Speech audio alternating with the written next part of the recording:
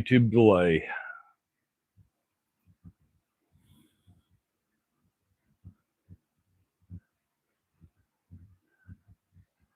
On YouTube, catch up.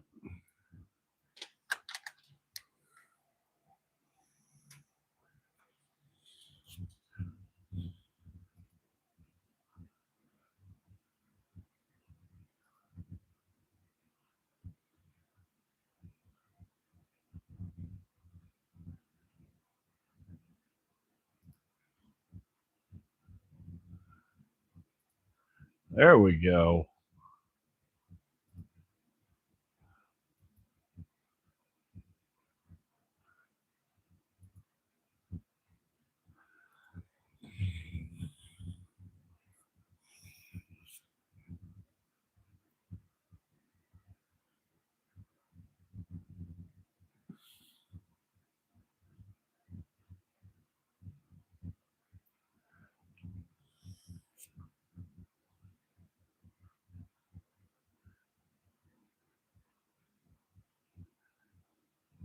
Hey, Denny, how's it going? Sorry, a little late. I was trying to deal with, I was watching Chris's live and then help Mrs. Bigfoot haul some crud out to her garden. And then I came back to this and forgot to get everything set up. So right now, I don't know what I'm doing other than the mess I got here on the table.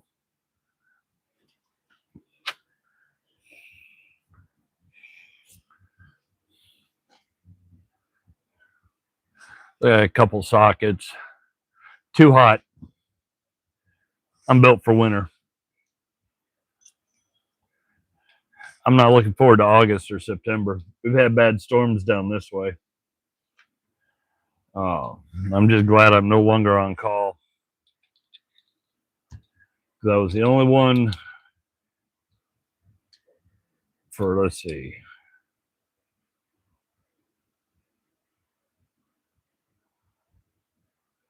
So for almost 6 days, I was the only one working the area, and I was on call. So that meant everything 24 hours a day was all me. Then we had a bad storm Monday night. Ended up with over 20,000 people without power.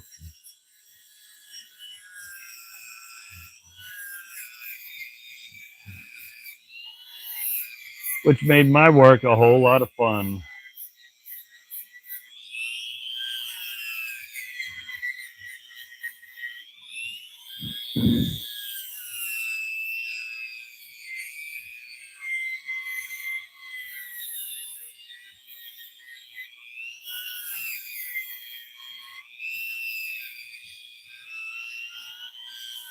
I think it's an Industro, maybe.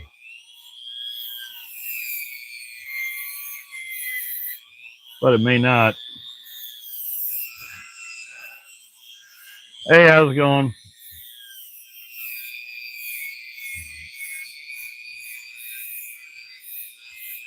The 1932nd, whatever company. It just says carbon, or sorry, it just says chrome vanadium steel.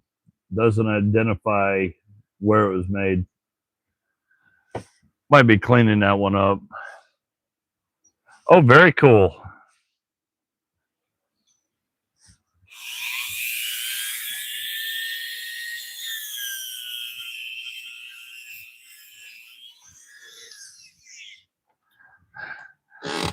I do have an update on my little ratchet. I reached out to Proto because I wanted to buy the springs from the inside so I could get back to working on that.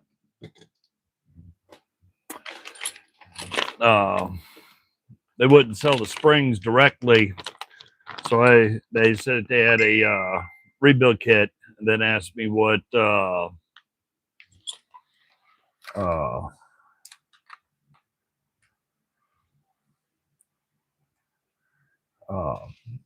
then I asked them how much. the entire rebuild kit showed up because I told them what it was for.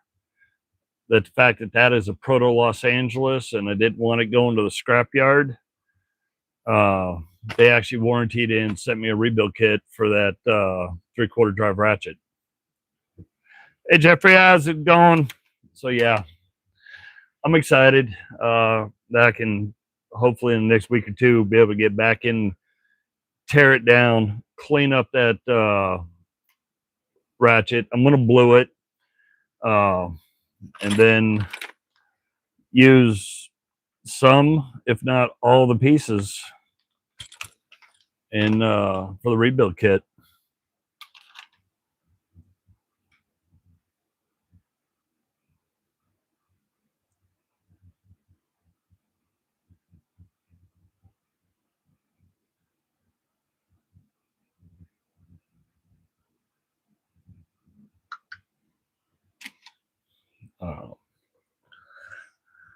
Me and Mrs. Bigfoot took off today running around.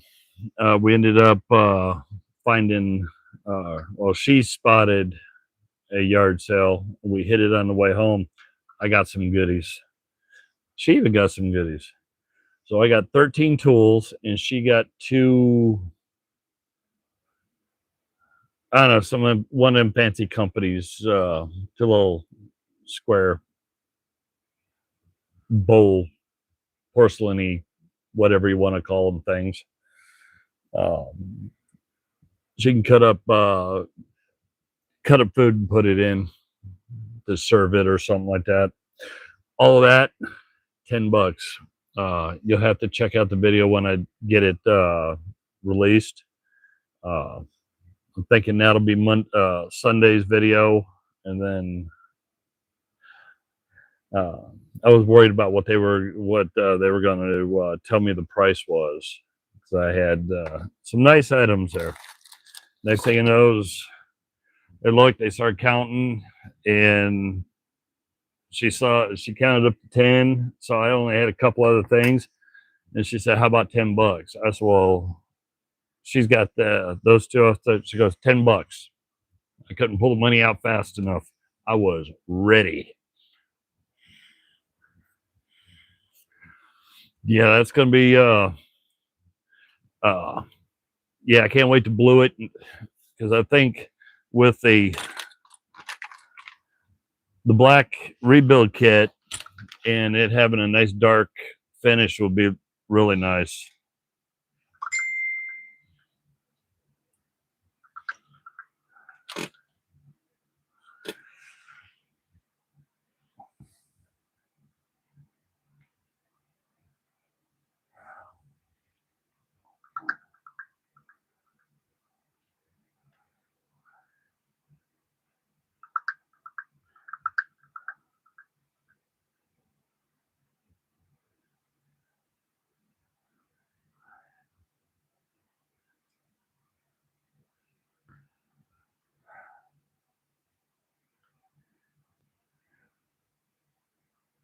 Sorry guys, I'm trying to respond to messages.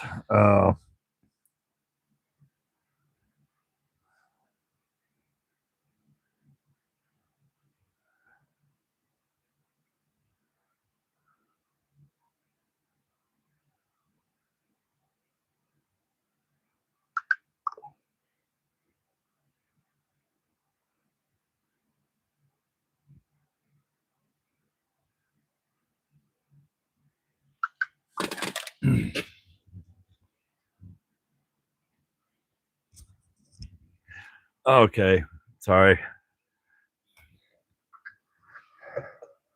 The boss found something cool, and I don't think she realized I'm already live.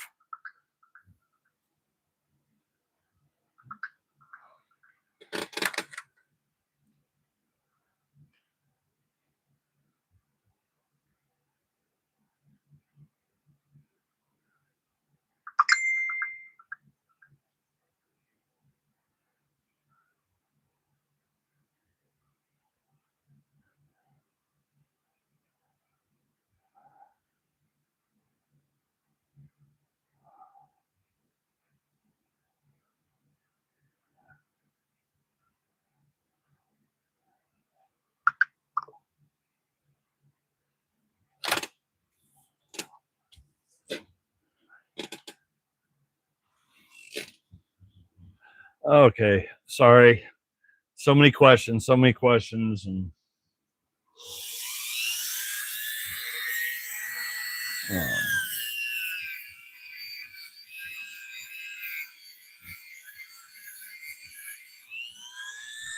yeah, it's nothing fancy. It's just a old hex drive, or sorry, not hex drive. It's just an old style socket. Uh,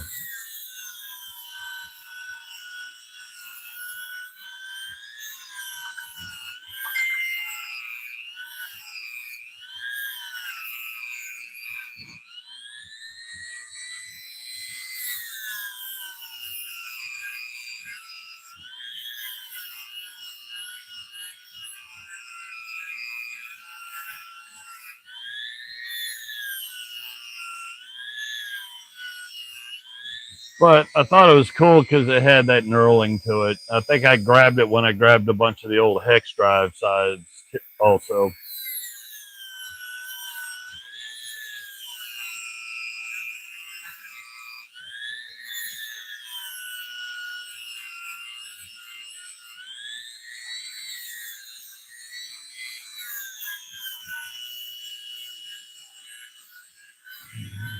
Probably something that I wasn't paying attention to. I just grabbed it, and because I grabbed a bunch of the old hex drives, so I saw the knurling and all that, and just grabbed it, put it in the pile of stuff to grab.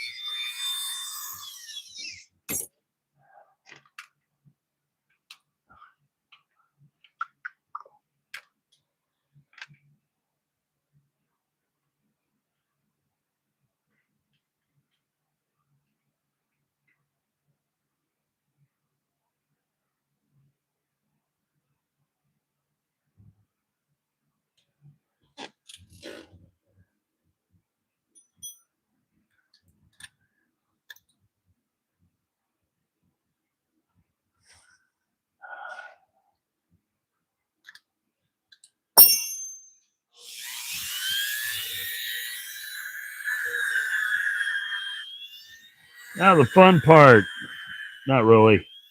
Dealing with knurling is like sanding, necessary evil,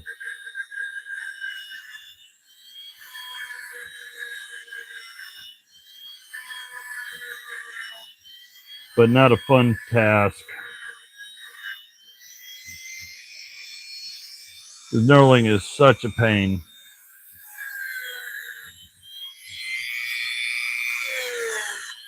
So how's everybody's weather? I'm just glad I'm not on call anymore. I was on call for a week. I was also the only one working in my area. So my teammate got pulled up north to help them.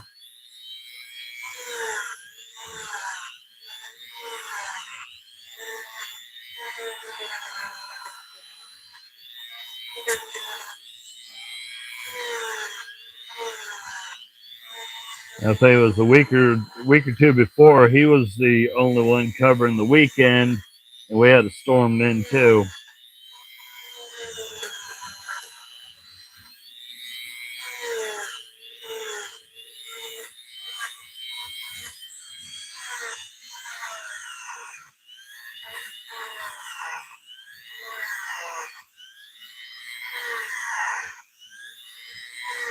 Whew.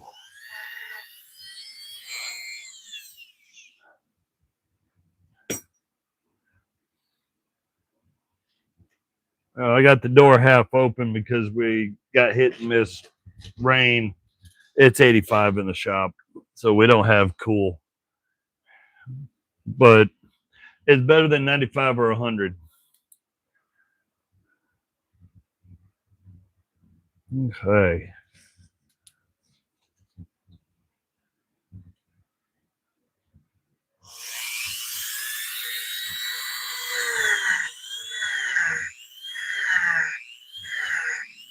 Yeah, I know this is different than normal because usually, no matter what it is, first thing I do is say we got to go that way, and I go hit that with 8-inch wire wheel.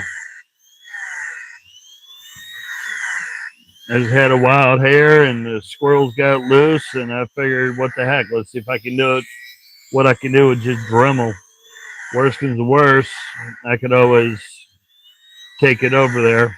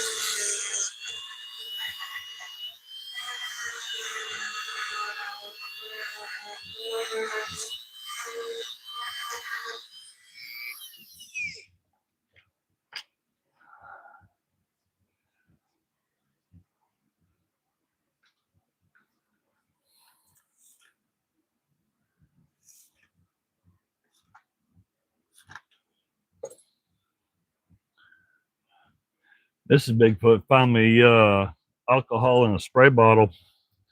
It saves. When I was using this, I was going through it like nobody's business.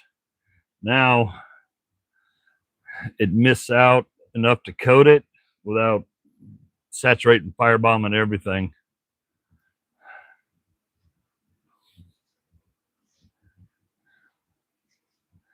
Yeah, there's something different about the weather because up there because of coming off those lakes. Yeah, it's 90-95, but it's yes, it can be very humid up there, but it's a fresh air humidity. So I used to live down at the beach for about 20 years, and the closer you are to salt water, the more aggressive the humidity is. Because I found that salt air humidity is a whole lot more nasty than freshwater humidity. Especially when I had to take off and help Louisiana after a hurricane or something. It'd be 9 o'clock, or sorry, 3 o'clock in the morning, 90 degrees, 100% humidity, and it's just flat nasty in the middle of the night.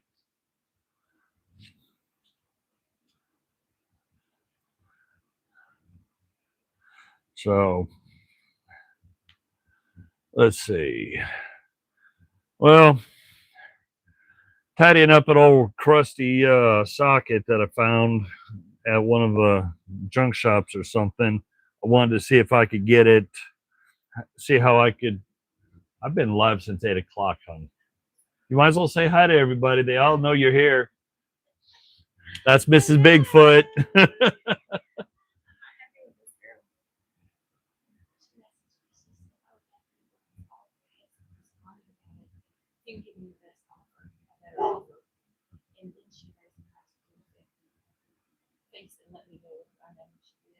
Oh, she wants to play that game, huh? Exactly. You know she can be banned from selling on there for that. I can raise a stink, and she can be banned from ever selling on there again. Yet that's not how it works.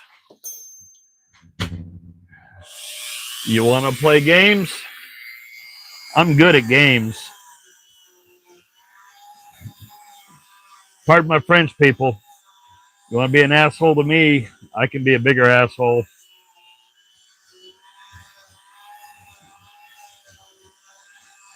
I will take it to a level that you have never seen.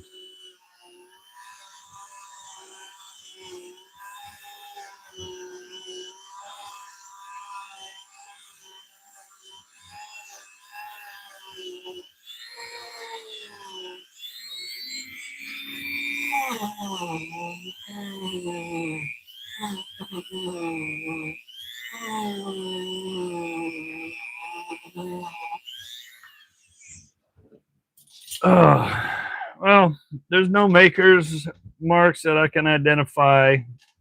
It is a 1930 seconds, but sure does look good now. Inside, outside, all around. One of those nice old sockets. Doesn't identify. But it's cool. I like it. I'll keep it.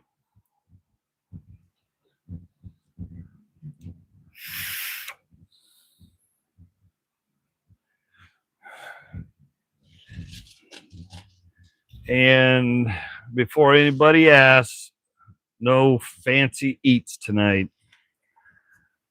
All I got some Entenmann's and coffee. No fancy homemade oatmeal pies or fudge rounds or anything else like that. Got spoiled for a couple Friday night lives, but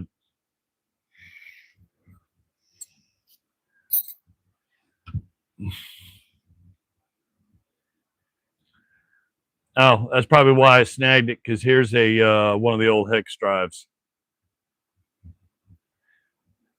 So that's probably why I snagged this one, because in fact, sorry, probably why I snagged it, because I saw the side of it knurling on the hex drive. Knurling, most of the ones that look like this are hex drives, so I may have grabbed it and not realizing it was a standard one.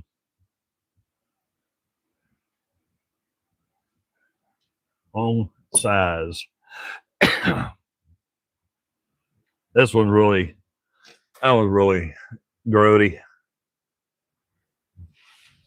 So I think that means I'll have to sip some of my elixir.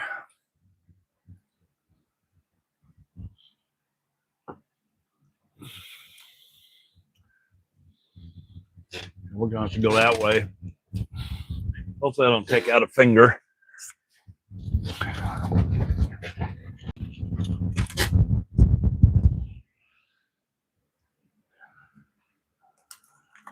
Whoop.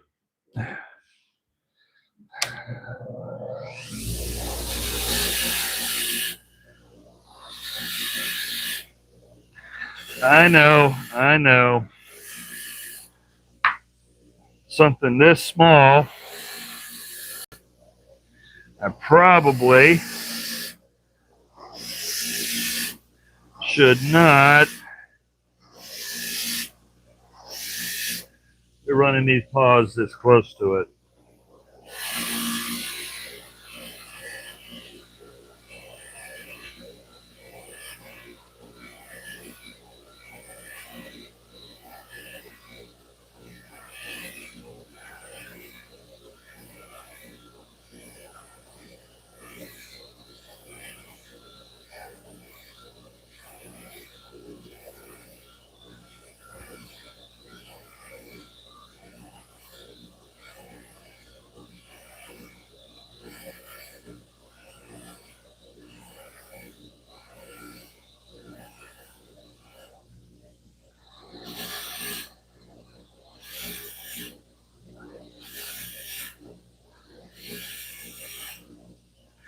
The only bad thing about these old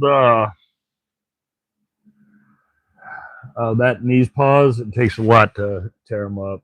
I've hit the wheel thousands of times, and as you saw, I just reached out and grabbed and stopped the stop that in motion. It's a 9/16 6-point, but does not have any other identifiers. I don't know whether in Destro, New Britain, could have been ones that made it, because I know that they were two pretty common makers of the hex drive tools back in the day. It weighs a ton, so I know it's not one of the El Cheapo ones, because the El Cheapo ones you can tell by the metal. They're hard to see, but there's something with that finish on that metal, and that right there, to me, that's not normal for the El Cheapo ones.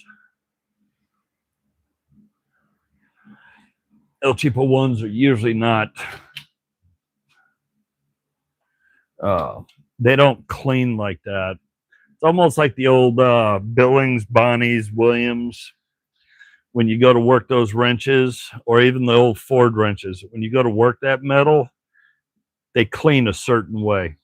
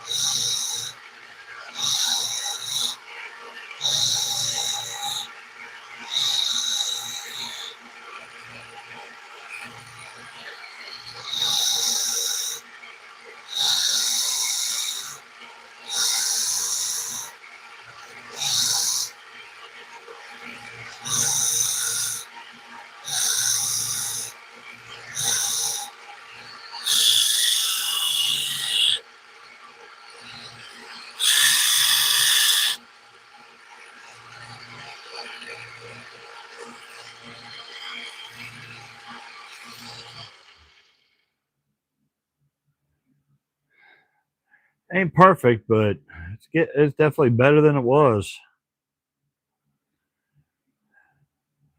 So there's a transitional finish issue, but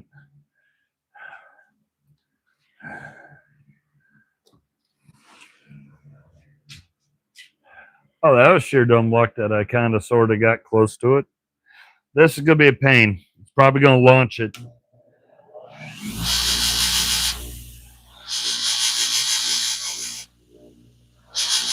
Because the fiber, the cloth that these are made out of, have a pension for grabbing.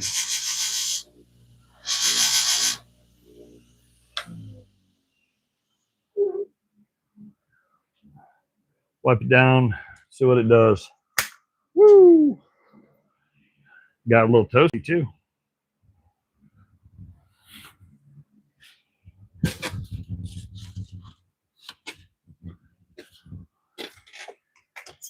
Okay, back to my disaster area.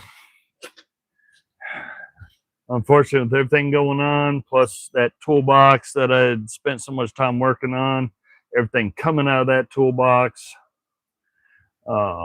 everything else I've acquired, or this place has turned into aftermath of one of those apocalyptic movies.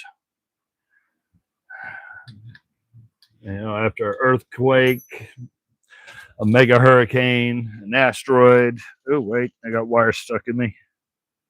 Yep. Okay. That's what it looks like in here now.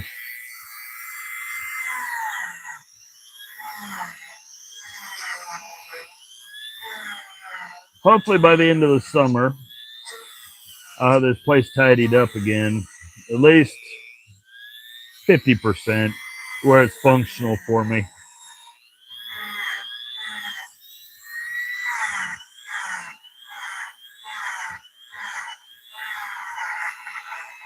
I at least got to get that section over there hoed out where that wood table is. It's sitting on the whiskey barrels.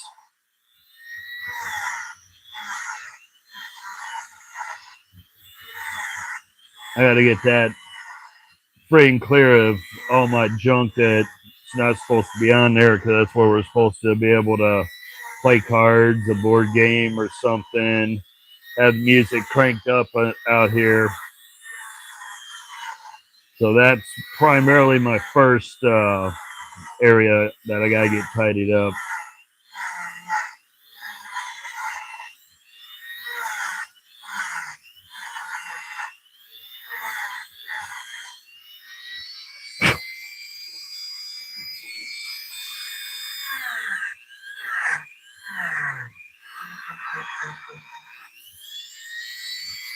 Hey Jesse, how you?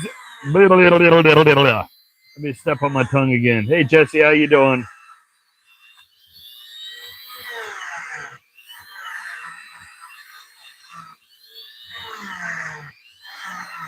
Well, I'll give you a sneak peek in a minute of something that I acquired for only $20.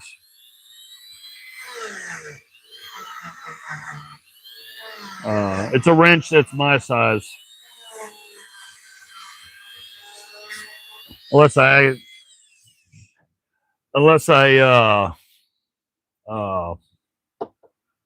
already sent you pictures on it. Got me a nice little ratchet.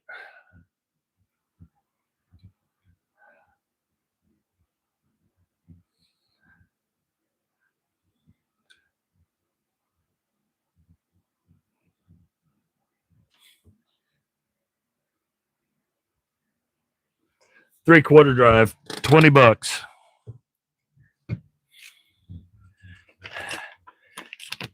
Talked to Proto on the phone because I wanted to buy see if there's a way to buy new springs since that was built from 1949 to 1955. Couldn't sell the springs separately. So he said there is still a rebuild kit. It's for the newer ones, but it still fits the same thing. So I asked him how much. They sent me an entire rebuild kit, no charge. And I think it was because I told them I didn't want to see that sent to the scrap pile. Since I didn't want it scrapped out for metal, I wanted that old ratchet working. The guy processed it as a warranty and sent me the rebuild kit. So anybody that wants to poo-poo on Proto, yeah, you can move along because Proto just went way beyond. I was willing to buy a rebuild kit, and I think they wanted to see that old ratchet still functional. So they just warranted to send me the kit anyways for no charge. But I'm not going to try to make it shiny because it is that old textured or pebbled finish. I'm going to put a little twist on it. Since all the parts are dark, I think that's going to end up getting a nice light bluing once I get everything cleaned up where I'm happy with it. I think I'm going to blue the entire thing. Give it that kind of industrial twist that I like to put on different tools.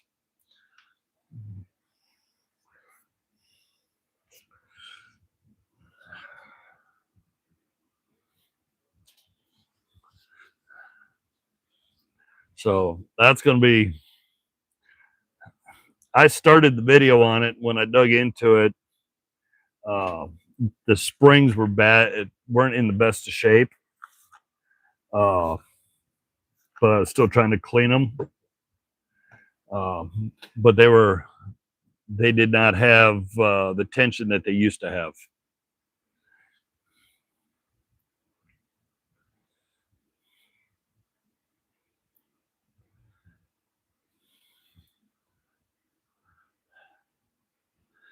So yeah, with that, it's like, oop, wire bit. So yeah, with that, that's gonna be a nice user. Even though it's a Los Angeles and it's as old as it is, it's still gonna be a nice usable ratchet.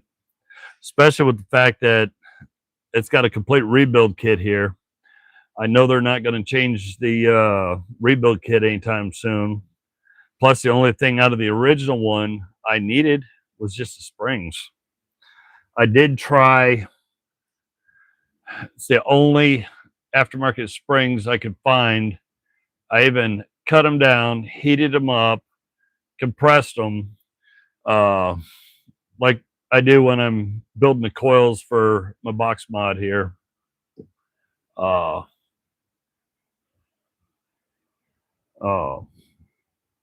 So with that, yeah, I was like, didn't it worked, but I didn't like the tension on the selector. So this is gonna be a blast. So yeah, that old cruddy 19/32. No, 9/16. That one cleaned up pretty good. The old hex drive looks good on the inside too. It'll go with some of my other hex drives. I got a big pile of them. I know I have a New Britain set up here. Well, actually, you know what?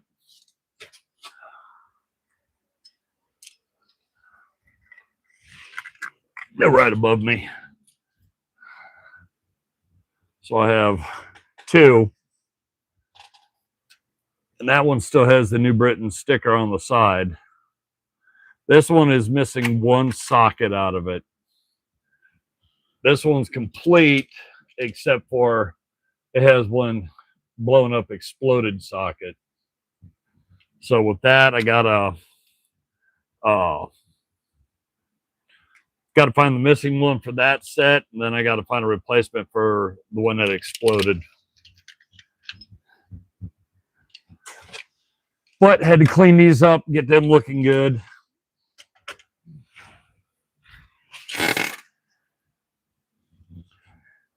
Okay, let me get caught up.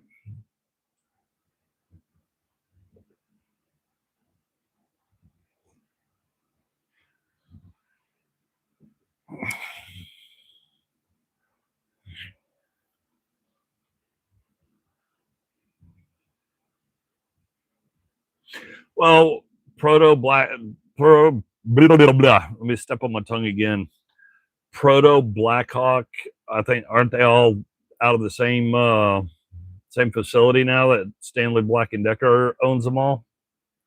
But I haven't had any problems with Blackhawk sockets. I mean, if you need it to keep a set complete, yeah. But for the most part, I have a cool 1/4-inch Blackhawk.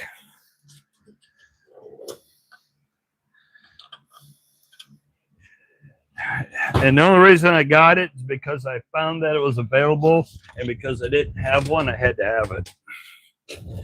So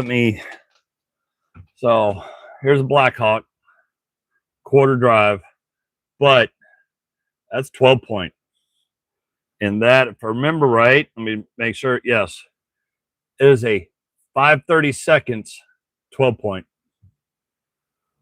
It's the smallest 12 point I've ever seen. I stumbled into it in a catalog back when, you know, Granger, Gray Bar, and all them used to have the big telephone book size catalogs, and I stumbled into it in there. I went digging through all the tools I got, and I said, you know, I got a 6 point, but I don't have a 12 point that small. Oh, I got to have that, so I bought 2 of them.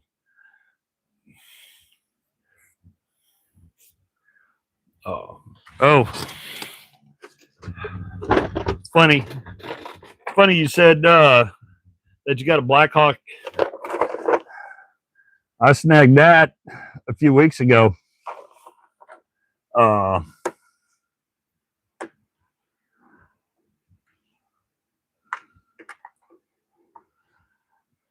It's a complete set. Blackhawk, 1/4 3/8.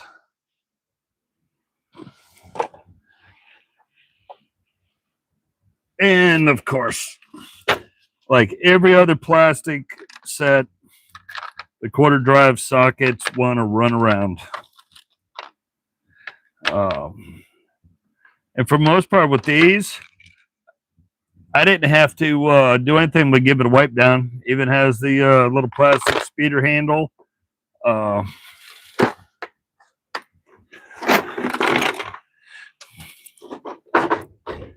I cleaned it up, set it here on the back side of that Snap-on toolbox. It's been sitting there ever since. I've been busy trying to get everything else worked on. Let me get back through this so I can. I know I'm missing stuff.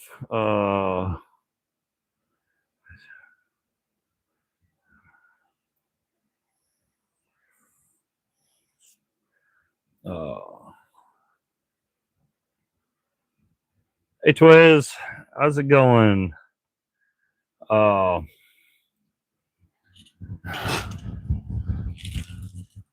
don't have it handy. No, I got I got two on the other side. I had acquired some SK sets that were still complete in the box. The boxes don't look pretty, and I can shape metal. I just can't paint a bit. And as a reminder that I can't paint, because one of the other YouTubers had a challenge to paint a tool. That right there shows that I cannot paint. It's a train wreck, but it's still cool. But it just reminds me I can't paint. Now I can stain, no problem. I can't paint. I think a kindergarten class can paint better than me.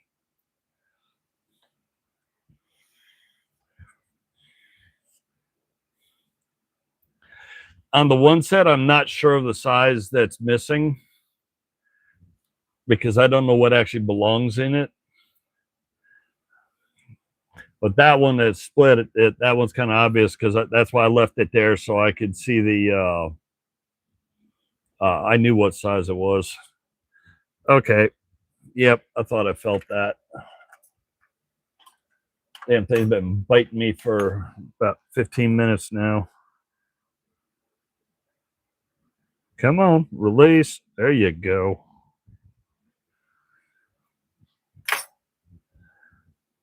Gotta love cheap wires. Hey, how's it going? Yeah, I thought the Challenger line was gone. Proto Industrial is still around, and that's just for straight up Proto. But yeah, the Challenger line, their entry level line, yeah, I think that's been gone a few years now.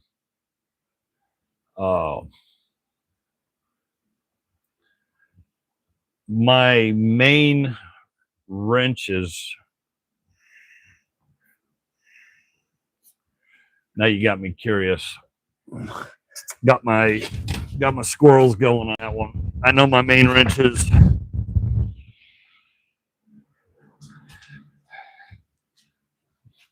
Still trying to move stuff around.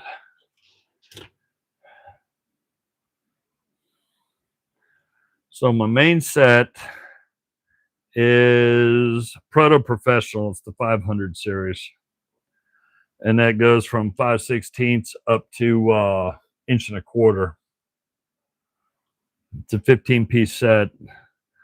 They had it in an auction. It was brand new, never been touched. It was listed in the auction as a 13-piece set, but when you look it up, it's actually supposed to be a 15-piece set. The FedEx box that I paid probably twice what I actually bought all that for shipping. Came in, had big corner hole missing out of the corner, so I figured I lost the little ones. Come to find out, even though it listed as 13-piece set, it had all 15 of them. And then I've got my CW line for Mac that goes from 6mm currently to 23. I just haven't found a 24 in the CW yet. I want to keep it the same series, even though over the years, you see how you got a non-shiny, you got a polished, because they've had different series. Just try to keep those same series. I can get a CL. Oops. Yeah, I don't know if that works. I know I can get a CL, but it's longer. It wouldn't. My squirrels would not be happy having one hyper stray. Even though I really shouldn't say much, considering my backups. So if you have a nut and a bolt that has the same, that needs the same one, that's Snap-on, that's Thorson, Craftsman, Snap-on, Matco, Snap-on, Snap-on, Matco, Snap-on, Craftsman, Mac. So my backup set is a hodgepodge. Armstrong all the way out to 22. Got some Craftsman, Silver Eagle, quite a few Snap-ons in there too. My secondary set, my backup set, that's the Hyper Mix. I'm not brand loyal. And since it's saying it, there's one of my little SK boxes that I acquired. The plastic's toast in it, but the metal plate behind it's still in excellent condition. I'll have to find replacement parts because no way to latch it, and the box is hammered.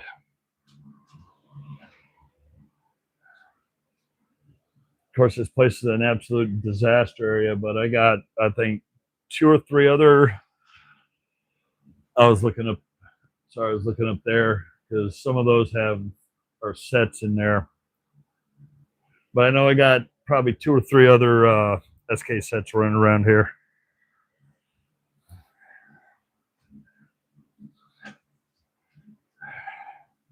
Not easy to see, but the red box right there, that's a USA made Husky set complete.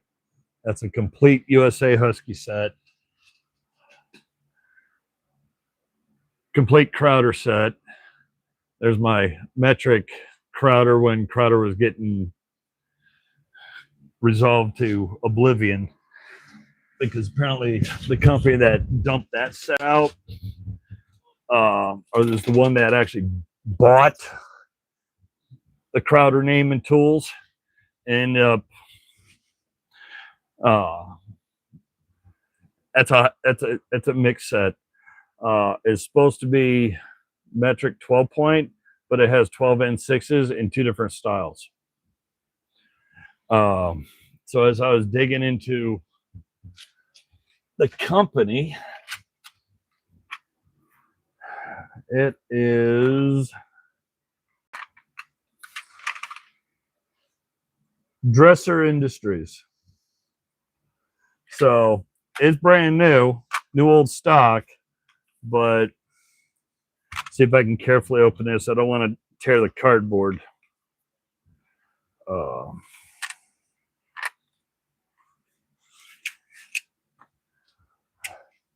Still has the cardboard because the set was only $15.88. Got a nice little clip hanger. You can clip it on something and then tilt the sockets out.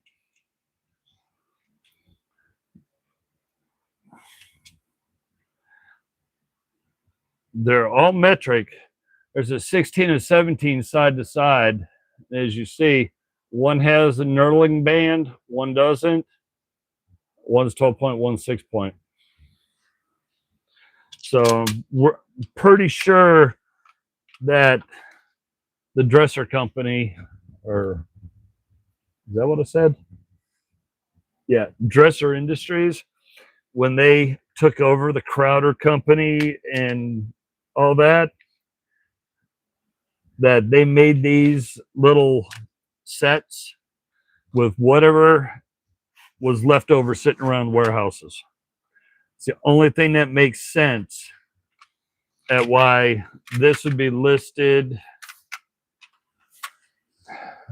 14-piece 3/8 drive, and it says 12-point sockets. But something tells me that it's called the Fixers. But something tells me that the company, as they were basically compressing and shutting down Crowder Tools, that they were making those kits out of just leftover stuff that was running around warehouses, and that's why it is hodgepodge in a mix. Still cool because it's new old stock, but it would have been better if it was old school. Oh.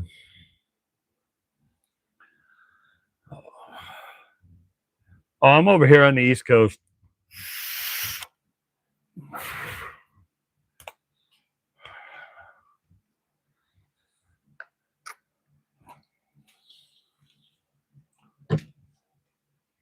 I need a paper towel. Thank you. Right now it's a disaster, and I've got a whole lot of stuff squoze into a little shop. I mean, it's just a 2-car garage, and it really wasn't designed for all the crud I've piled up in here. Got a lot of work to do, a lot more playing Tetris to try to get things better. Well, Jesse, if I get my disaster cleaned up and hoed out a little bit, hopefully by the end of the summer is loosely my game plan.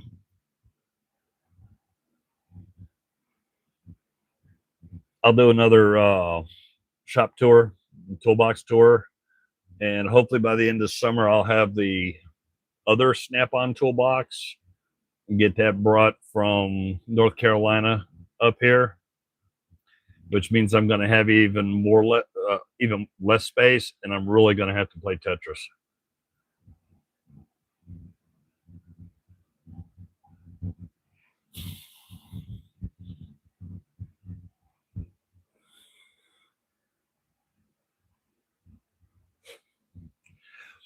Well, if I would have known that you were going to be in, I would have had your cup out here.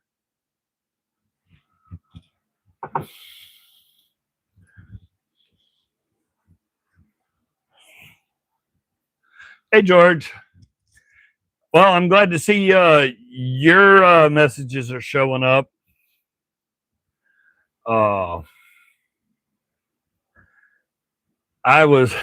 Unfortunately, I had Chris was doing his live, and he's talking. He's trying to get people engaged in his stream, but he couldn't see not a single comment at all.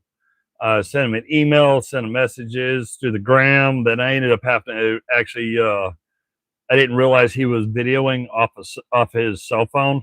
So I ended up calling him through the gram, making it ring. It kicked him offline. He started back up, kicked himself offline, then started up the third time. Then all of a sudden he was able to actually see the comments. So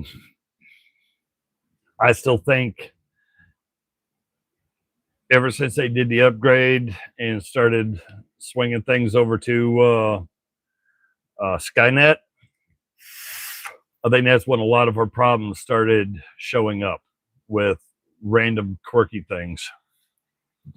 Now, I think I had it here. I got some goodies. I got some goodies real cheap. So you'll have to wait to see what I got.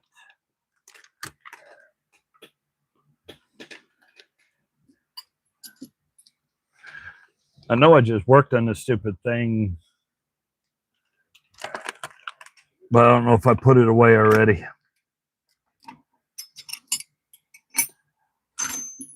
I was still working on on it because it has an issue and I'm not sure how to contend or deal with it because it's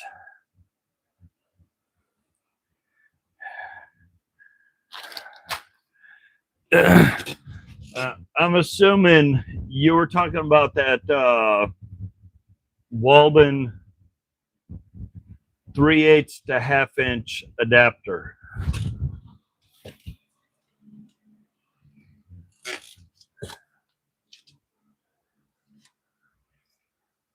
And if so, I've been hit and miss working on it because I got it clean and I started to lubricate everything. The detent will move up and down. I don't know. I may just throw it in the bucket over there. Because I figure I'd probably would never use that one. So I may have threw it in the bucket to get processed over to the toolboxes. But let me take a quick peek. I've been working with it, fighting with it. Oh, there it is, sitting right on top. So the detent goes up and down like it's supposed. It goes up and down. I wonder whether there's too much. May have to try to send it through the ultrasonic and break up the internals a little bit as far as anything in there, because it bounces in and out no problem, except for one thing. Take a good 1/2 inch socket like a Bonnie, it won't go in. The ball detent, top side, squeezing down, it'll drop in, but pushing in to where it's got to kind of come at a soft angle, it won't press the detent in properly. So I'm thinking I may need to send that through the ultrasonic, see if it'll break up the crud inside there a little bit finer so I can flush it out to where it'll bounce and drop in and out. Hey, George. Are you still here? You gonna show everybody? Come on, show everybody. I can't have any today. This is for tomorrow. Well, I got chocolate cake. Got a ratchet my size. Yep. Proto Los Angeles.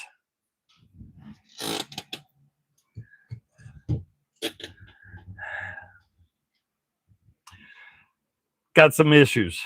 I only paid $20 for it. I talked to Proto because I wanted to buy the springs. They wouldn't sell the springs. Some of the guys have already heard this, but they wouldn't sell the springs. So I said, due to its age, since that's 49 to 55, there's probably no rebuild kits for it. Actually, there is, because apparently in 3/4 drive, they have changed the finish in the name, but apparently they have kept that ratchet basically the same since it went from Plum to Proto. That 3/4 drive ratchet series right there has not changed. They changed it, I think, with a J, I think is what they signify it with now. So I asked them to about buying a rebuild kit. I was like, how much is a rebuild kit? I just want the springs out of it. I told them I didn't want it going to a scrapyard. I wanted to get it back working good. So they sent me a full rebuild kit. No charge. So that's going to get cleaned up inside, outside, and I'm going to blue it, give it that industrial look like I do some of the other wrenches and tools. I think it'll make that little monster I think it'll make that little monster look good. I mean, right now I've got well, I told other people because of the springs. Unfortunately, these are too big and too much. So I cut the spring down, heated it up like I do when I'm building coils for my vaping. So it, sorry.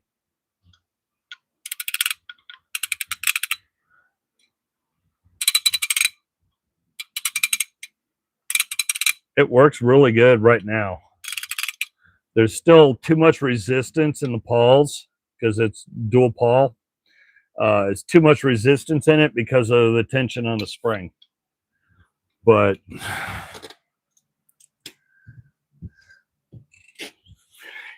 I think the only reason he warranted it and sent it to me is because the fact that he knew that those old Los Angeleses were only made for like 5-6 years, and that I was really interested in keeping it running instead of just sending it off to scrap it for metal content.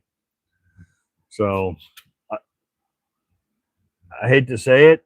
I know a lot of people have frowned on Proto in the past, especially with with the acquisitions of that company. But I'm way more than happy with them for taking care of this. I was willing to buy it because I just wanted the proper springs for the proper tension on those pawls, and I'm still blown away at what they did for me. I will probably be babbling about that for another 20 years.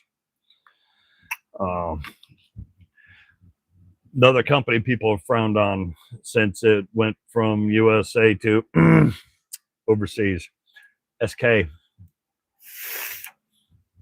SK's warranty,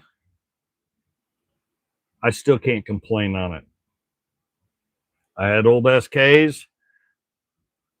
A couple of them were cracked, but you can obviously see they were not used and abused. They had no mushrooming on the backside. There was no major. It didn't look like I took it on a 3/4, stepped it down to a 3/8, and then tried to over snot it. Nope. I even had a couple universals, 2 universals that had cracks in them, but were in excellent condition. Turn around, poof. Even at SK, warranted everything. What they still made, they sent me replacements. What they no longer make, which is universal sockets, they actually sent me what they deemed, I guess with inflation and everything, a value for the sockets. And that's where I ended up getting those 2 little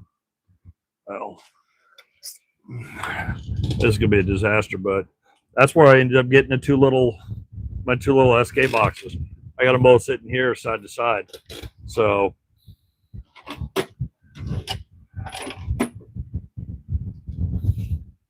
that, and obviously my right there, my SK socket bottle opener. I found 4 church keys today, didn't pick them up. They were $3 a piece. 2 were common Budweiser. 1 was a Budweiser not for sale. So if I remember right, that was either for the trucks or they were sent to certain bars or something like that. I found 1 that was a little too pricey. That was Iron City beer, but there was only 2 that I was actually interested in. But then I started looking around at all the prices on everything else and wasn't impressed with. Oh.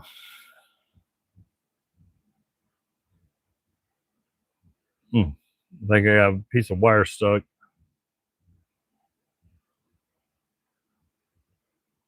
Well, had a piece of wire stuck. Okay. But I didn't get any goodies out of that antique junk shop, but I did hit a yard sale. I did good. I did really good. I got 10 tools, or sorry, 13 tools. She got two little, I can't remember the name of the company. It's some fancy company, little ceramic-y square food holder thing. Something that I guess you put on a tray and serve food with. $10 for everything. Hopefully tomorrow I can get the video made and up. But I picked up, out of the 13 items I picked up, I think 6 of them were good enough to warrant the $10 on their own, including this one that I need to tidy up. And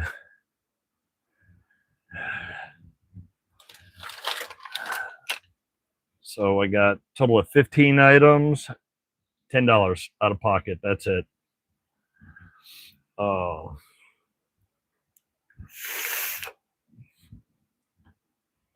So, okay. But the Primo thing, well, one of two Primo things out of that.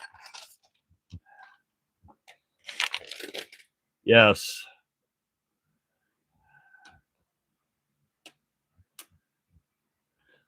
One of the infamous colors that are supposed to be very difficult to get your hands on. Kind of like my titanium bottle opener, where everybody else has standard, the base colors. The titanium apparently was a very limited one because not everybody had the ability to get the titanium, and I think that's ivory, if I remember right. And that's not one that's that was a common one that people bought. So that one is not the red, the black, the blue, yellow, orange, green. I can't remember if they had any other colors. So let's see, get caught up. Boom, boom, boom, boom, boom.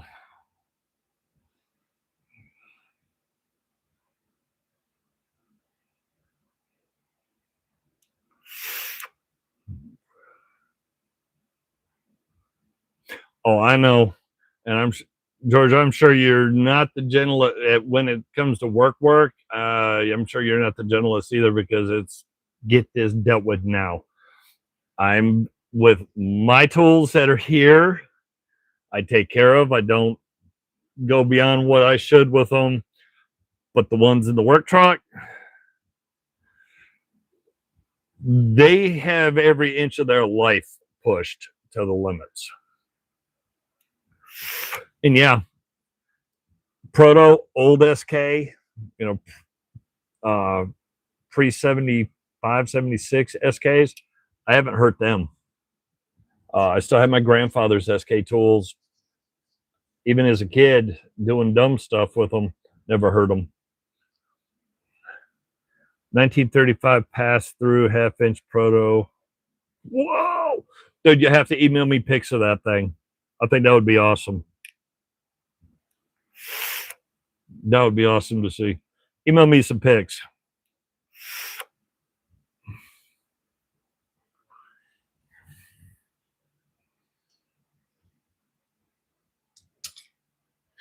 I still have not found a proper pin wrench to attack that, because I really want to get that old Cornwell tore down, cleaned up, and working again.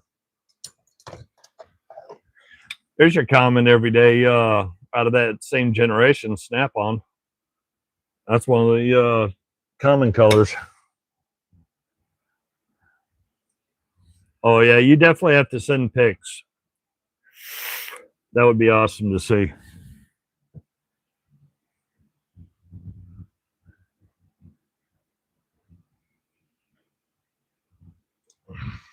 Yeah, I didn't have a whole lot of game plan. Work's been rough. I was the only one working for the last week. I was also the only one on call, and we had storms go through.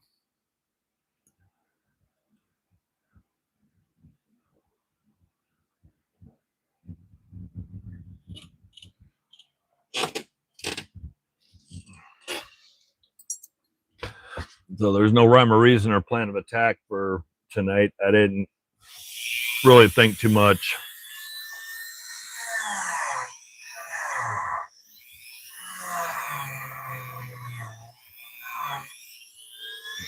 I just know I'm happy to not be on call.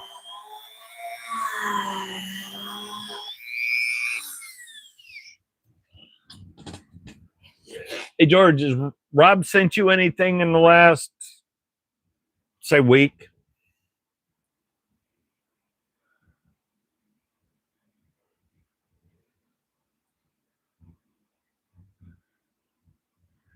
Okay. I don't know if I should share. I haven't done the video. I just wanted to, see the note. So do I share the new sticker or not? Because we got the Bonnie Mac stickers. I've seen the prototype of 2 other stickers. I don't know if he shared those, showed you the prototype on them.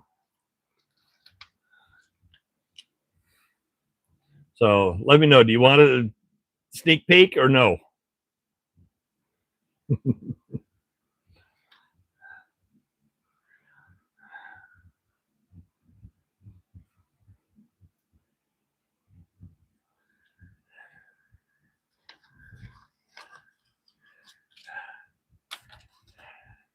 One of them, completely off the rail awesome.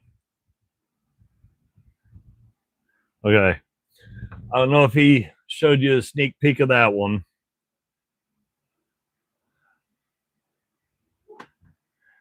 But that's not the awesome one. You'll get this and you'll identify why I think this one is the awesome one.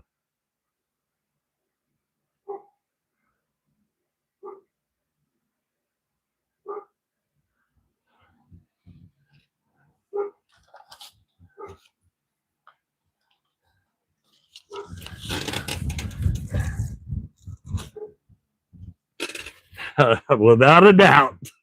It says I carefully opened the envelope. That was the first thing I saw. I saw the B and I saw the O, and I was like, dude, he did it. He did stickers with Maiden Script.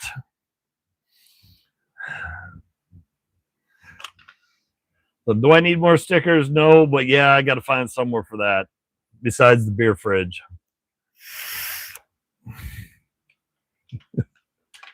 Especially since I have,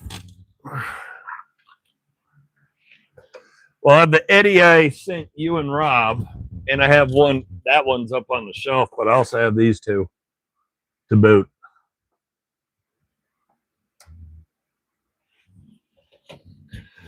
I just got to find a little plastic display case so I can pull them out of the plastic, because I don't need them in plastic. I don't care. They'll never go back into plastic again. But I got to find a little, acrylic thing, kind of like what I put this in. I got to find something that'll put up with the dust, dirt, and debris I kick up out here, but it's capable of supporting 3 of these. That way they can go up on the shelf, and I can stop knocking them over right here next to me.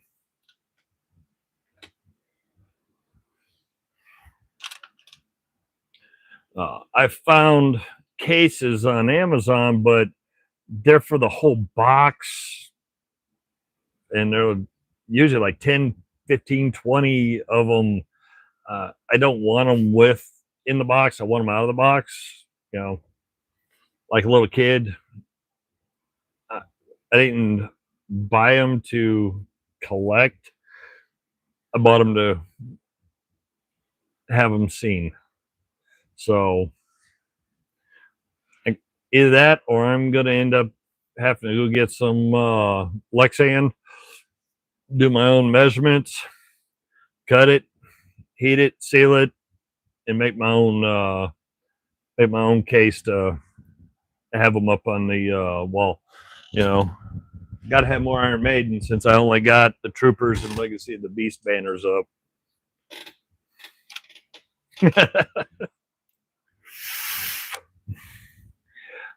I think there's only a couple others, but I know one of them. Which one is that? That's Seventh Son. That's somewhere in time. I think it's Power Slave. I think it's the Power Slave one. That's the one that is everybody's got crazy high prices on, because apparently it's not a single small box, it's a larger wide box. So that means it's probably a much bigger Funko Pop thing.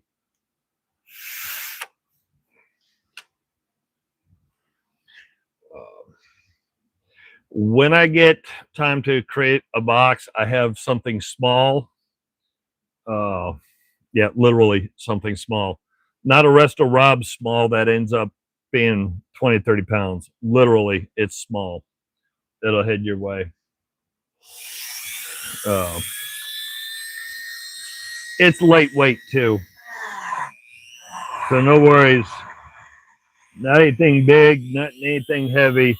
Something small that I think you would get a kick out of.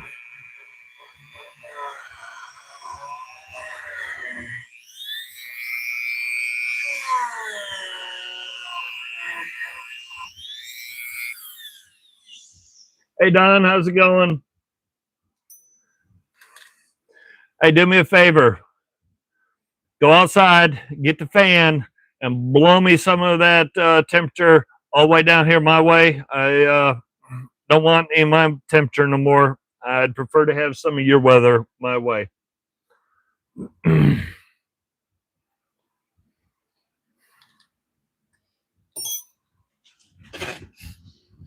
Because even with the door half open and two fans ripping and roaring, it's still 83 degrees out here in the shop.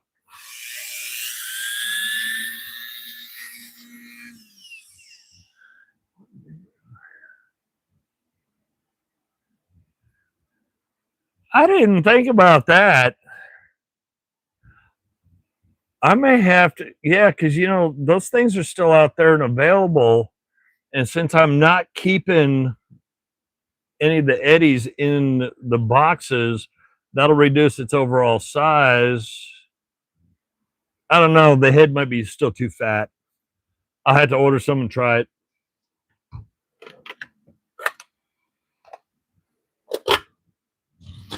Okay.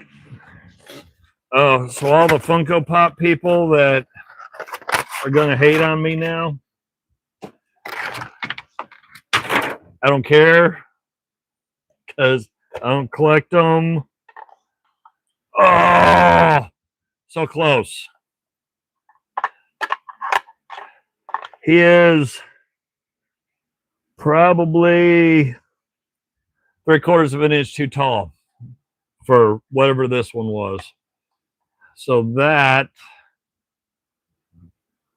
yep, just a hair. I'll have to try that because I'm pretty sure I can still find the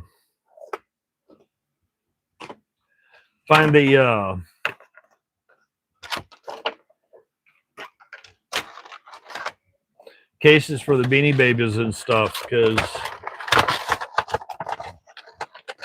yeah, I'm wrinkling it up. I bought it. I don't care. I'll tear it, because once I find a case to keep the dust and dirt out of the cracks and crevices, that box is going to the trash. It was banged up and abused to begin with. Yeah, I think that's what I may have to do. I'm gonna have to get the other Eddie off the top shelf and I'm gonna have to measure the height and measure the width and everything to see if one of the so if a Beanie Baby case kind of like this would do the same thing. That's a great idea. I ended up getting a two. It was cheaper. And it made no sense. It was cheaper to get two of these than it was to actually purchase a single.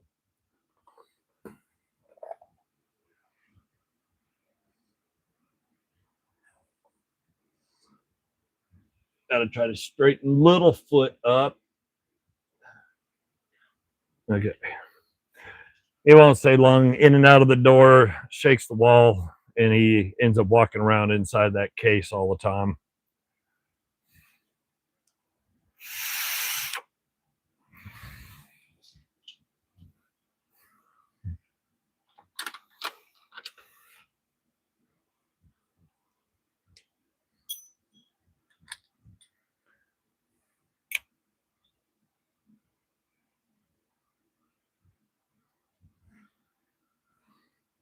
But yeah, that's gonna be interesting. I'm gonna have to definitely dig into that because I know that I would say like baseball cards, since Upper Deck Tops and Donruss, well, might as well.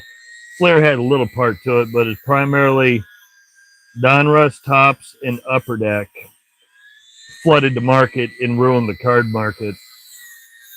I mean, there are cards now that, yes, they command higher prices, but it's because they're hyper limited. But if you look at what it costs to purchase those cards, it's not worth it. It's not like it was when we were younger, where you get cards. Granted, you had 1,000 commons, but you still had good quality cards with um, the way. Sorry, I started focusing on this and totally blitzed the brain. The brain stopped braining. Uh, where we would have, you know, out of a 762 card set for the year, would have 10,000 commons, but you still had a fairly decent amount where it wasn't flooded. And I want to say, got to be the late 80s. It's got to be when that was when Topps, Upper Deck, and Donruss, they were producing cards, an insane amount of cards. And then you had an insane amount of chase cards. They had way too many chase cards. In order to get the chase cards out and keep the numbers down, you had to have more commons out in the world. So instead of, we're just using some loose numbers here, but instead of a few 100,000 of a common relief pitcher, now you've got 10 to 20 million of that relief pitcher floating out there. That one time, I still got some in the basement, but not what I used to have. But I had a ton of sports, non-sports. I had Star Wars, Raiders of the Lost Ark. I had a handful of Mork and Mindy cards still, a few Elvis cards.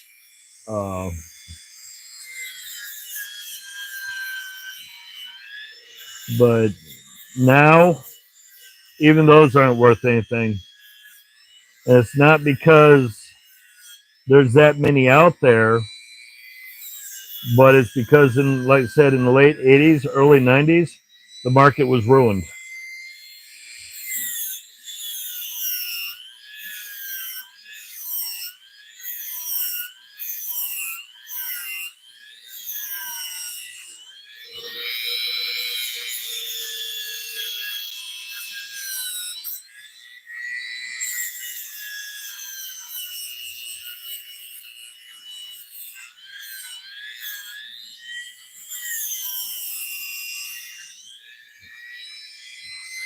I mean, geez.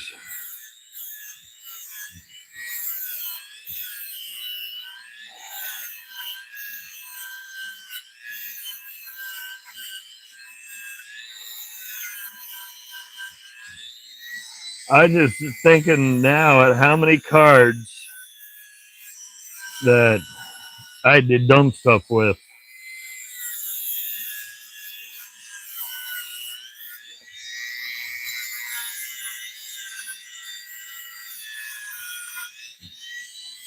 Then you had what in the late 90s, early 2000s, all those people, because technology improved the way it did, people were out there making fakes and clones.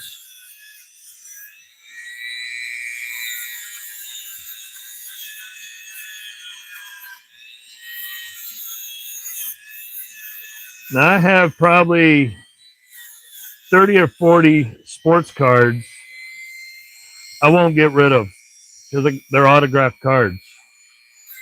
Um, Players that I met, and some were autographs that I pulled right out of a pack at some point in time.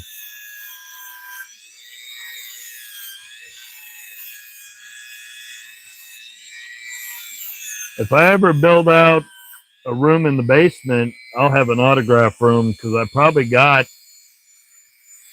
I easily have 200-300 autographs over the years.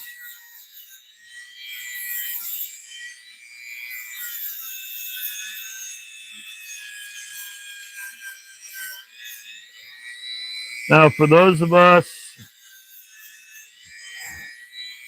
that remember the 70s, there was a little TV show with a little band, a little group in it.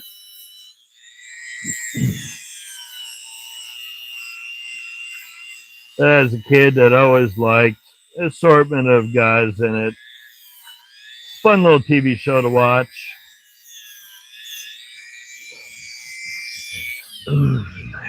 Sha-na-na. Now I have packed away, but I have, the press picture. I have 4 of the original members' autographs on it, and on top of that, I have 2 cassette tapes. There's volume 1, volume 2 of the Sha-na-na's greatest hits with autographs on them. Because I think the reason why, when I was younger, all the way up, why a lot of my shirts are sleeveless, is because of Bowser. Yep, still big Sha-na-na fan. I will never grow up. Um,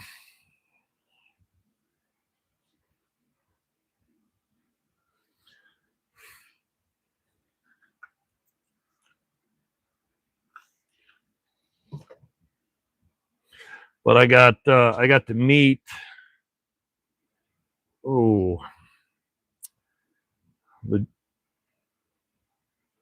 I can't think of what his rank was, but Charles McGee.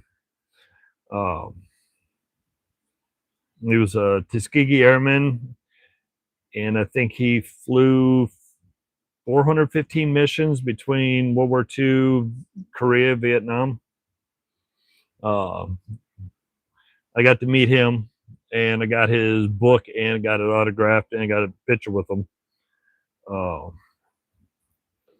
I met Dennis Anderson, Reggie Tony Brooks. So, there you go. George, are you an Eagles fan? If you're still on.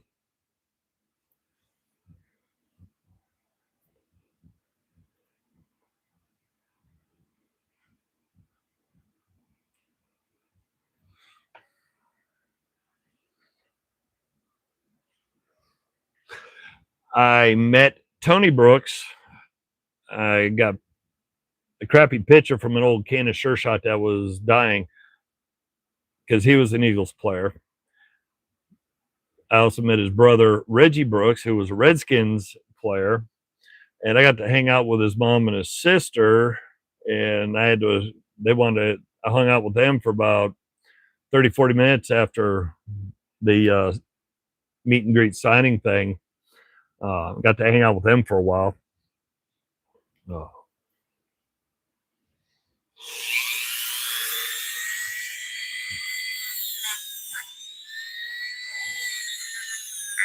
And because I like science, I have 4 books that are autographed.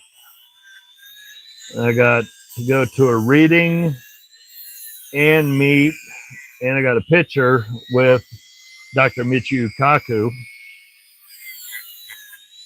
So,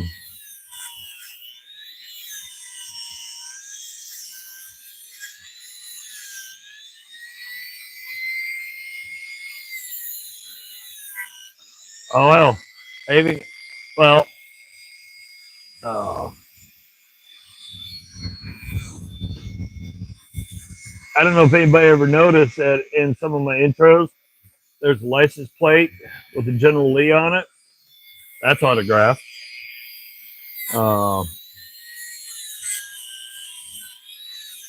I got quite a few autographs from Ben Jones, the guy that played Cooter Davenport on Dukes of Hazzard. I got Sonny Schroeder's autograph.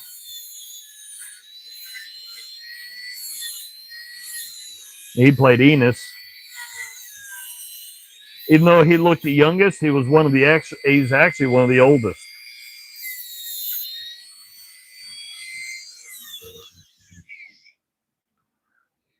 Oh.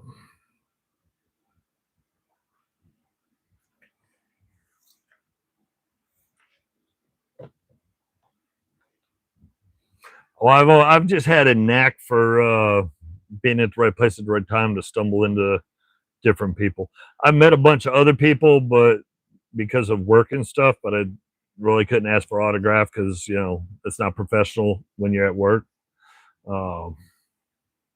Quite a few football, baseball players.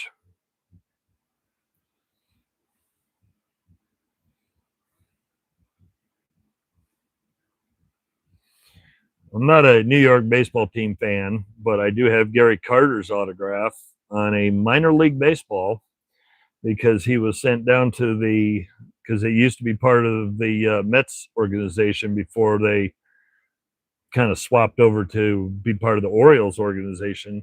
He was sent down to the minors to rehab an injury for like 5 games. And while he was down there, they did one of their things with a team ball signing. So I have Gary Carter's autograph on a ball.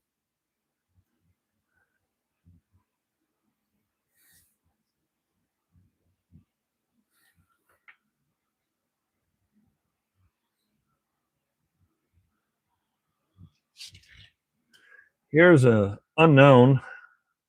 It's no longer rusty and crusty. I have no idea who made it.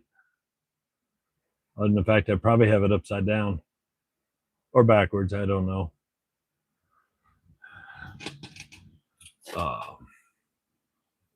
But yeah.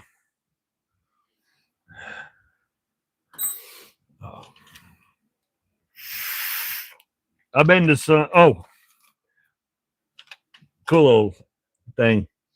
Movie's been around for a long time because the person it was based upon passed away a long time ago, or I wouldn't say a long time ago, but quite a few years ago.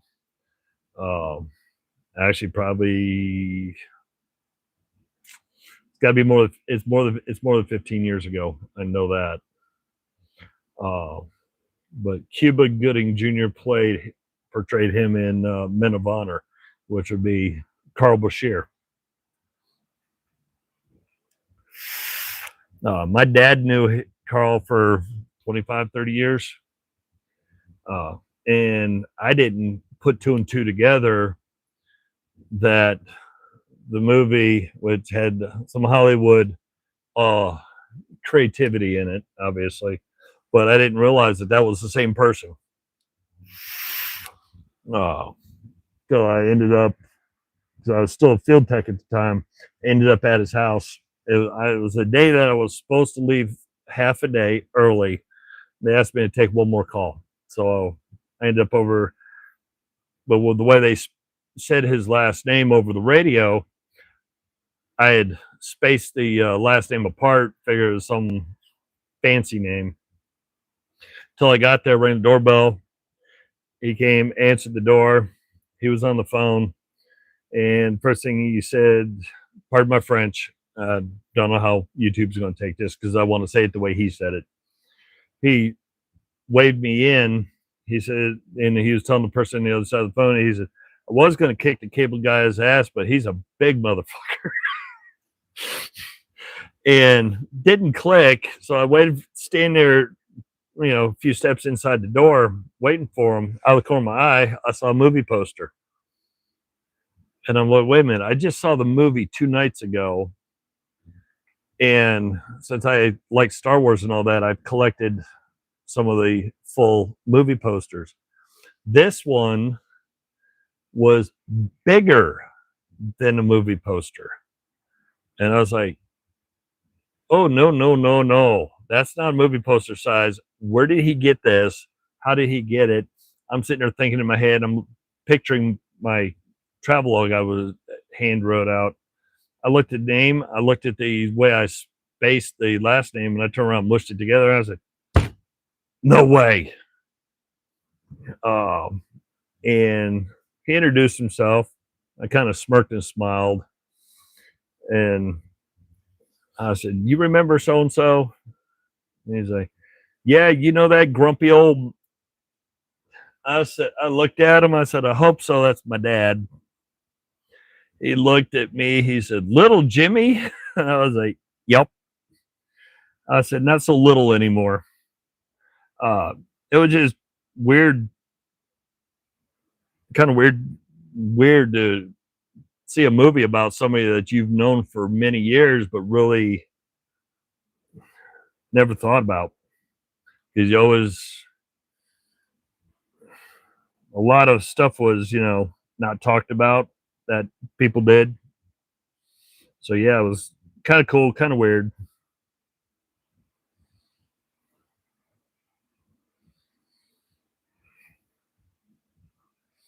But Cuba Gooding Jr. did a good job.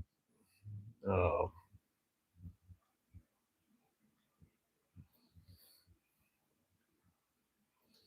Even in his old age,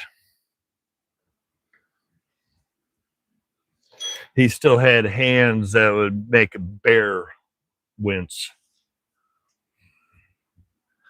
Oh, but you got to think back when he was a diver. That's when divers were divers, and their hands were stronger than this. I'm sure the old hard hat divers would make the newer today's hard hat divers look kind of weak.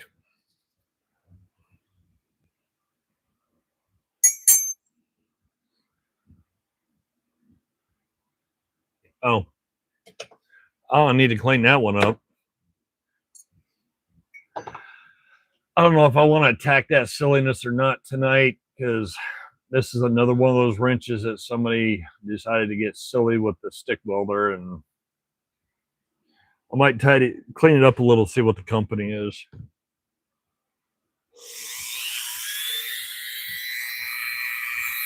Because I know if I start getting into that, it's going to take a long time sitting in front of sanding belts in a grinder to try to flatten it out.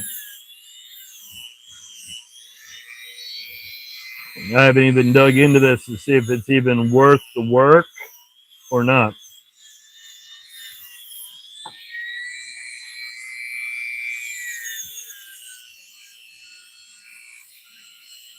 Oh, I'll do this one.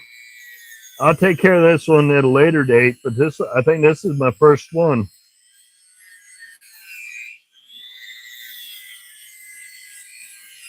I've seen some of the guys with this tool company, but I do not remember ever having one.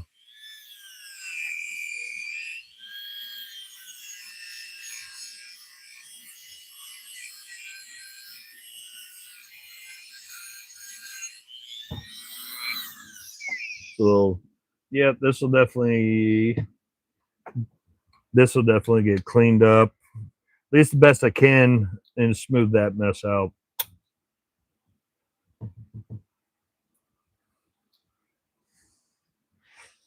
Because yeah, like I said, I've seen some of the other guys. They've had this company.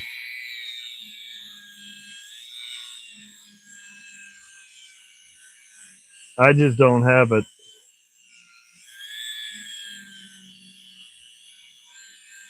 Gotta be careful. It does not have the deepest of stamping.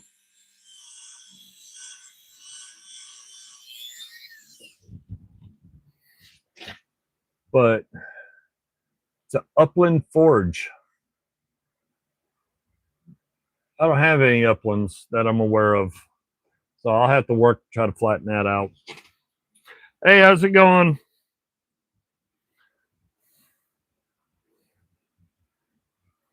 But yeah, the stamping isn't that deep. Even up here where the 5/8 and 3/4 is.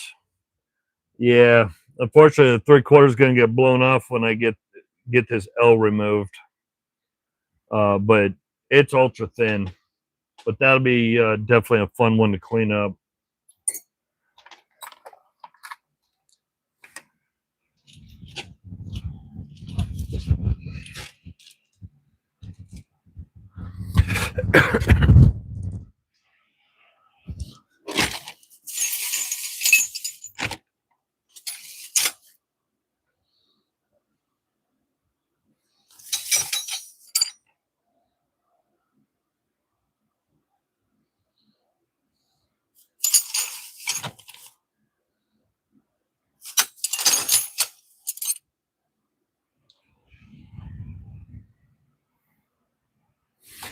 Oh, I'll try to tidy this one up. This is another company I've never seen before. Thank you. Oh, sorry, wrong one. Everybody's seen the Armstrong before. It's manufactured USA, but it's a Charlie. Never heard of Charlie before. But when I saw it manufactured USA and it was a new company I had never seen, I had to have it.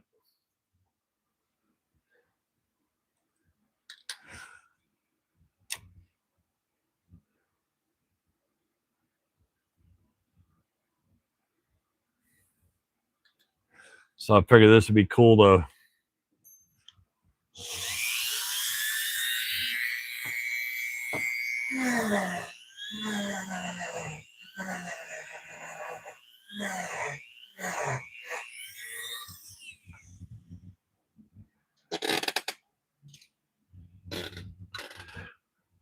Here's a Proto that I need to finish working on.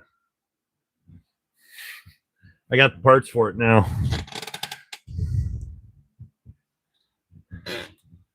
I'm hoping to get time in the next week or two to be able to wrap that project up and get that one, get that Los Angeles working. Or at least where it needs to be. I am so excited to try to get that thing working, looking good.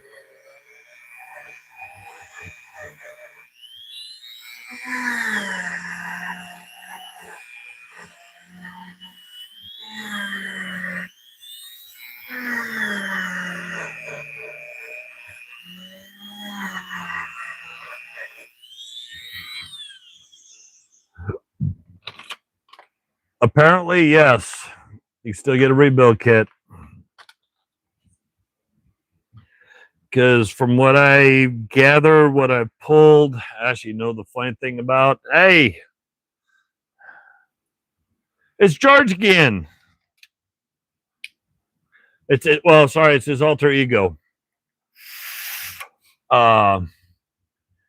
They still make it, but the ratchet is now listed as a J548, J549, whatever it is. They got a J in front of it, so I'm sure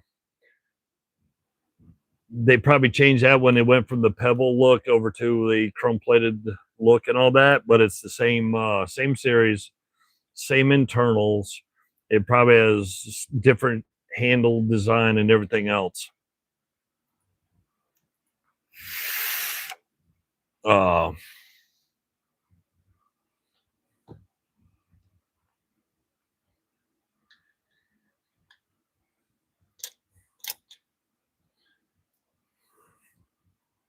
Actually, you know what? We're gonna go that way. I want to hit it on the the bigger wire wheel. But yeah, I've never heard of Charlie before, so I think this will be a oops.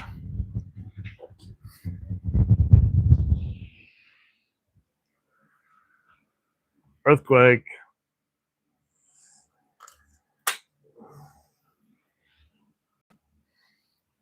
This would be a cool one if I can get it to look good. And it looks like some kind of a speed wrench.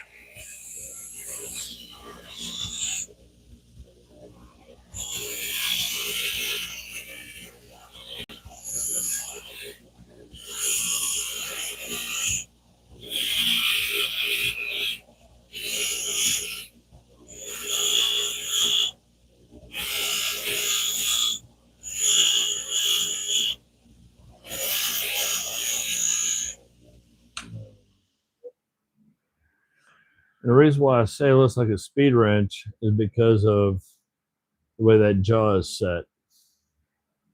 That side has the same odd jaw pattern. So I figure it's kind of like, I know Craftsman made a little speed wrench. I know Snap-on has, and a few other companies. So with that little odd jaw pattern, it's almost like it's kind of that speed wrench type thing.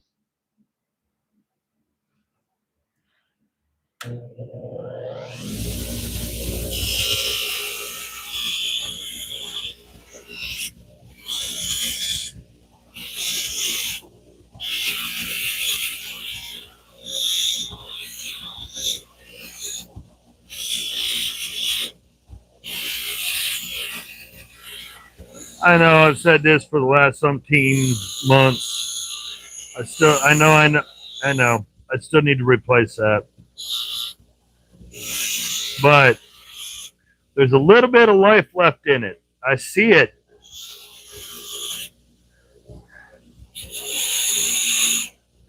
Might be seconds of life, but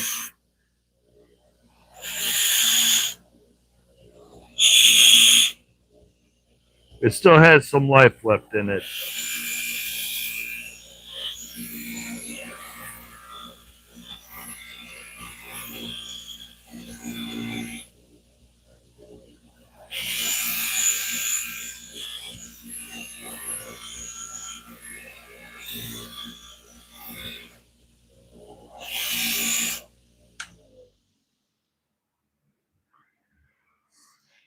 Definitely looking better.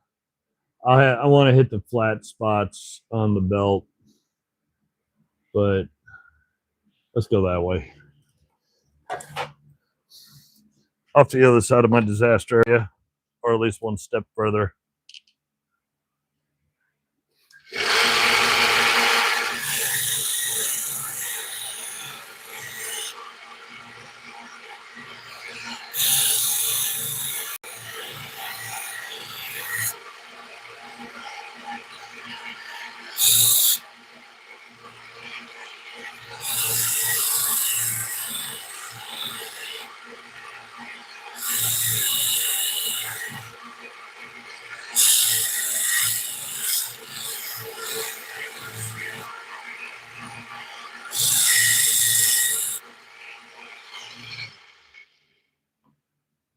Okay. That's where we had earthquake.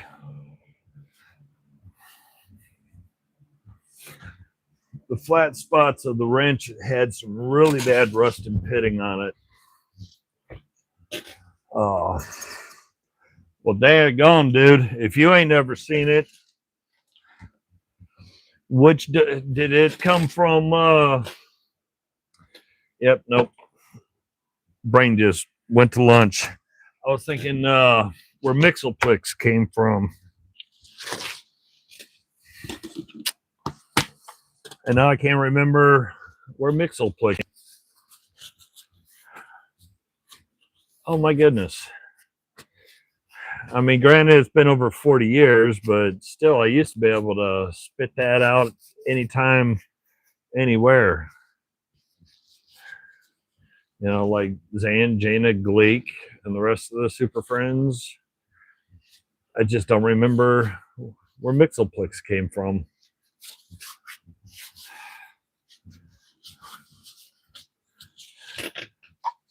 Basically, it's the Upside Down Universe or something like that. So, gotta be from there if George ain't seen it.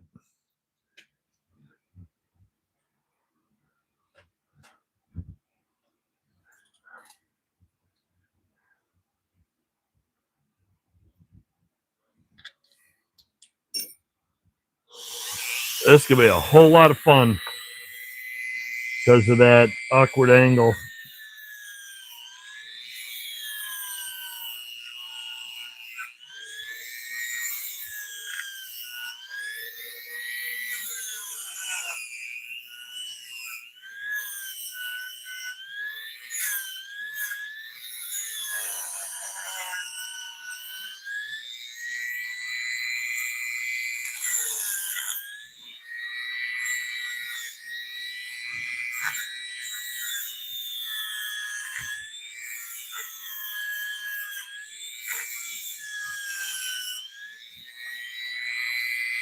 That's gonna be hard.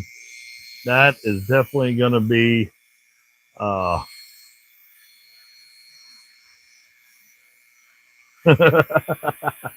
sorry, George, I just looked back up and saw some of the messages.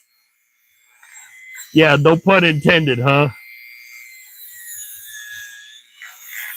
Yeah, that definitely got my squirrels running around laughing.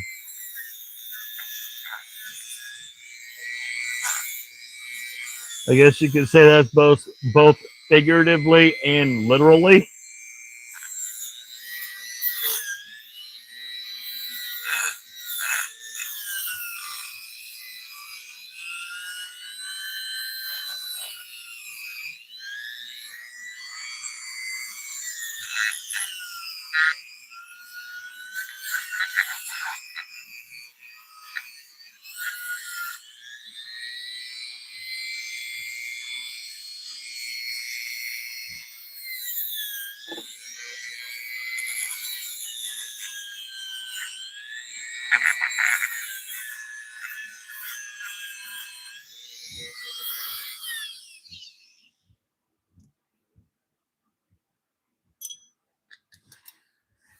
Yeah, you got me giggling on that one, and I forgot what my next step was.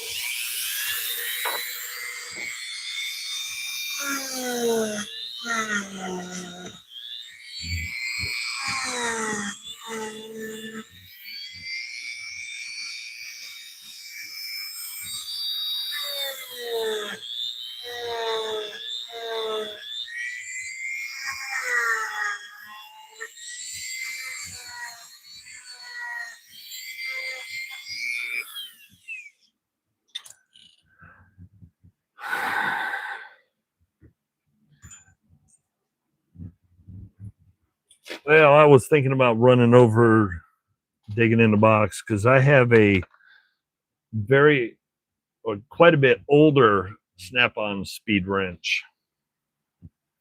I was gonna get it to compare, but yeah, with the way that jaw setup is right there, I'm thinking it's some kind of a speed wrench, or kind of like what didn't Craftsman call it, like a speed auto ratchet wrench or whatever their version was, where it could grab and supposed to be faster. And I actually found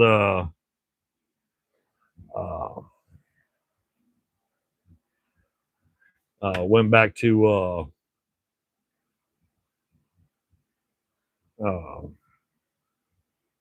I found it to take a lot longer than a standard wrench. I could hit, twist, hit, twist, hit, twist faster than I could operate that.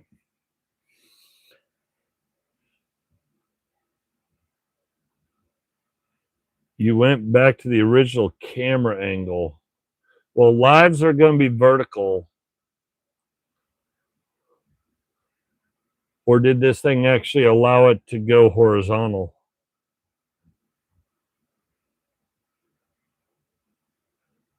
I know in my videos, my camera goes 16, goes wide, because when I edit it for 16:9 so it can support different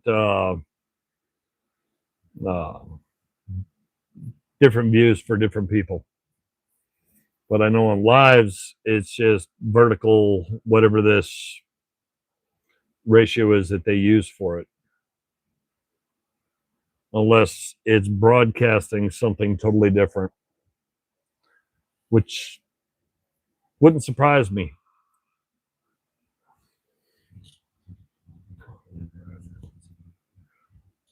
Oh, yeah. So that would be the difference between lives and the, you know what? Hang on. Let me try to do something. Because I didn't know if it's going to be possible or not. So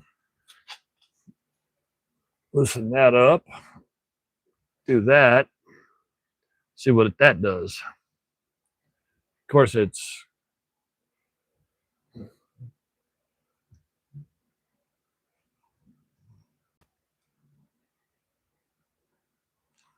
wrong direction, wrong direction, wrong direction.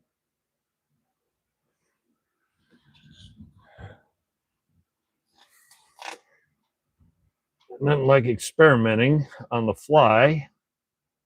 So we'll try something. I don't know if it works or it doesn't work.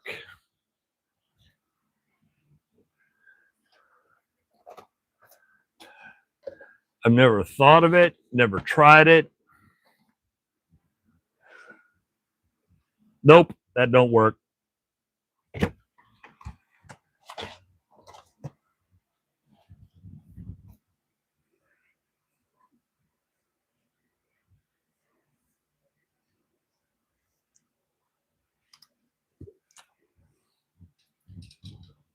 Yep, nope, that was a train wreck.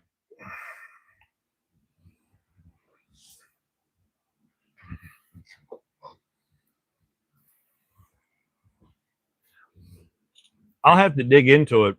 I'm not a fan of this vertical thing because when I pulled it up on my monitor and it's small and thin.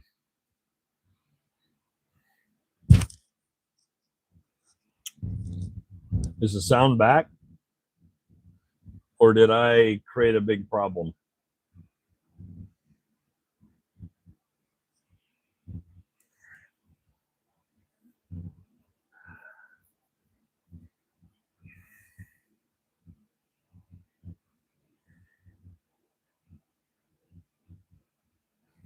I wonder whether when I rotated it, it killed audio and it jammed the screen. Because the mic says it's active.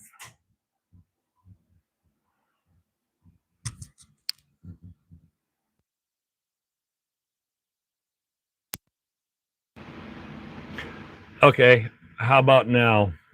Did the sound come back or did I lose everything completely?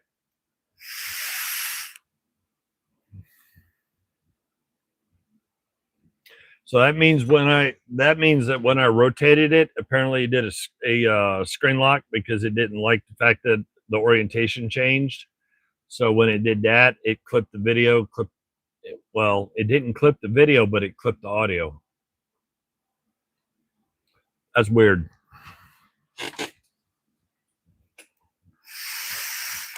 That is definitely weird.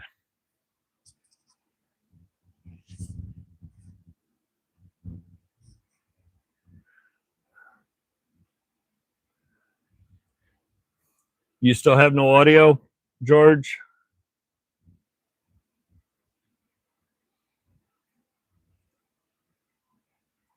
Actually, you know what?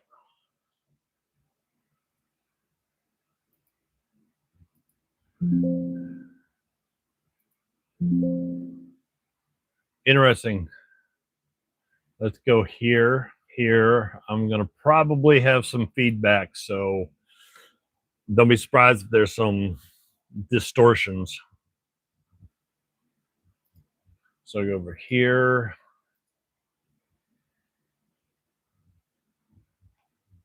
I'm going to do that.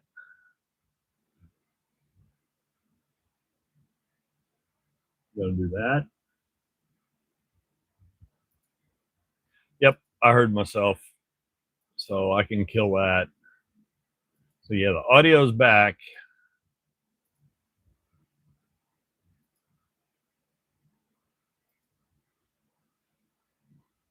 Okay, we're there, we're good, good. Okay. So yeah, yeah. So I do have sound on my side. Here, let me do this.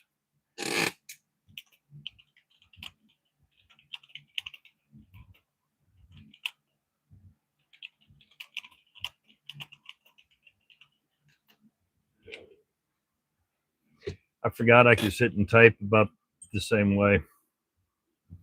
So yeah, this is pretty cool. Another new one for me. Have to dig into the company and see what they're all about.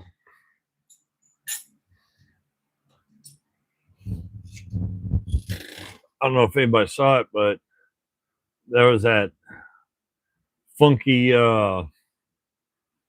Proto. A flat spot's not so flat, but I'm learning, and I think I made that just a little too narrow. I need to flatten that out just a hair.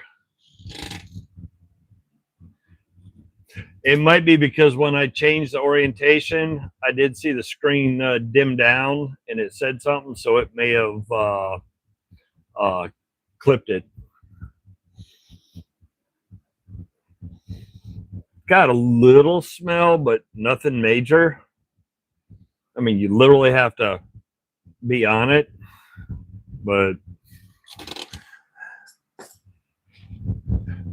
there's worse smelling things running around the shop than just a little tiny acetate degradation. And that is my dirty trick of the century, is a screwdriver like that Proto that had, I'm assuming it was mange on it. It didn't have a horrible smell, just a soft, subtle smell. But that white coating that was all over it, that cleaner didn't want to clean it off. And I started using this, digging at it. Nylon bristle brush, Dremel, lower RPMs. That bad boy, because it's so soft, but it's still thick and dense, it's got a lot of bristles. So if you use the saws, TPI, that it went through there and it blew off 98% of the manger crud that was on that screwdriver, so I could actually get into actually cleaning it and getting it look better. I had wild hair. I looked up, saw the little soft bristle brushes I had, and I immediately was like, got an idea. Might not work, might be stupid. And as soon as I started on it, it just made it so much easier. I was like, bingo, I learned something new. And I did something else also. Instead of using the felt pads,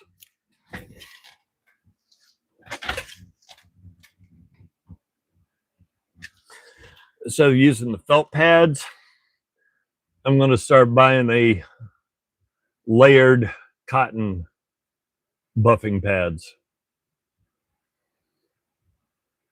because these do a better job without heating up or damaging the acetate handles. Because do I have one here? Nope, I'll just pull a pad. So quite often I just use a basic felt pad for polishing.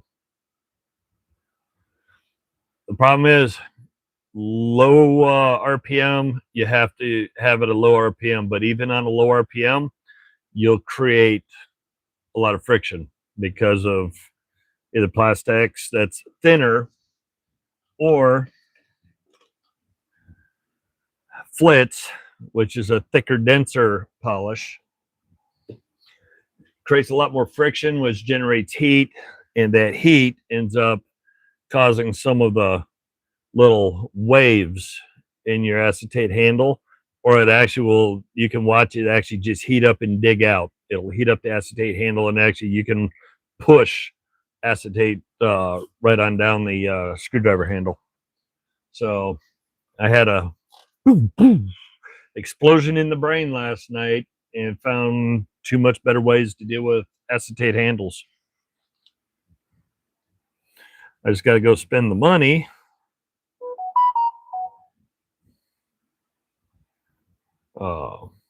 and buy more of them, because they're not cheap, because they are Dremel. The bristles, not so much, because I don't see those getting tore up, but obviously the layered cotton padding for buffing, I see that getting worn out. So I got to see if there's a decent aftermarket version that's a little cheaper, because on the Ingram Mosquito, this did not generate any heat, and I did not find any spots where I was potentially heating up or digging out any part of the acetate handle.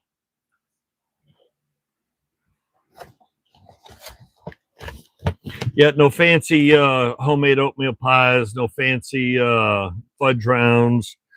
All I got is some basic Entenmann's.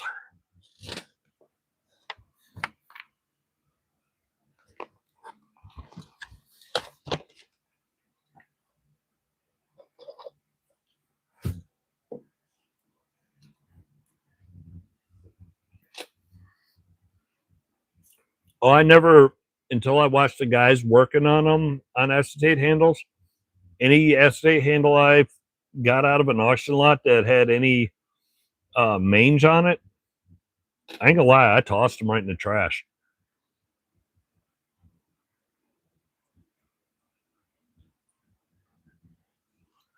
Because every time I tried to clean them, I would eat them up, tear them up, and destroy them. Might get the mange off it, but the handles were trashed. So done lost it. So yeah, watching the guys, seeing how they did things, I learned, I adapted with the different tools that I got, and then slowly migrated from that into another idea.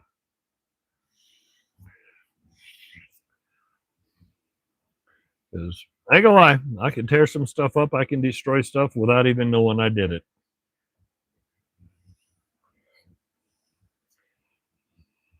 If I kept all the stuff I've buggered up, I'd need a shop just for all that.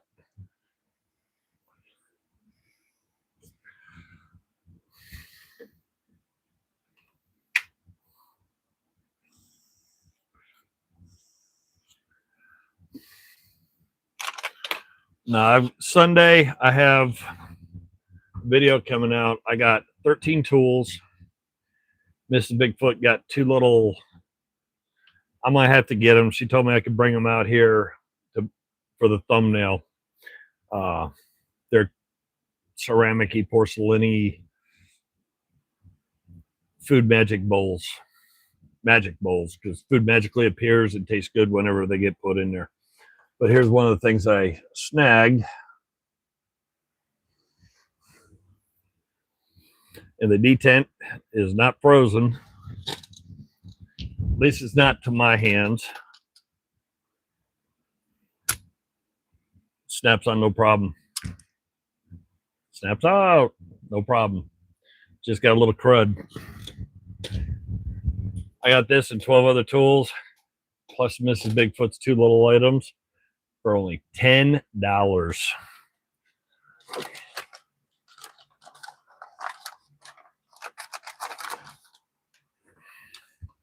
Yeah. I will one more sneak peek. The rest of it's not going to be fancy, but of the other things I did acquire this nice little handle.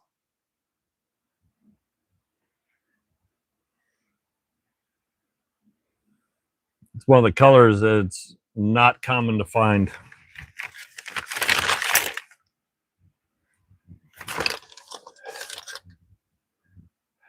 And found a little saw. So definitely got some goodies. There's some epoxy or resin or something on that. I think that's pearl white is what Snap-on classified that color. And I know it is not an easy color to find any tools on. Just like all the here, let me grab it. It's easier to explain with a picture than it is to listen to me jibber jabber.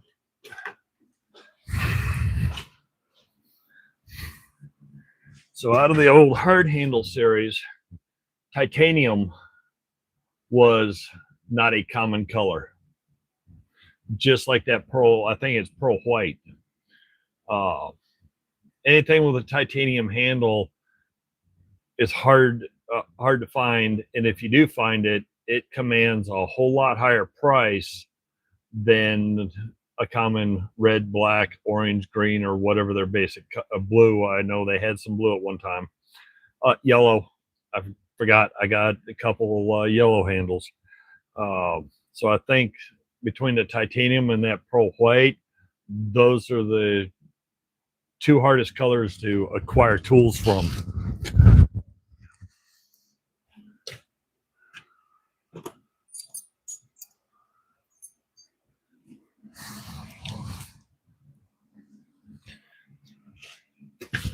So I spent $10 and we ended up with 15 items.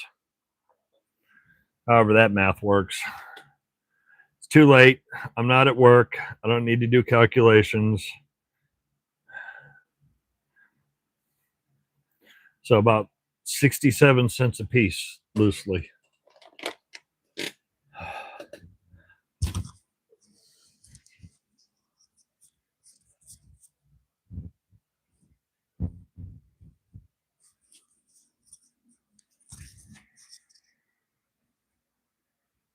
Oh. Hey, Mike, I just I was about to say, I was like, wait, no, I'm actually green for once. It didn't die on me, but then I looked up a couple and I realized who joined the live stream. Light bulb lit. I said earlier in this mess, my brain ain't braining. Hey, George is on. You can't find it? Okay. Hi. Oh, nope. Hang on.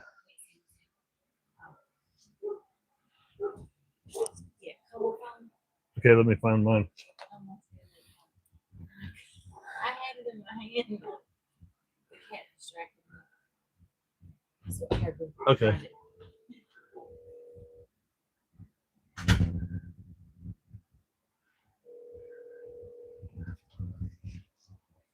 We're doing the missing phone trick.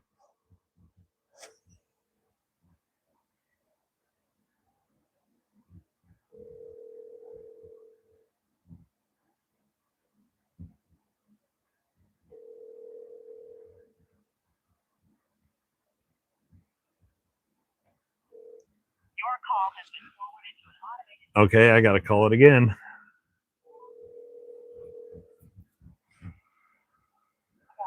Okay.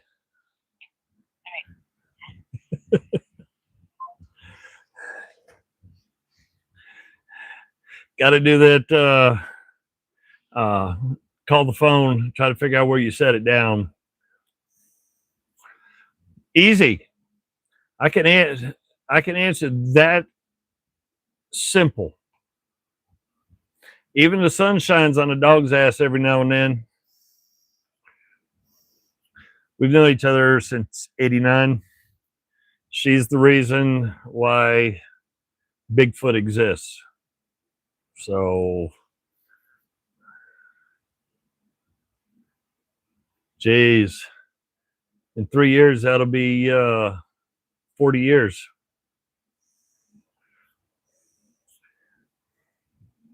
She nicknamed me Bigfoot back in '89, and it stuck.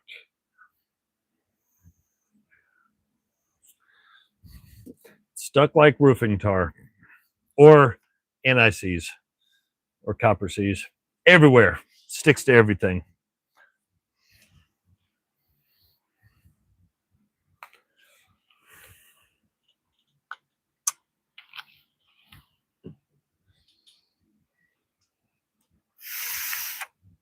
So yeah, that she is the reason why Bigfoot is all over the place and why my channel is what it is, because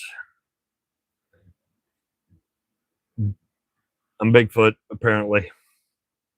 Well, if you saw the video from Jacktown, she took a picture of my shadow, and my shadow even looked like Bigfoot's shadow.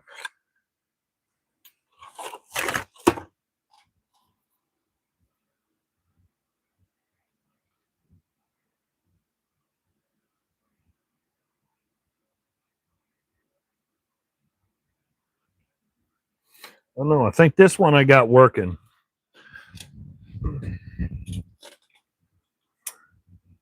Yeah, this one I got working. That's a 510.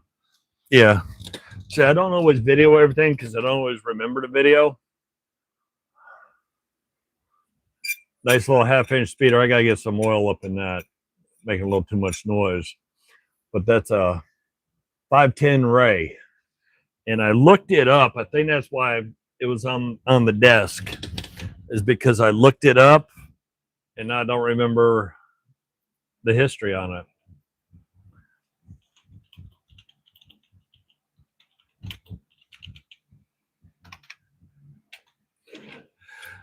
It didn't say USA or nothing. It was something I had picked up for less than $1. It was rusty. I wanted to see if I could work it. So it's a Packer Ray 510 speed wrench.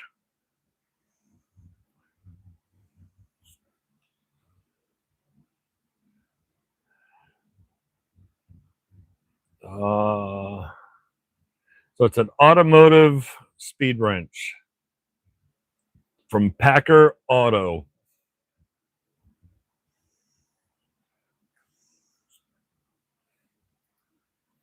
So yeah, I'll have to dig into that one a little bit, dig into it a little bit more. Oh, son of a biscuit.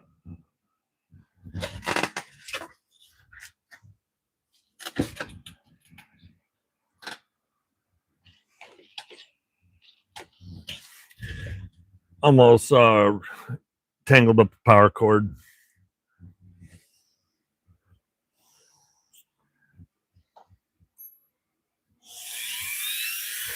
So yeah, it was just something that I had found. It was cheap enough. I wanted to get it, to practice on it.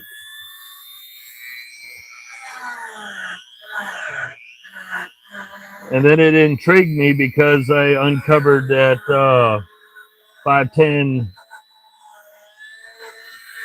the 510 Ray on it. And I was like, interesting.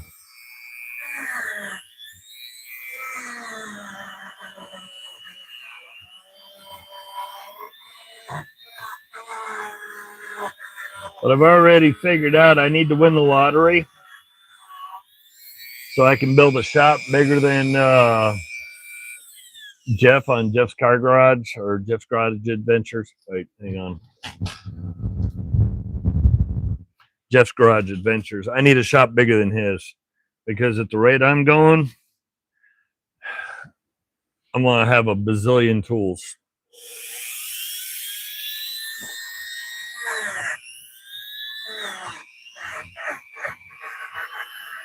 I can see under the rust when I grabbed this one.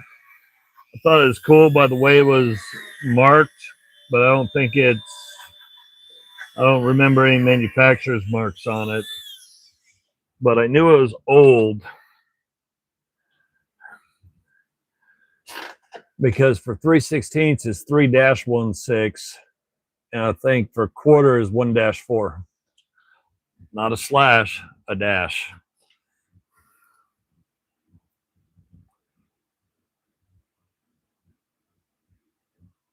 Well, my overflow shed's going to be about a 60 by 80. Yeah, I got a mess. Well, George, have a good one. Thanks for swinging in.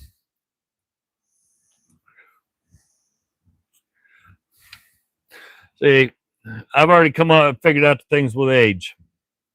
The humor of a 5-year-old, maybe 12. Nah, we'll call it a humor of a 12-year-old. My mind says I'm only 21. My body says I died back in the Civil War. That's my story. I'm sticking to it.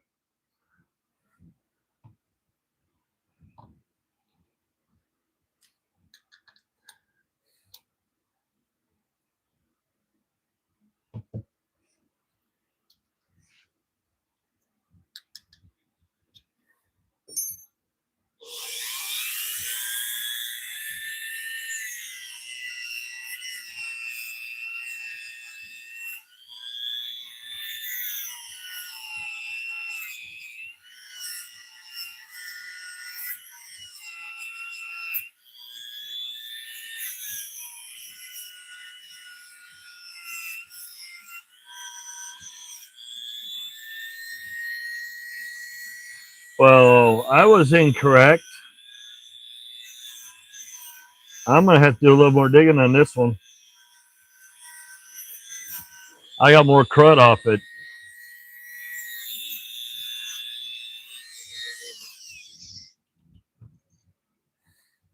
That is incorrect.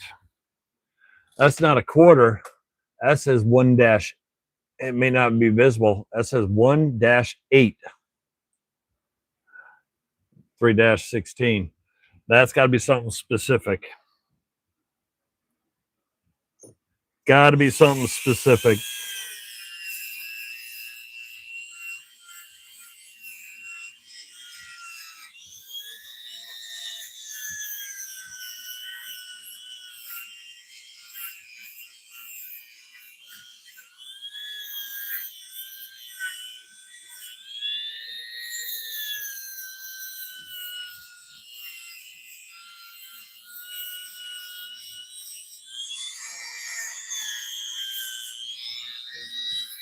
So yeah, that's definitely yeah,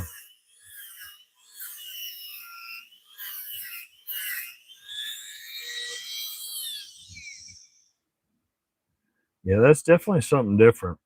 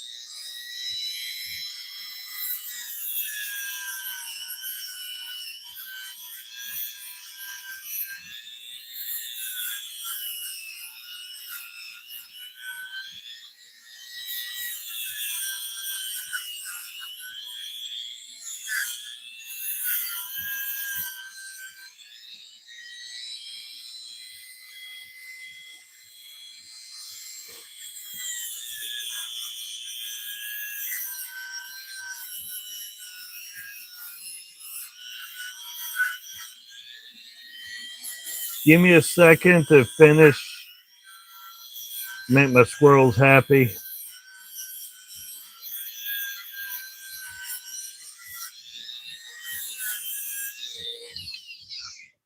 If I only get 3 out of 4 pieces or angles, then my squirrels get angry. I don't mind stopping as long as I've got a even pattern. That's kind of like biome.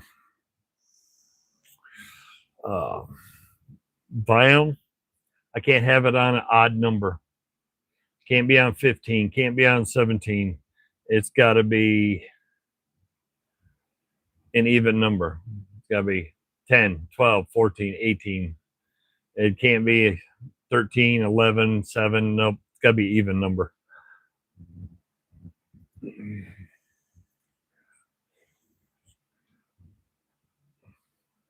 Oh, geez. That email came in 10 minutes ago.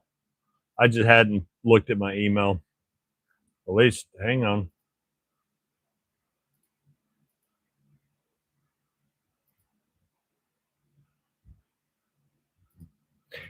It doesn't show any, doesn't have any attachments.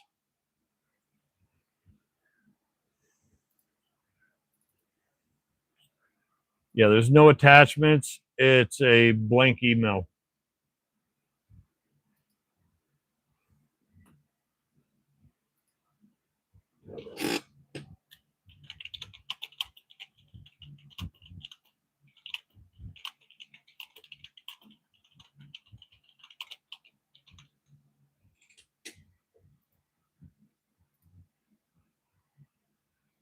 Let me do that.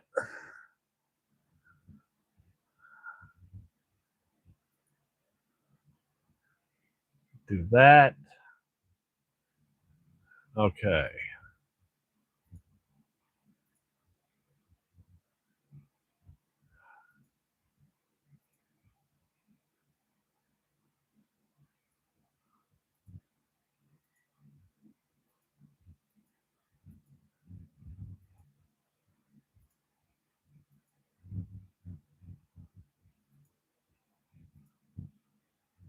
Okay, let me get back to here.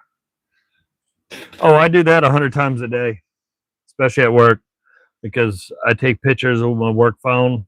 Then I have to email it to myself so it'll show up on my laptop so I can then upload that to whatever ticket I'm working. I send blank emails to myself probably 30-40% of the time because I'm just in a hurry trying to get stuff done and I don't even think about it, and all of a sudden I launch it. I've done that to other people where I've sent them emails and I've totally blitzed it 2 or 3 times in a row and still forgot my attachments. I type a good message, I just forget the attachment side of things.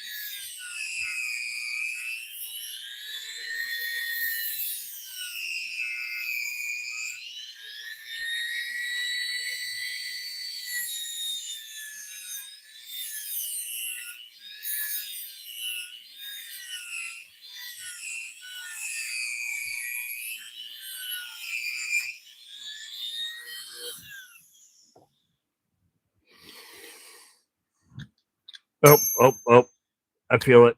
You gotta find it.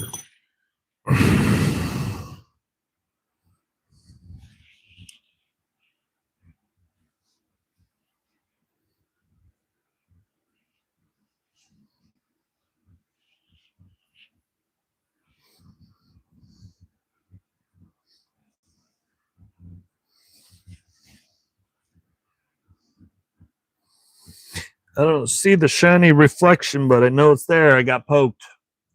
So I got a wire stuck in. Yeah, I got a wire stuck in my shirt somewhere. I wasn't smart. I wore one of my shirts out here in the shop, and I shouldn't, because I make a mess. I throw wire everywhere. I get dirt, get stuff on my hands, and then I end up making a mess.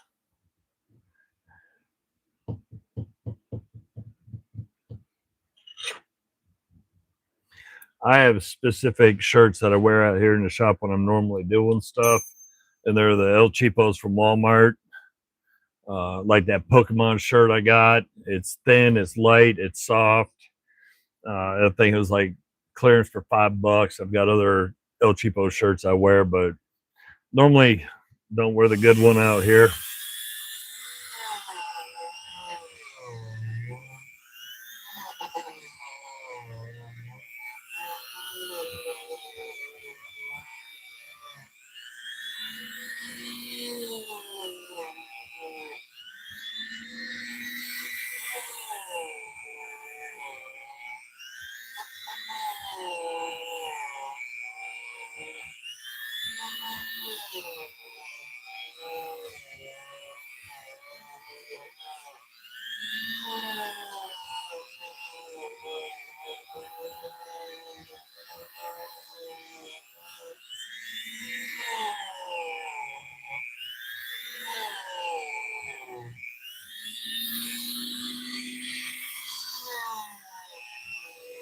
Okay, let me finish this piece up.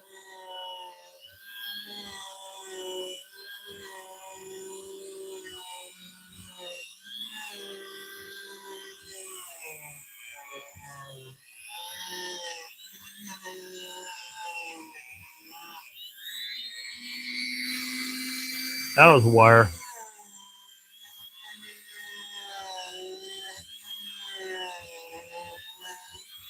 And unfortunately, since these wires are not ferrous, can't use a magnet to try to find them or pick them up.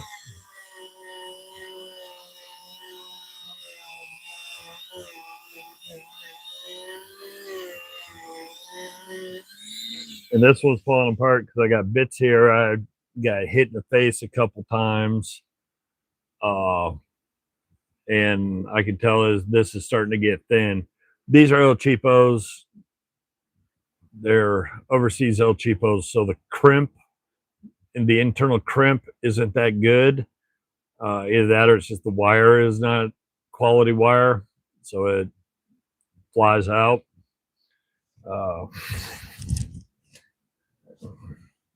Yep, got about, oh yeah, my leg is now covered in them. Unfortunately, I have gotten them in all over me. I've accidentally, I try to get as much off, but I've tracked it in the house where other people have gotten them in their feet, and then I had to, oh, there it is, where I've had to, get tweezers, kind of like I do in the video world. And yep, I felt it pulling it out. I had to pull it out of other people's feet, which is not good.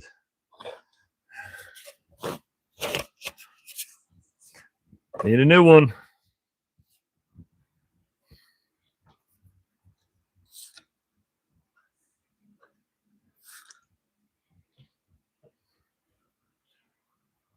But I have,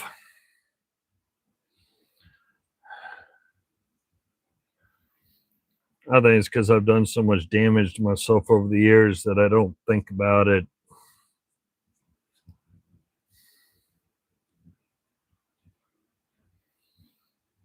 Now, even though this wrench looked pretty clean from what I was doing here, it wasn't, because there's still crud on it. But there she is. I got to find out what the 21's about. That says drop forged. Then you got a 3-16 and a 1-8. Yeah, jaws are nice and tidy. It's back ready to do whatever. Let's investigate and figure out the size and story and history on that one.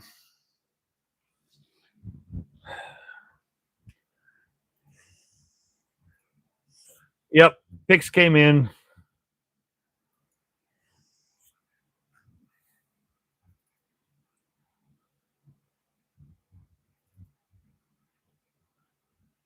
Okay, let me click on it. There we go. That's better. Oh, whoa, very nice. Let me, oops.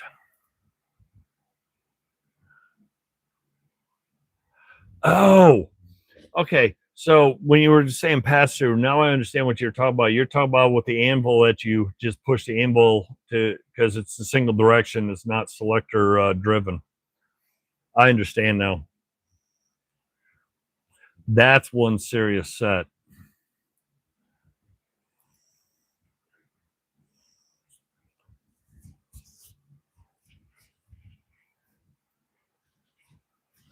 And with that, that is cool. That is very cool. Bear with me. I don't know if it'll fit here or not, but I got a set that I want to, I'll grab. Got to figure out what I did with that 800-pound monster.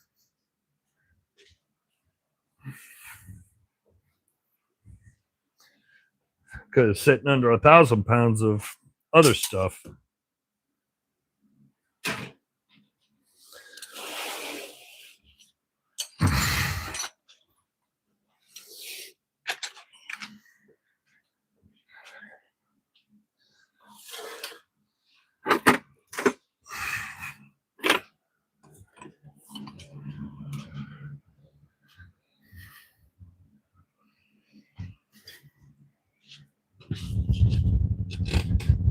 Okay, let me get back to that.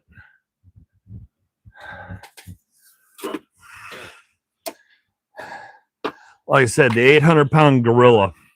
And the reason why I say that, still has part of the original sticker that says Bonnie, and I can't remember what it says here. It says set number HD.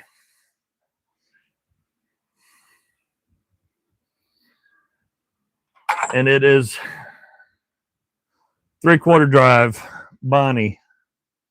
Some of them, even though they've been used, still has this sticker on it for the HD set. It goes from HD 30 to HD 52, which is 1 5/8.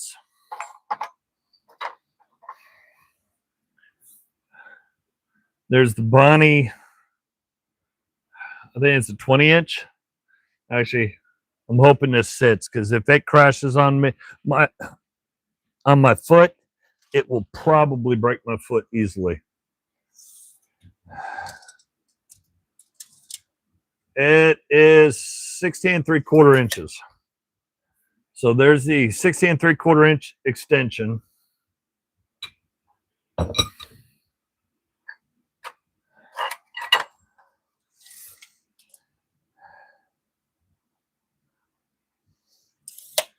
It has the 8.5 inch extension. I have not cleaned this set at all yet, because if I start, I'm going to want to continue. The HD sliding breaker bar. And that is 20 inches. That's 20 inches long. But that's the complete set. There's the Bonnie anvil.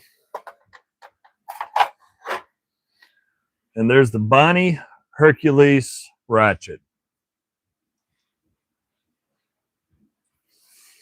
So yeah, like I said, as soon as I saw the picture and I saw the anvil, then I knew. The cool thing is it's got arrows to tell you which direction to go. So if you want to go forward or backwards, you gotta tell it what direction to go.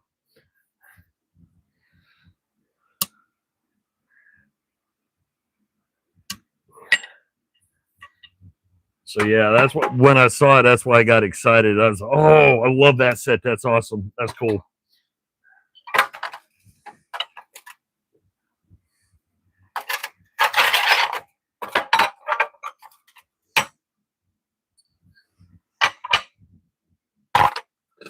I want to clean it up some. I'm not sure what all latch assembly was up here, because obviously it has a fold latch here, but I'm not sure what was here, unless it was one of those. Not sure. But let me put the 800-pound monster back. This is a set that if I start to clean it, I'm going to want to work on it from start to finish. But if I clean it, it'll probably just be a mild detergent on the sockets, Dremel only. Dremel only on the internals. I don't want to hit anything, especially down at the bottom where it would attach to the anvil, because most of the sockets still have the Bonnie HD sticker on it. So I definitely don't want that getting hitting the wire wheel and getting blown off, because from Resto Rob sent me, I think, a catalog screenshot. It was from the 1937, either 1933 or 1937 Bonnie catalog. So seeing that it had that age to it, and it still has some of the original stickering on it, I really didn't want to do anything that would potentially damage it. So it's been sitting. It's on my, someday I will touch it. Someday I'll work on it.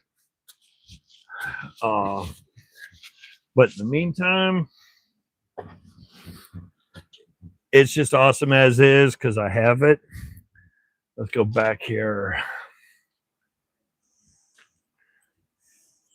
That makes it even better because of the fact that it's family.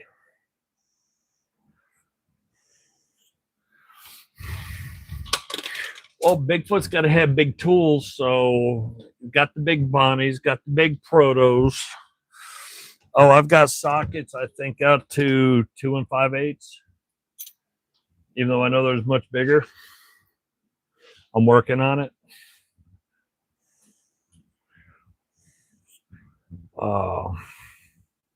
Thank you. Thank you. Where did I get it? I got it at Jacktown, not this year, but last year. So that'd be spring Jacktown 2025. I stumbled into it, opened it up, saw it, talked to the guy. I was very happy with the price. I was actually extremely happy with the price. So I said something to Mrs. Bigfoot, and she told me to get it. I was like, no. I said, we walked around for a while, looked at other stuff. I said, I want to make sure that we get everything else dealt with first that we want to look at. And then she just told me to go back and get it. So I went back, and then I hauled that set around for probably another 2-3 hours. But I got that set in that same condition, and I've only paid $80 for it.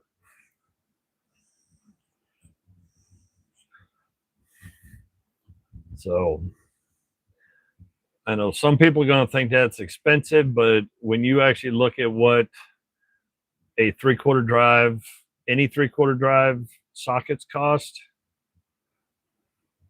$80 for a complete set that is 80 plus years old, that's actually kind of cheap.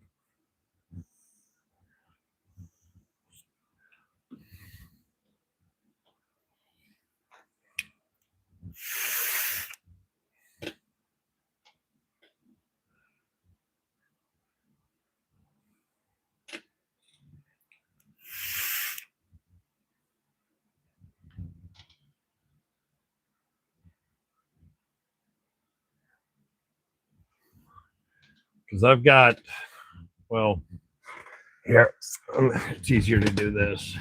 It's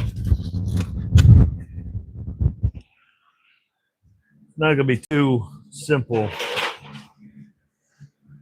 but it's a Snap-on box that I acquired. Starting the process of working on quarter drive stuff, which there isn't a whole lot out there that's quarter drive. I mean, I have all those. Actually, something is definitely incorrect. Nope. Then, so actually, you guys are seeing kind of an update. This is just 3/8 so far that I put together. So we got standards, deep well. How about super shallows? So it's full metric. SAE is in green. Got swivels, 6 points. Working on some 12 points. Impacts, just basics in 3/4 or 3/8. I have not. Yep. That is going to be the home with some 1/2 inch if I ever get that finished. But there's a few 3/4 drive. Like I said, yeah, 2 3/8 Proto is the biggest one I got right now. Then it goes all the way down to a 7/8.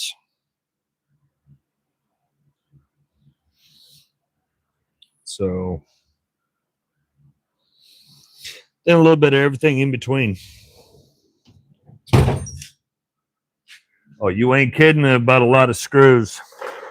I've ordered probably 600-800 screws to work on that so far, and I'm only I haven't even got the 1/2 inch, and I barely touched the quarters. Here's some of the halves.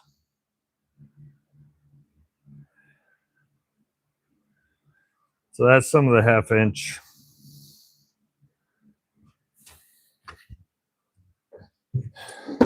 Oops. And there's more 1/2 inch over here. Oops. Stupid orientation. And there's more 1/2 inch, 6 point, 12 point deep wells. Then I've got some of the specialties. Phillips, flatheads, drag links. There's some triple squares back there. E-Torques, 8 points. They're still up in here too. And no shop's complete unless you got gold.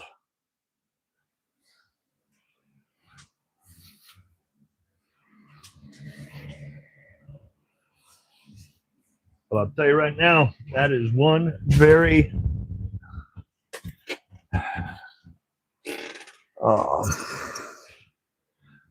slow pain in the butt process. But I am slowly making grids. And doing black and white ones. Then I'm making checkerboard. I've got extra 3/8 pegs, and I'm in the process of making a bunch of pegs for the 1/2 inch. And then from Tool Grid also, I order a bunch of their screws. Their screws fit in there perfect.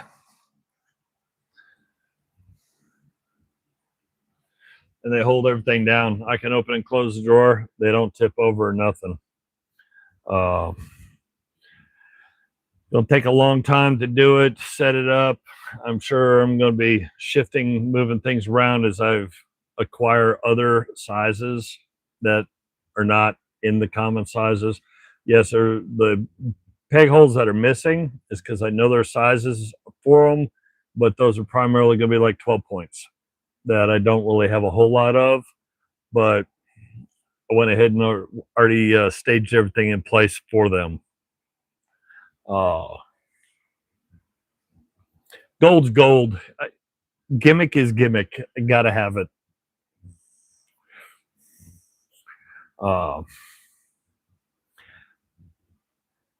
I almost I had a chance at an auction lot 4 or 5 years ago, but I was traveling for work. I was helping out after a hurricane did a lot of damage, so I almost purchased and won. I think it was 7 lots that had a bunch of Mac, Snap-on, and Craftsman gold-plated tools in the wood boxes.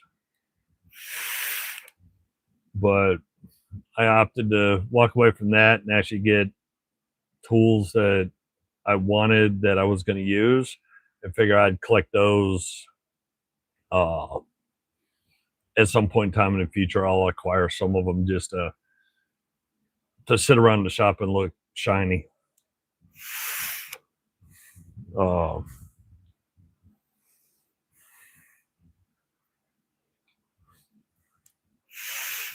I got them on sale. I got those two when I was able to get like 20-25% off, and then Harbor Freight give me some money because of having a credit card with them and all that.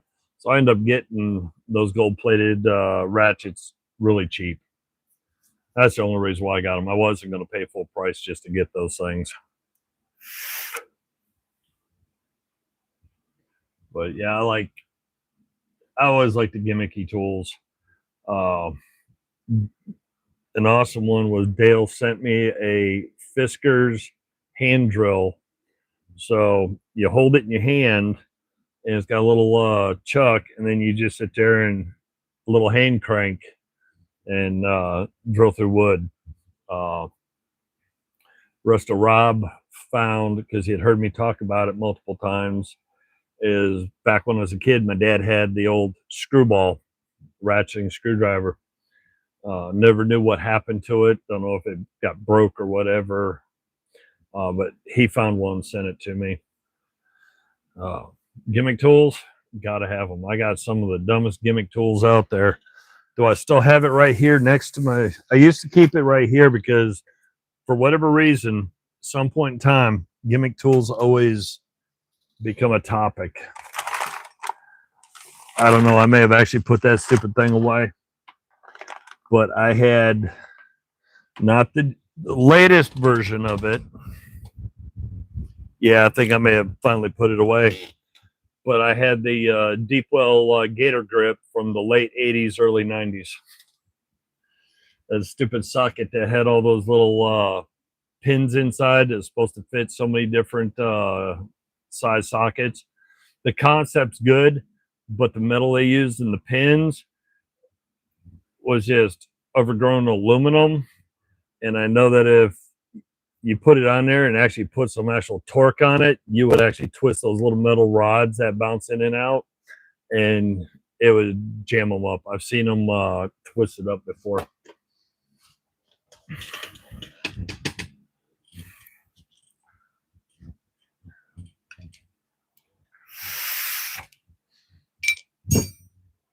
I got a mountain of stuff that I can work on, and I think this might be the next one. That's going to be the biggest pin wrench that I have. I got smaller ones. I've got ones that have hinged jaws. I have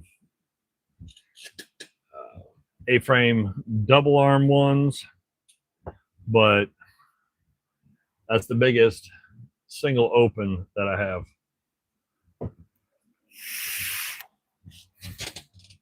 And I think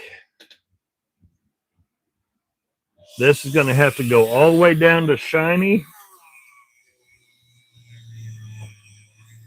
And anybody that's watching knows me and old industrial tools like this. I think this is going to have to go to the big boy wheel, which means is going to be blued.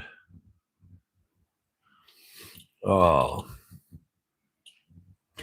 well, that's right. They had the small one. They had the large one.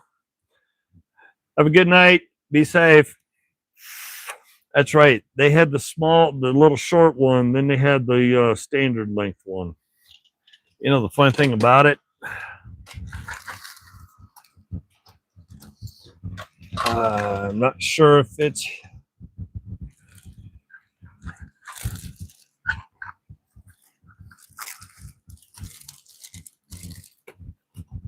I really need to clean this disaster area up. I thought I had it close by. I think I actually put it away so it wouldn't, that plastic wouldn't get broke. But yeah, I think it had two sizes to it.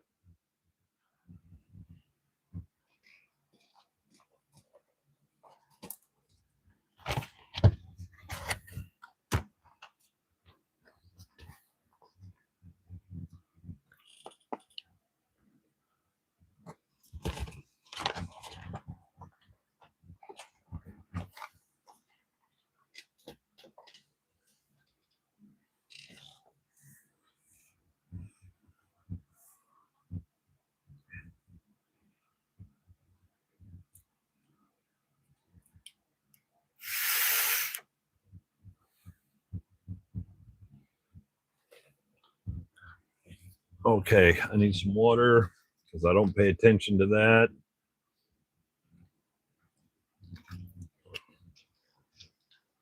$11 it's a little later than I want to start doing something like this. But I want to work on it.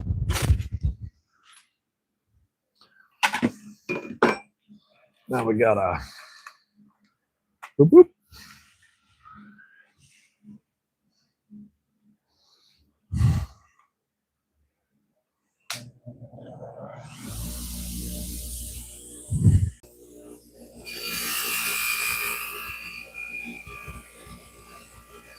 I know some people get mad at me for this, but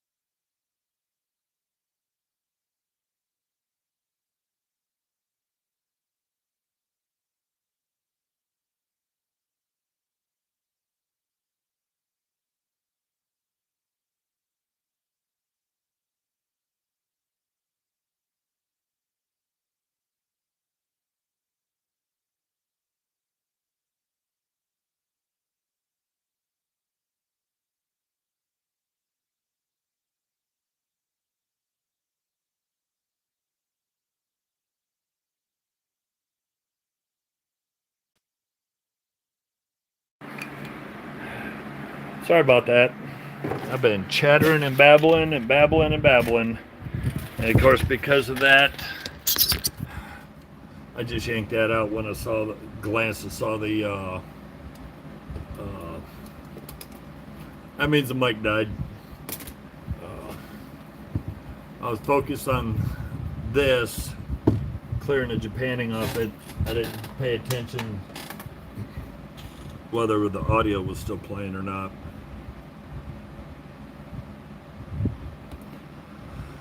Okay, so let's get back to this. Let's go down through the list.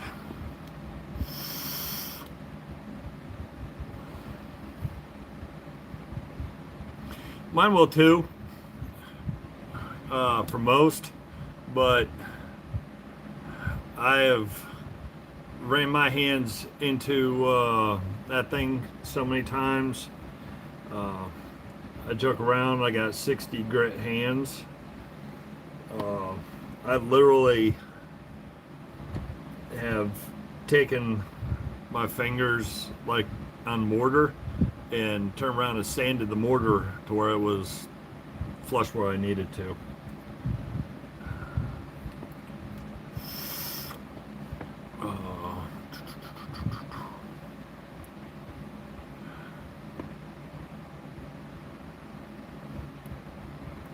Well, the worn wire wheel is good because that means the bristles don't have any more flex to it, so that means they're more rigid, they have more bite.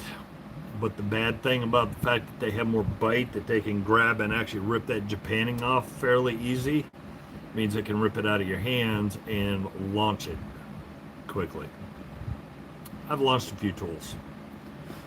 Let me knock on wood. I have not sent one where it's done damage to the toolboxes or sent a tool flying and punched a hole in my wall yet. Keywords yet.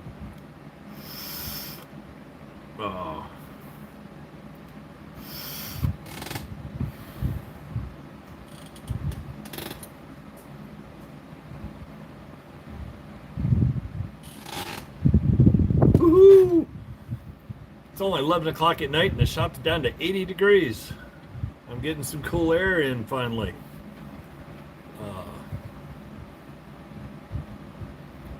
Oh.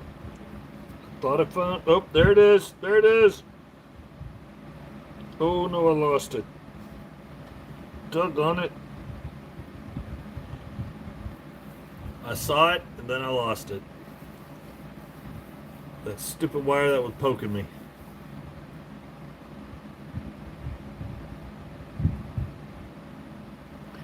There it is. Finally got it. Now, that's actually a buffer. So it's actually, when you go to Harbor Freight, it's got buffing pads on it. It's actually designed to be a buffer. It doesn't have a lot of torque like a traditional grinder would have, so you can bog it down and trip it out. But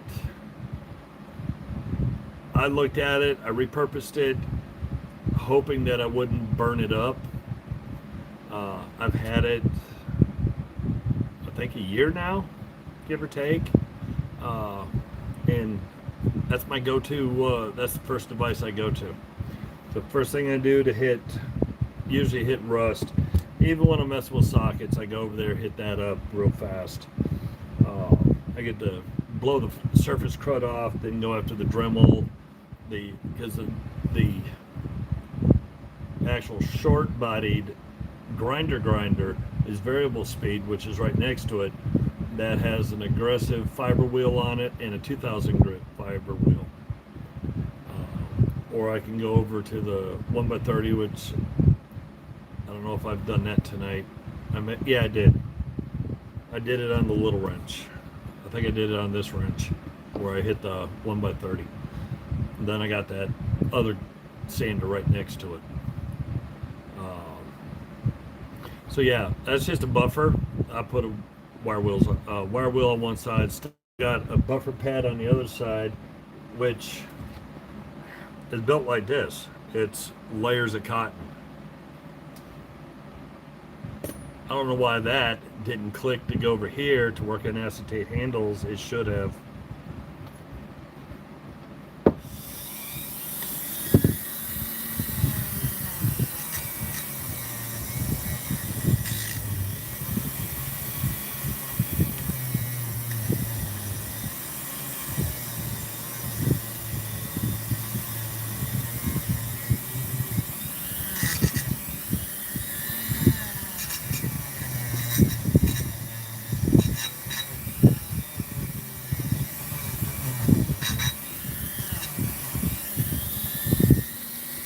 Oh, this is nice.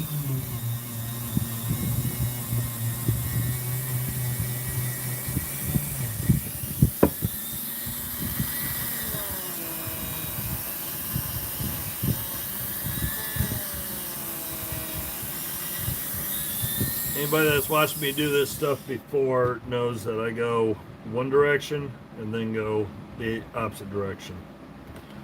I need to get some more blue towels, but the purpose and principle of that is, if you look at older tools, they're textured. They're not. I know I got one running around here.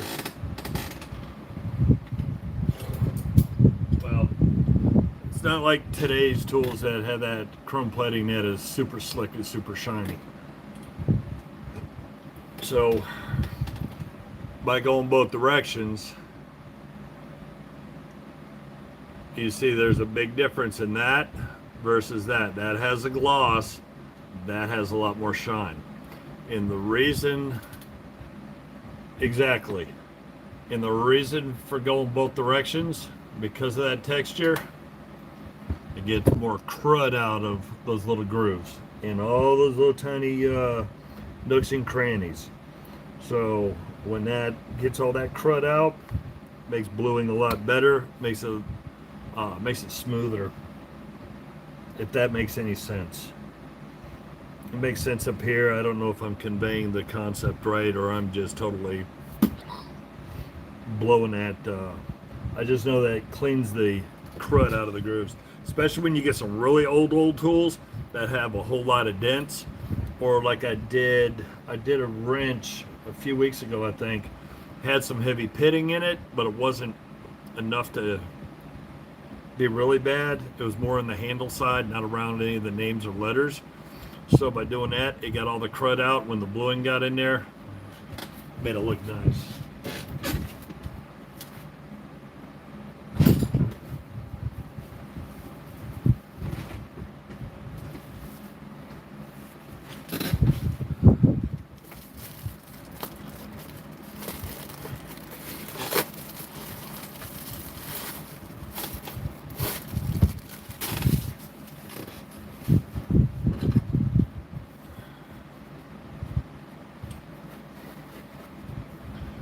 I've had bluing that I just collect tools, used tools all day at work, used tools around here, but older USA tools, especially ones that have been used, abused, left to rust and die, gotta clean them up, gotta bring them back. Like this will be a fun cleanup. If I can make that old Cornwell look good again, that'll work. Though they're not going to be shelf cleans. There is not every tool I've cleaned up or I've brought back. It's fair game to use. If I need it, I'm going to use it. I'll clean it before I put it away, but it will get used. Well, it's not this one, but I had a project where I built a big arch, and I went to start using some power tools, but the very old, I got 40-some-year-old auger bits that I've had since I got them new. today's power tools don't have the torque for that auger bit to go all the way through before it either bogs down or it overheats and trips the internal circuitry. So I turned around and loaded that bad boy up. I sat there with a good old bit and brace and just went right on through, dug my holes out. Sometimes it's fun just to dig out the old tools and not just sit there and blast out at high speed.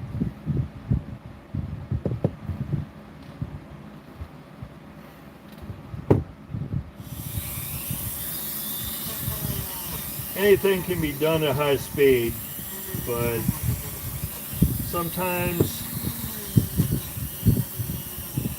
just taking your time and doing things the way they did years ago,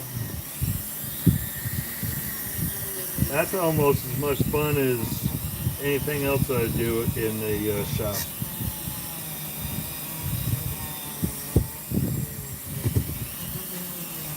I mean, I still randomly pull out my grandfather's egg beater drill and use that to drill holes.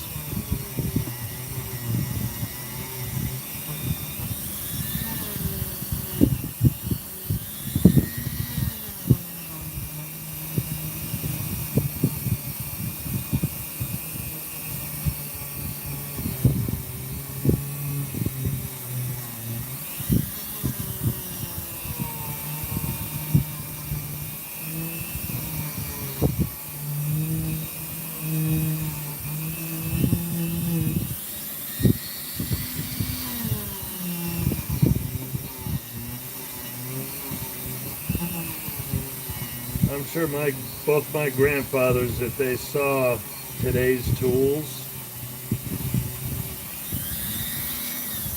I'm sure the first words out of their mouth would be like, "Ah, don't need all that."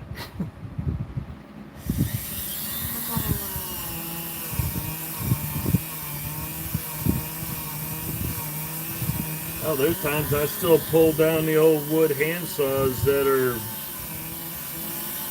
were my great grandfathers and use them to cut with. Not gonna lie and pretend that I'm good at it.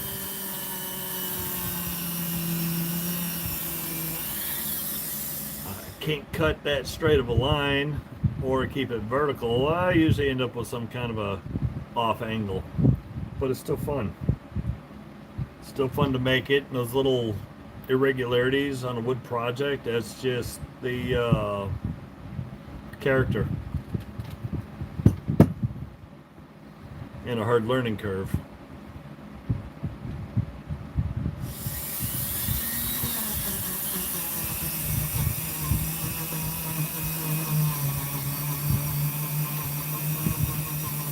When I'm working on any of my vehicles or stuff for other people, I'm not flat rate or anything like that, so I don't have to have, I'm not on a time crunch most of the time, so I can still take the time with older tools and take it apart, or take the time to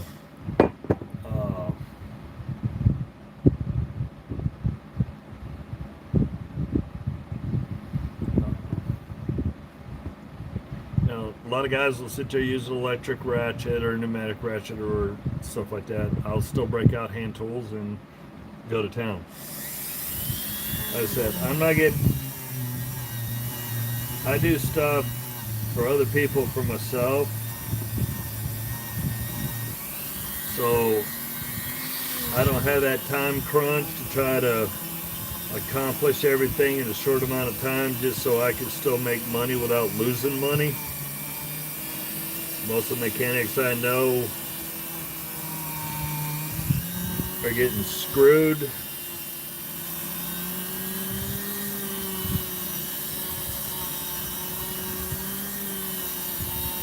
because some engineer decided, oh, it only takes this long to do this, when in reality, yeah, it does do that in a perfect world,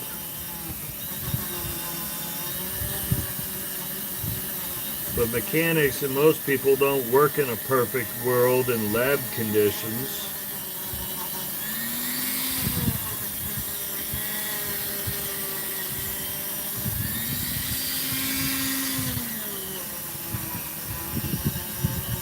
It's like with what I do when I'm 30 feet in the air in that bucket and it's 40 degrees and pouring rain. I want to see the engineer that designed the crud that we deal with. I want to send him up to here. You fix it in at 15-20 minutes. You claim it that it can be done in. I want you to show me. Or when you got a foot of snow and it's 10 below zero and you're up there trying to deal with it.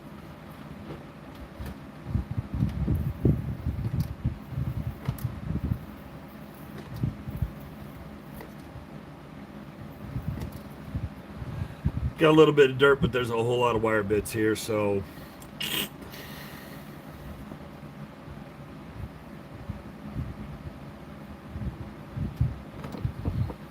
and I found I can do this. Most of the wire bits stick to the wet rag.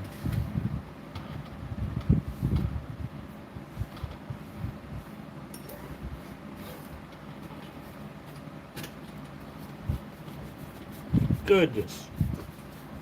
Yeah, this poor thing is throwing bits.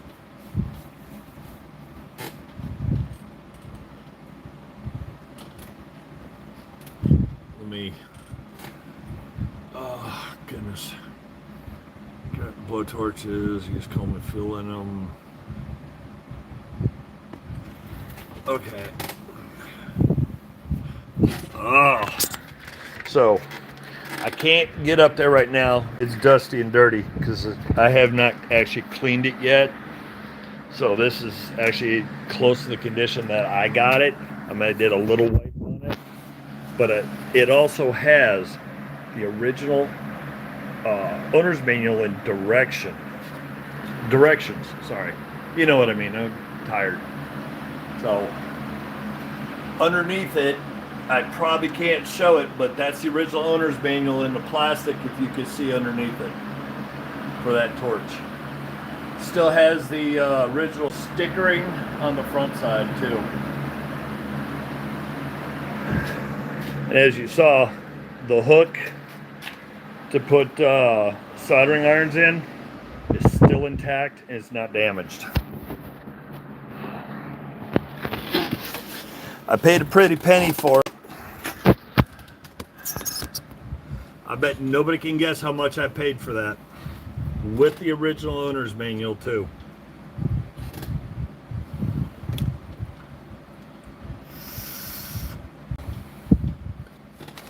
So what is everybody's ventured guess at how much I spent when I bought that? In that condition with the original owner's manual.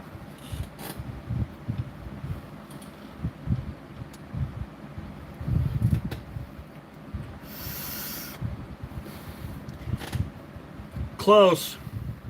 No, not even close. I won the auction lot $8. That's it. I won it for $8. And I paid what, the 15% fee plus tax.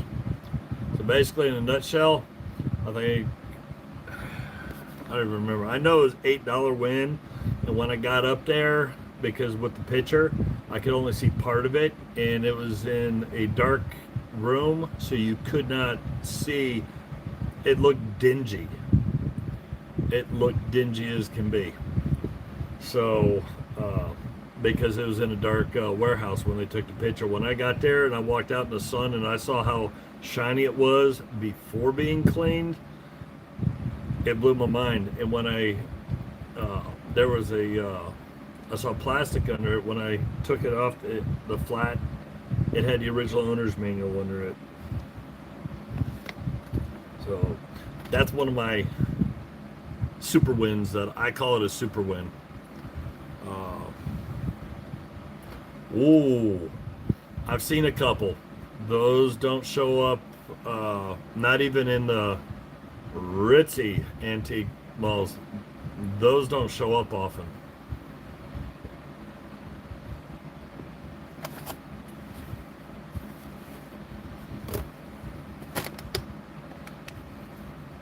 That's another one of those. Oh. Is that? No, I don't think it was. That's a future project if I get bored enough.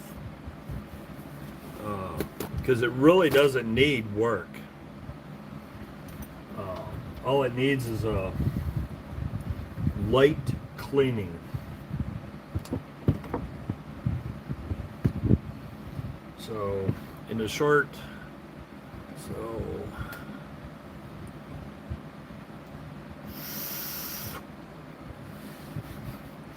let me clean this up. That way it can air dry.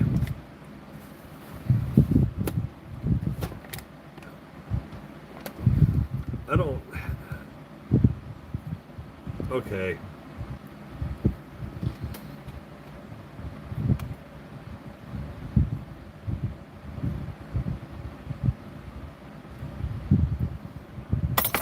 Another piece of wire. And because of that, that's why I keep a bunch of tweezers up there.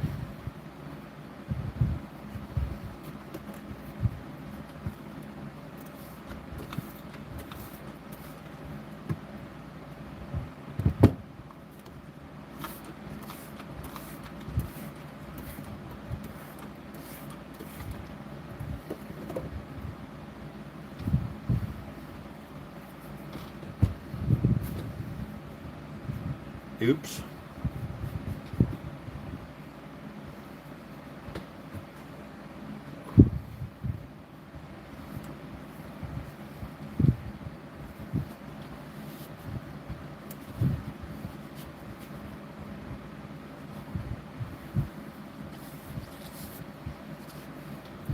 I think that is clean enough to be blued.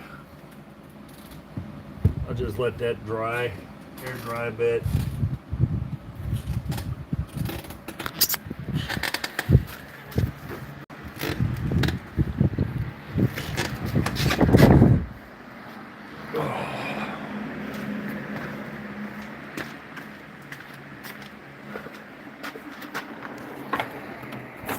I don't have a whole lot.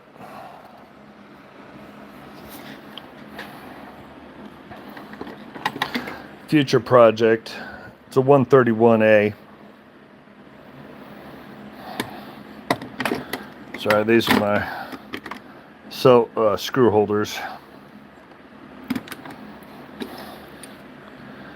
Is that one? This might be the Craftsman. No, this is a Yankee 1580. Sorry. It's another future project. There's 3 Yankee Handymans that I've had for years. Here's a Yankee 135 North Brothers.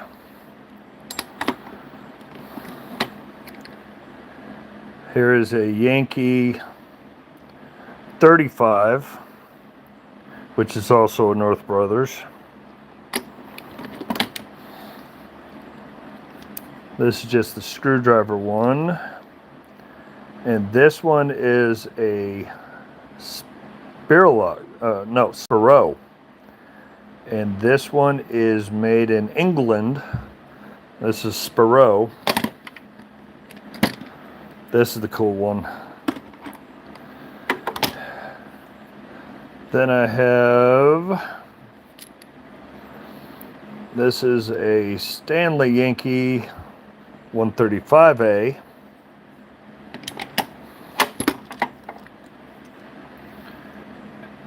And the all metal one here is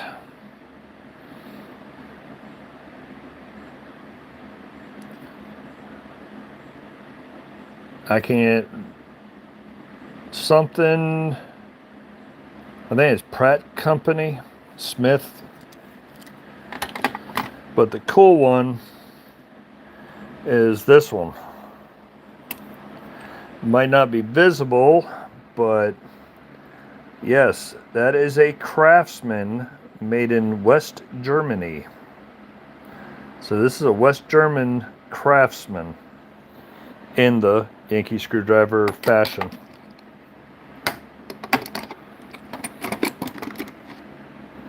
Then I got a bunch of the screwdriver things.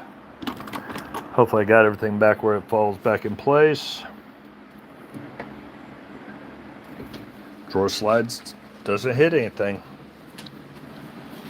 So with those, those are future projects. Gotta be warm because obviously I'm gonna restain. I'm gonna tear the wood down, restain the wood, clean all the metal up, take it apart as best I can, degrease, degrime, get it back where it's working like it should, because a lot of those have people put an older grease in it, and when they put the older grease in it over time, it dried, it gets gummy, gets very tacky.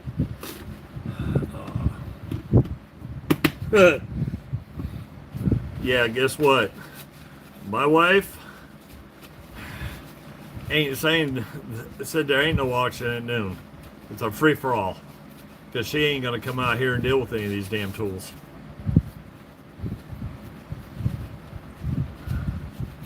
I've already, I told her, I said, don't you, I said, when I die, don't you dare sell these tools for pennies on the dollar.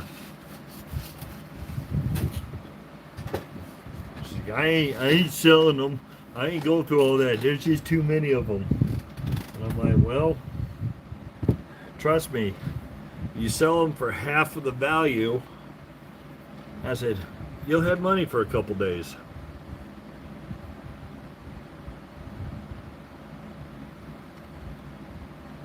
Wow. I haven't seen a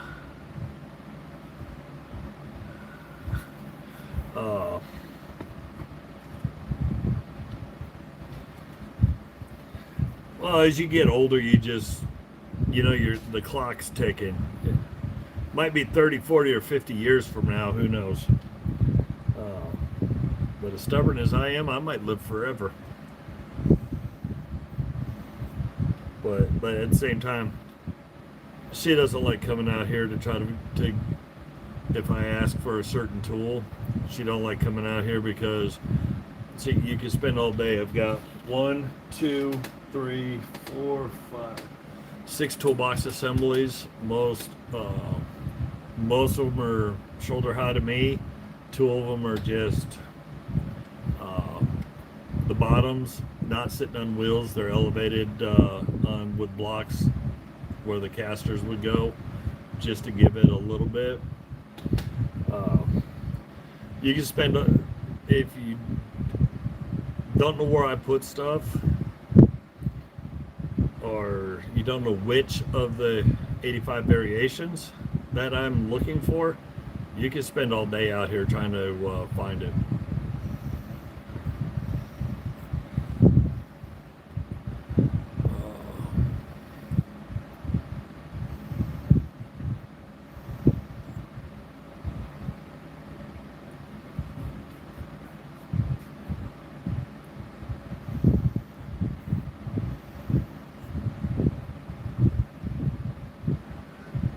That's cool, because the only thing I've had with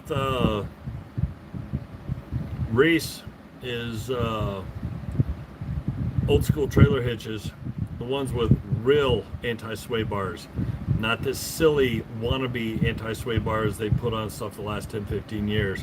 I'm talking about the ones with the snap overs in the chains that when you go in, you have to have a 3-4 foot cheater pipe and you got to snap that bad boy in place. Not these that you go up there with your hand and go click. Oh, here's your sway bar.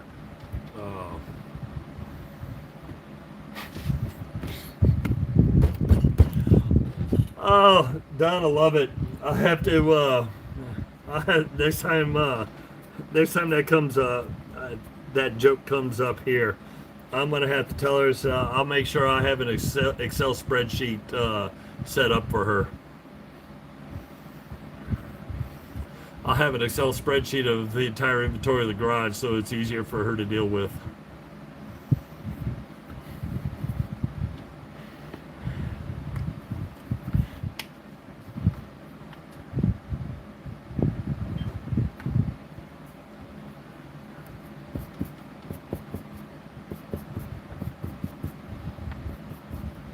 You know what? I could do an Excel spreadsheet and have multiple pictures of different angles for every single thing.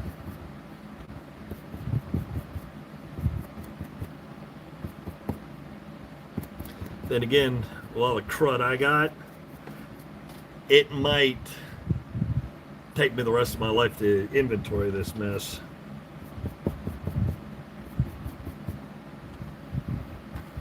I left some crud on the brush. These are my high dollar brushes. These are my fancy dancy brushes. I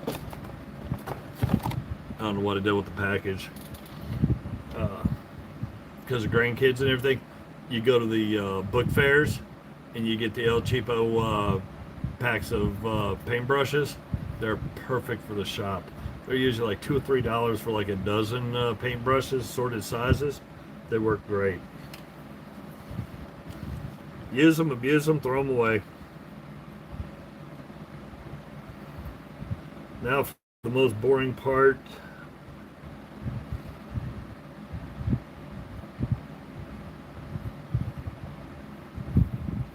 Oh, I'll tell you what. Oh, I think I might be happy with this.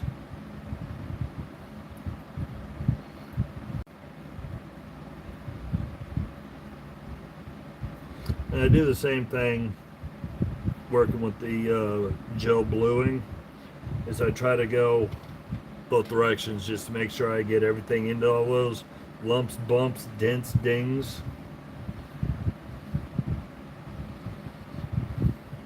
I mean, I know I hit on the wire wheel, I hit on the 1x30 and all that, but I also, if I can, I minimize taking out too much of the dents and dings.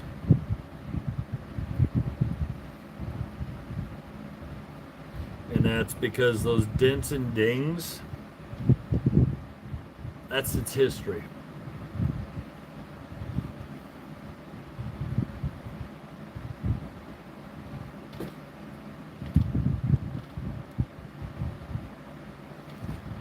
I've seen them cheap at Michael's. Yeah, I don't go to Michael's. Not if I can help it. If I go to Michael's, that means I'm gonna be in there for hours. Not because of me. She's gonna come up with ideas. She's gonna be looking at fabric. She's gonna come up with craft ideas. It's basically the same thing as if she came with me to any store that sells tools.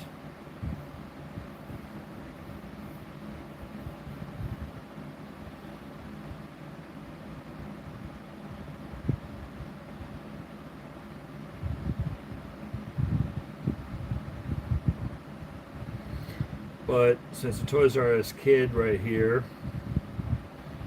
refuses to grow up, I enjoy going to those overgrown book fair complexes and stuff.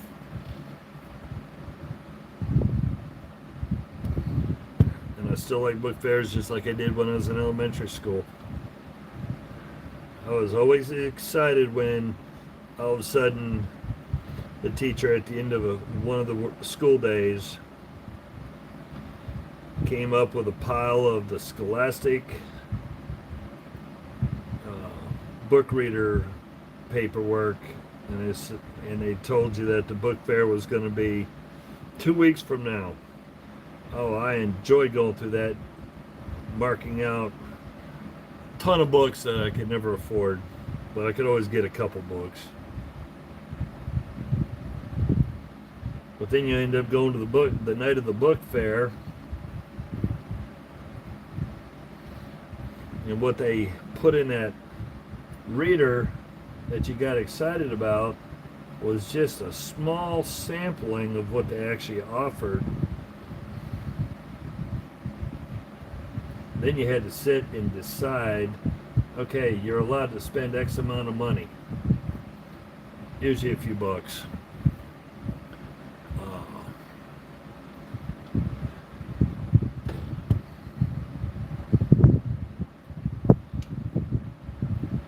I think dealing with that because I couldn't just buy all the books that I wanted. Couldn't afford it back then. I think that's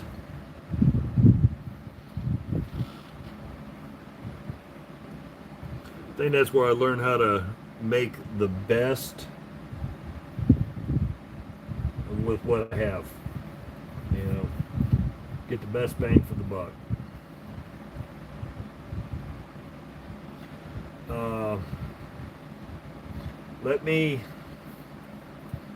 I kind of glance and roughly see the comment. Let me finish what I'm doing here, and then I can dig into that and kind of explain. I have currently three different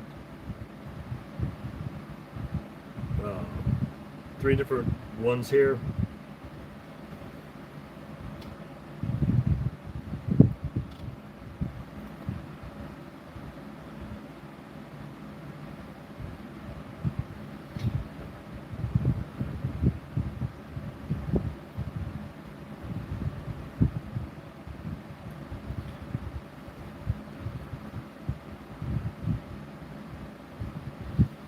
And of course with grandkids, oh, that's even more fun because now I've got adult money. And since they're grandkids, I get to spoil them. Which means that I get to buy or spend more than they would have normally been able to get, or what I had when I was younger.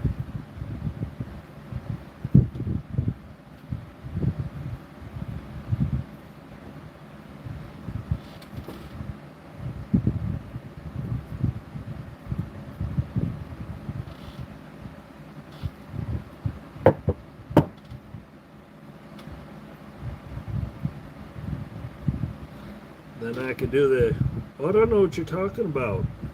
You mean there isn't just one book in that bag? There's 20? Oh, there's some stuffed animals? Well, I don't know where that came from. I'm innocent, I tell you, I'm innocent.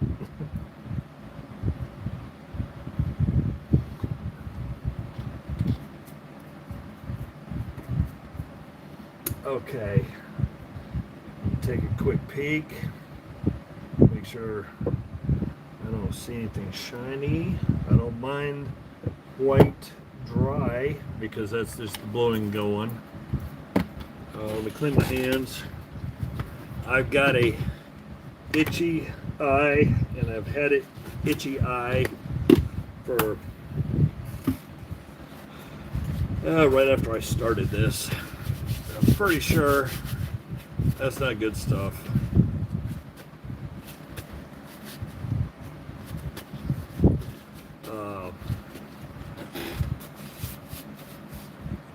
Liquid, yes. I have little tiny lab cups, little micro lab cups.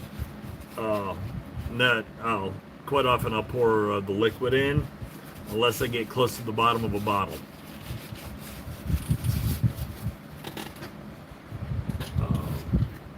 But this is a cream, and that's why quite often I do the swipe and wipe so I can actually scoop it out. And I really like G96's products. I just didn't read when I ordered it, I thought I was getting, you know, a nice bottle of liquid. And when it showed up, then I realized, I looked at my order, realized I didn't pay attention. This is a cream. I'm not a fan of cream. So I actually have 3. So I have G96, which I really like how the bluing works and it comes out. But unfortunately, like I said, it's a cream.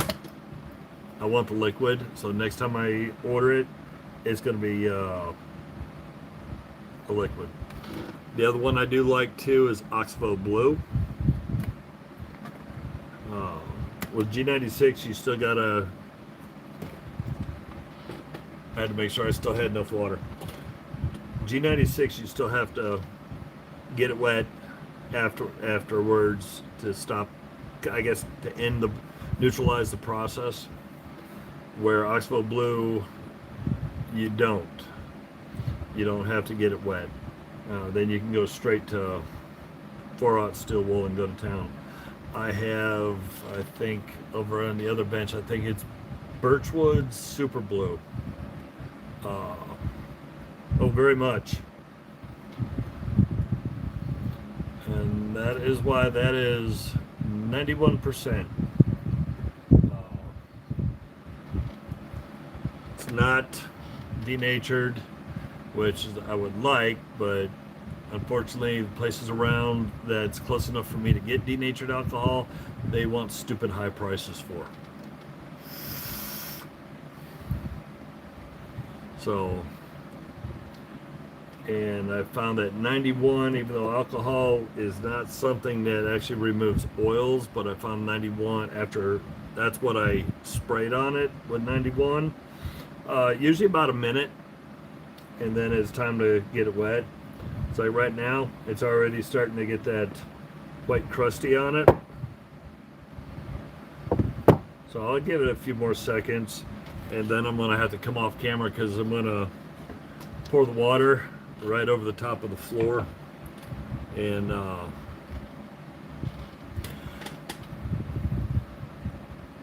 I started with Birchwood Super Blue. It seems like I had to put multiple coats to kind of get a decent coloring. Do I still buy it when I run out? Yeah, I still buy it when I run out. But I've found that Oxbow Blue and G96 give me closer to the industrial color that I like for tools.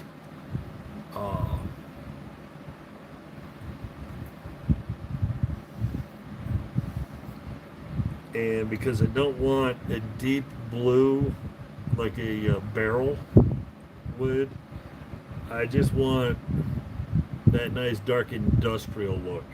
So like for this, it'll get blued.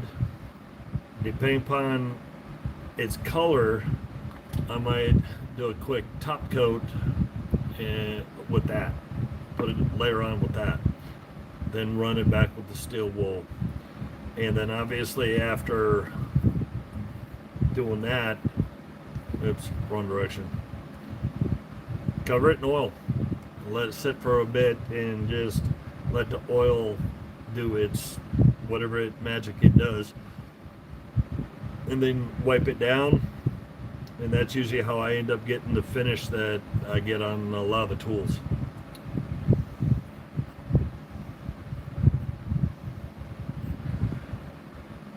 No, because it's not quite a black phosphate look.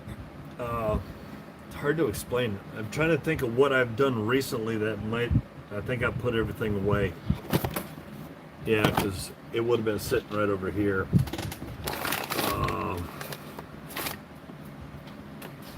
Because I did some, here, let me go grab one. Did a little wrench.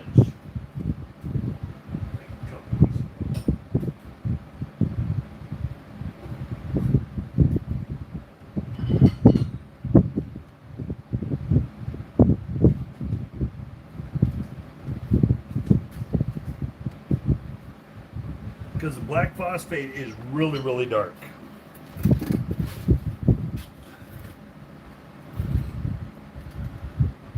So it still has it's a cross between a blue and that old black phosphate. And by putting the oil on it, it actually darkens it up to this level, which just gives it that old industrial look, but still has a good shine to it, where a lot of the black phosphates really did not have that look. And for whatever reason, I don't know how or why I stumbled into doing this, but when I started doing this, it just seemed like it looked right for the tools in the era, just with today's twist on it. Throw these back in the drawer. So just my take, my twist on doing things.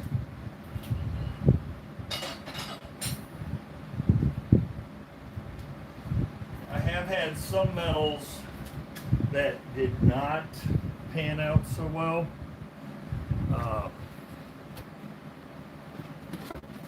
Because obviously not all tool companies. Exactly. That's a great way to great way to explain it. I'll have to use that in the future.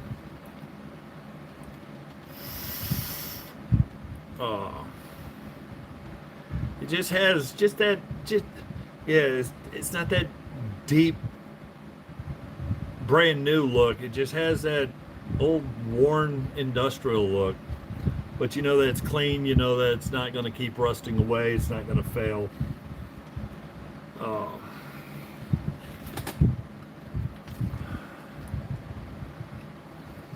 Oh, I did a couple Ford wrenches and I blued it. Actually, 2 of them came out nice the way I wanted. 2 of them were really dark.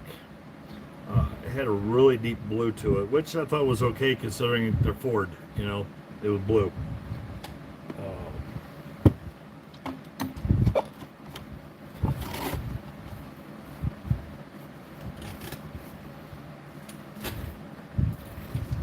But I don't remember who I was watching, but I know somebody, when they blew, they put old oil. They used used motor oil. They put it on there, and they put it out in the sun, in the heat, or if they're near, or on a plate on a wood stove to heat it up, and just let that oil do its thing. I just don't have that ability here.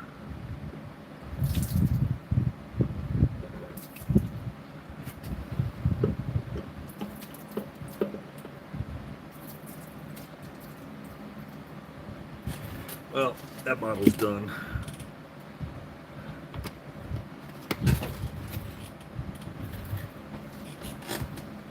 That goes to the trash.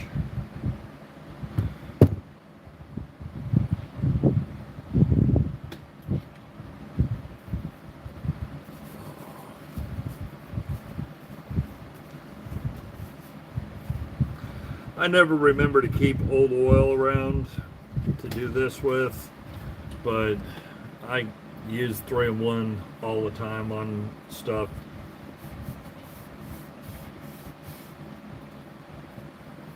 So I figure, what the heck.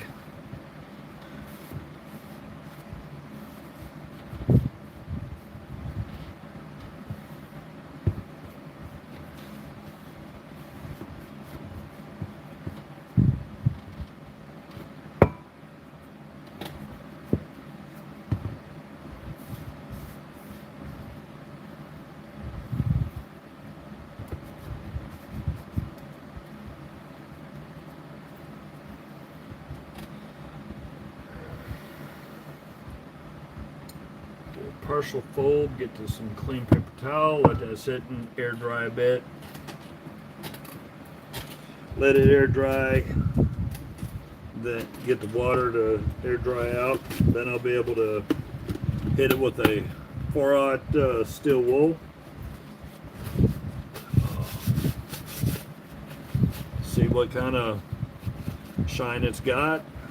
See the depth of the bluing, and hopefully I didn't go too far with it.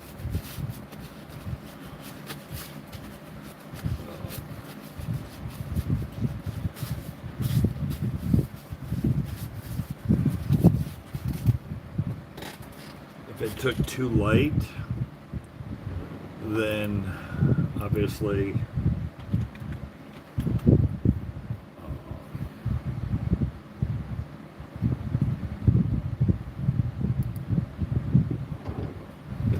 if it's too light, then I will splash a little Oxbow blue over the top.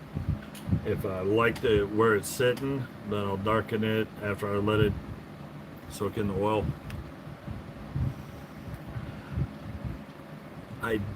That's a big one.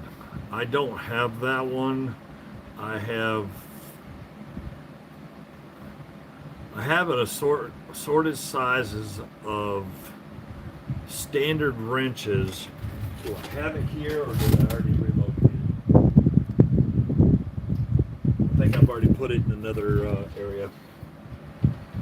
But I have a Ford wrench that still says Ford, and I think it's probably only about that big. I did a video on it not long ago. I just don't remember when. But it's the smallest Ford wrench I've ever seen from that era.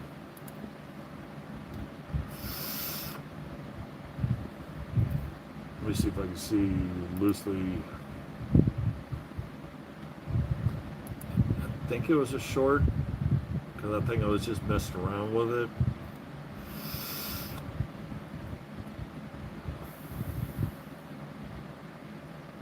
Old Ford wrench. Let me see the size.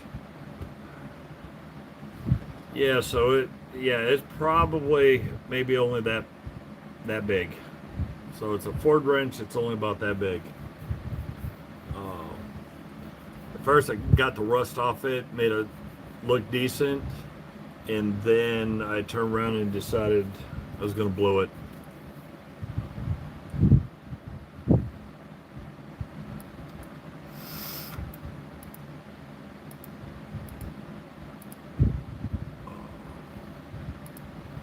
Yeah, it can't be much more than that right there.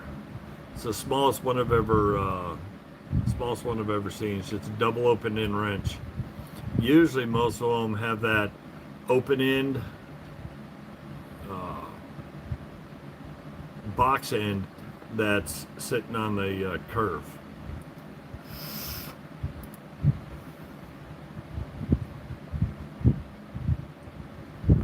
That I haven't seen in the wild yet.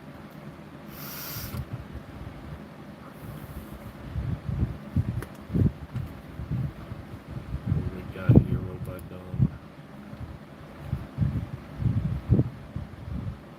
Yep, most likely they were probably for tractors. So yeah, that would be a bigger variety.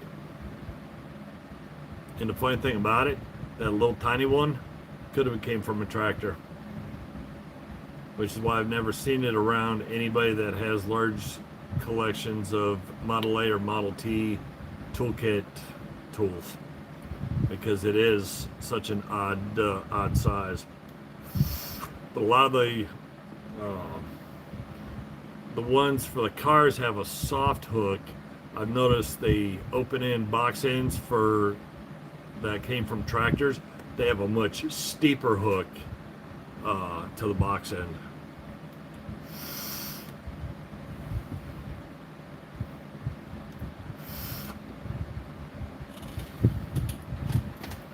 Okay, let's get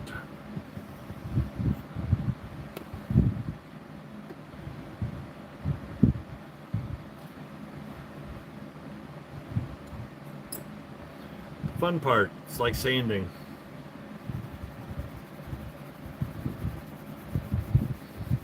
Everybody loves sanding.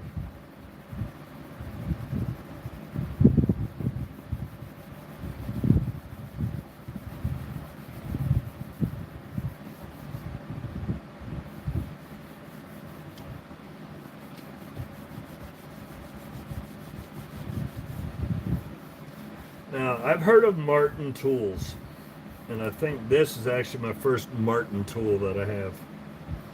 I do not believe that I have any other tools from Martin.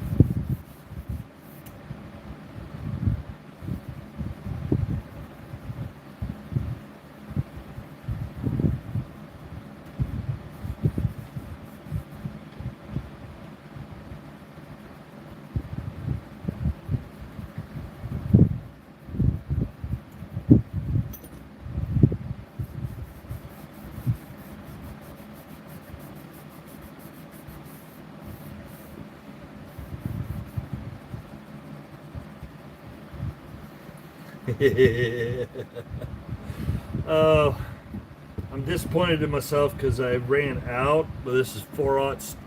Oh.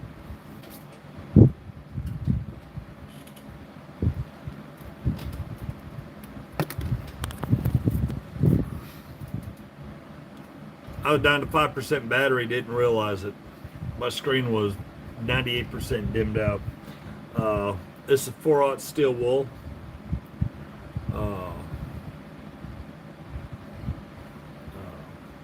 Unfortunately, I had to, because I was in the middle of working on something, I had to steal a piece. I'm probably going to have to steal another piece because I still haven't found a good source of 4/0 steel wool. I hate to say it, stuff you get from the box stores just isn't the same. But since I'm running out and there's no more up here, means I'm gonna have to go steal another piece. You get a good laugh at it. I shouldn't be using it because of memories, but I know I'd get my butt chewed if they were still alive. I would get my butt chewed for not using it. So there's my steel wool. 4/0 steel wool. This came from Heckingers. There's a whole $2.25 for this entire all 10 pads. And that's the pad.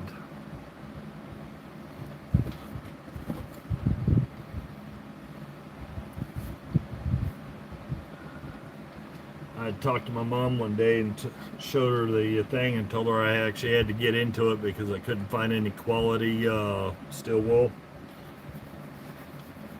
And she told me straight up, my dad would not be happy with me if he knew that steel wool was just sitting there not doing anything. So if I use it, I'm going to still keep the box, but my dad got that when I was a kid. I remember when we went and got a couple of boxes of the steel wool, because this is where it's all in for me, just for memories primarily, because it's when I helped him deal with the wood when my bedroom was being built. I helped with some of it. My grandfather and his brothers did the electrical and plumbing, But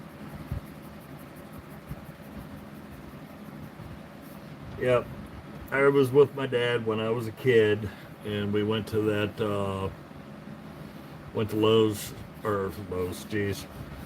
Heckinger's, picked it up, also brought home, I think, 10 pieces of paneling to go into the room.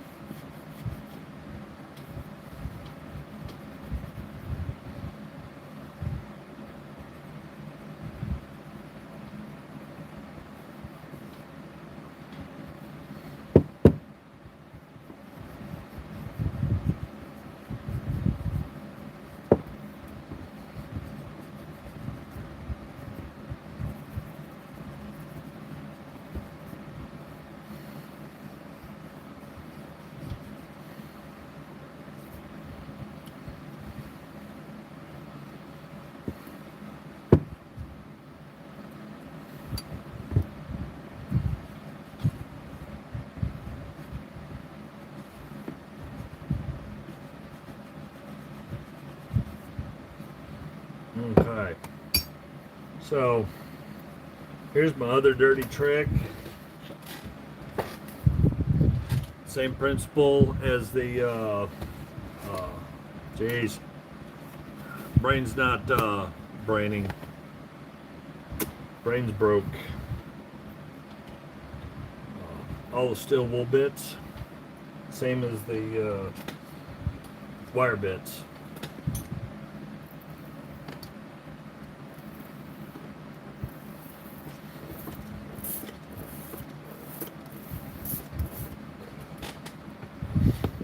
Oops. A little cleaner. Do two things at once. Clean your mat up. And your steel wool bits. Stick to your rag. Makes cleaning your work surface up so much easier. Now just get the little bit to dry.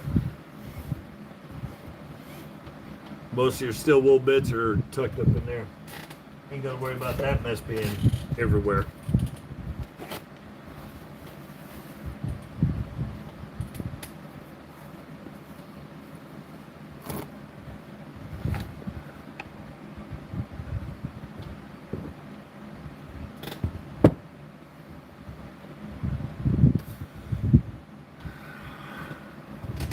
So right now, there's the color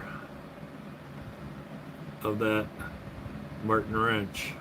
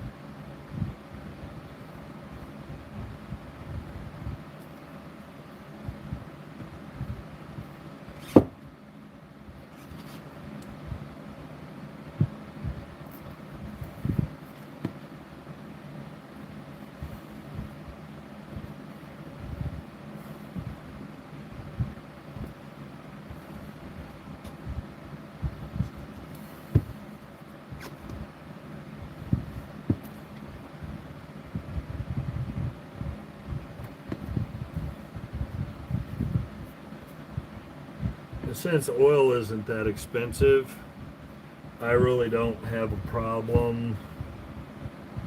And as you see, I make sure there's plenty wiped on to ooze around and soak in and do whatever it does.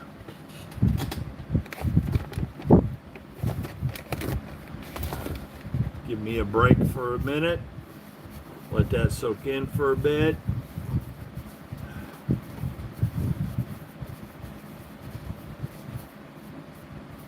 And we'll take a peek after it soaks in.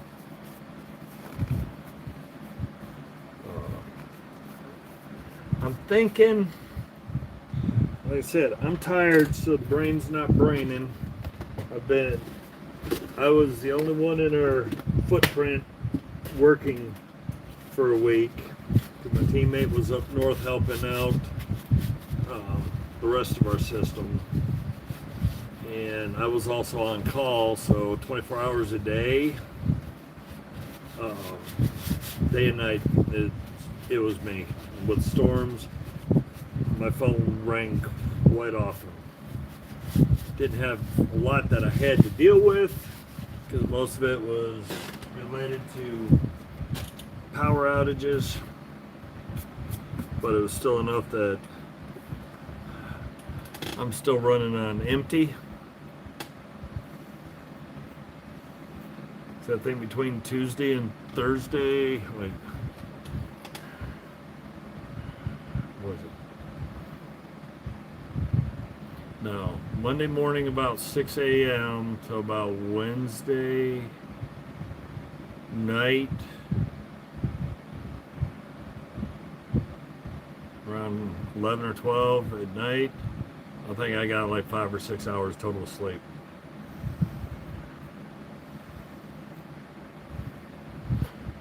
Yeah, there's something about those old wrenches.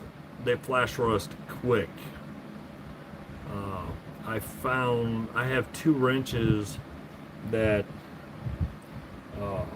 I did not put a coat of oil on to soak in, because a few months later I had light surface rust on them. All I need to do is just hit it with the Dremel and a little cup brush, and it'll blow it all off, and then hit it with steel wool real quick. It'll be fine, and then I can oil it. But yeah, I think metallurgically there's something with the different metals that each company had made specifically for to do their tools. Some clean better, some clean easier, and yeah, some rust hyper fast. At least they'll get it's almost like somebody misted rust paint across everything, because it just kind of flash rusts the whole thing. Of course, when I pulled the drawer to look at it, I got all this nice shiny stuff, all this blued stuff, and then I got a couple that got that ultra thin freaking rust cover on. It's like, ugh! Then I knew daggone good and well what I did. And I was like, well, that means I didn't oil it, and it got put in the pile that was done, that got put in the pile that went in the drawers, and I screwed up. But I'm human. I make lots of mistakes. I just try not to repeat them so much, and I try to learn from them.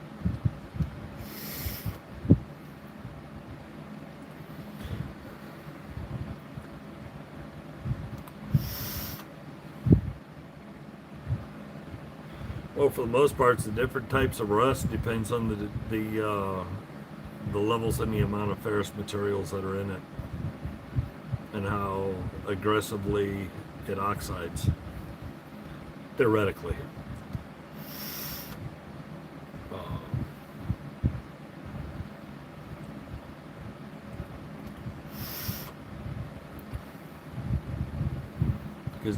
Because depending upon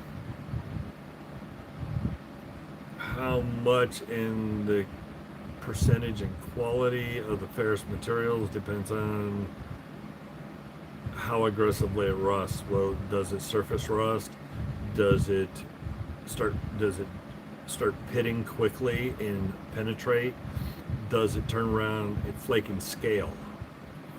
I think that's the percentage of the materials in when the metal's being forged and put together.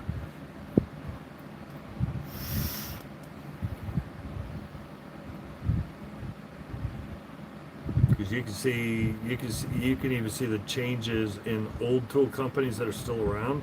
You can see the difference in their in what they put in the metals to be forged to turn around and see how they degrade at different times.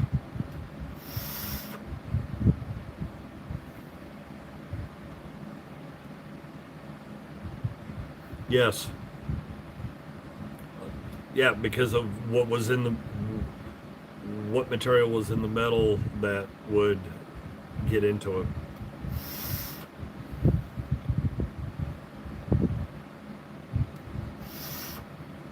I've seen some metal flake, quickly rust and flake. I've seen some where it attacks it like crabgrass, where it just digs in deep.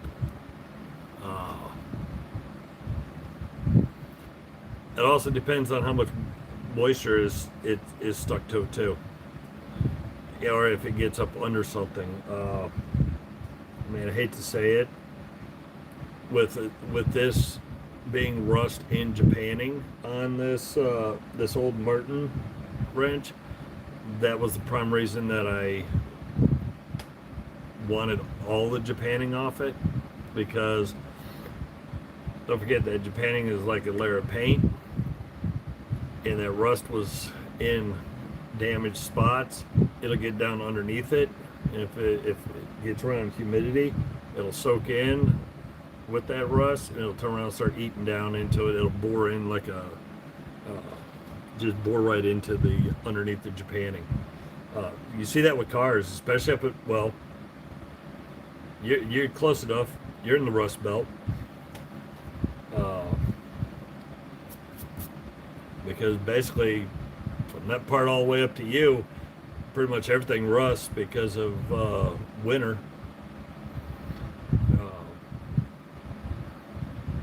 If there's any moisture and rust that's right close to paint, it can get underneath it, and it'll turn around and it'll start eating underneath.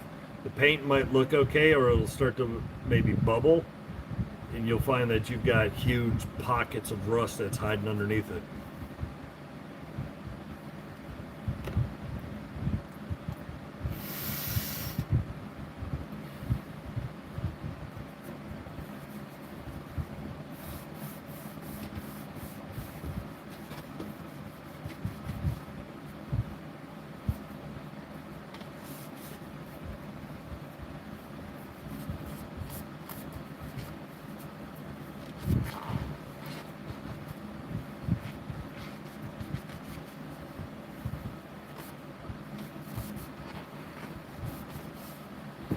Okay. This one is finally where I'm calling done. As you see, the oil does darken it a little bit, but not a whole lot.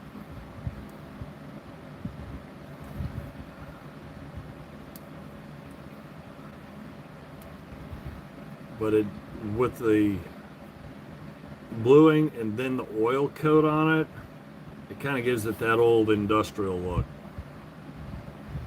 And I'm sure with different oils, you might get a little bit of a brown tinge on top of the bluing when it hits the light just right. But even though this had some rusted crust on it, I think that wrench is going to last a long, long time.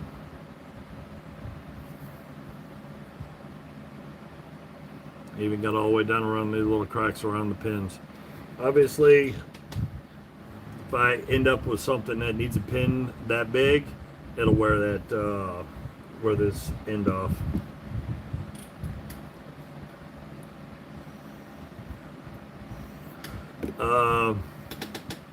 Okay, before you clear coat, it has to be absolutely dry. Perfectly dry. Because if there's any rust or any moisture at or around that rust, and then you seal it, it is not going to stop the rust from doing what it does. It'll still oxidize. It'll continually eat underneath that coating. And if you can actually chip some of that coating, even with clear coat on it. If it had moisture trapped with the rust and then it got sealed in the clear coat, it'll keep eating it up underneath. Yeah, but well, if you look at George when he does it, you don't see a speck of rust or a speck of moisture anywhere near it. When he coats those down, they're dry. Because if you trap any moisture, it'll keep eating into the metal, and it'll keep on doing it till there is no metal left.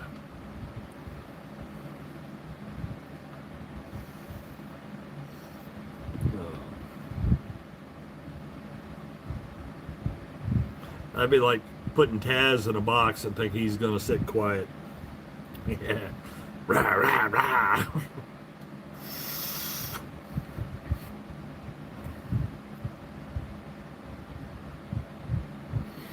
It's like when I use the alcohol or I use any cleaners on stuff that I know has an evaporation point. I'll let it sit, usually a few minutes or quite a bit beyond what I know is the normal evaporation point before I wipe it down and before I proceed to put anything else over the top of it, like the bluing.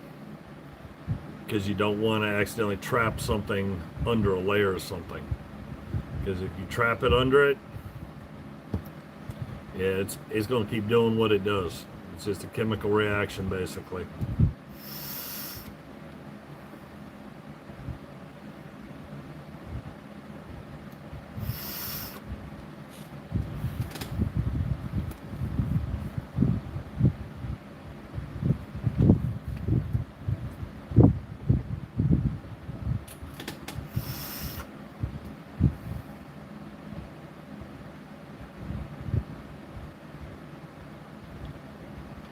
Yeah, usually with Ford wrenches, most of the paint is long gone or is buried in rust. And you really don't have a choice but to tear it apart. Let me see if I have any handy. So I've done a couple.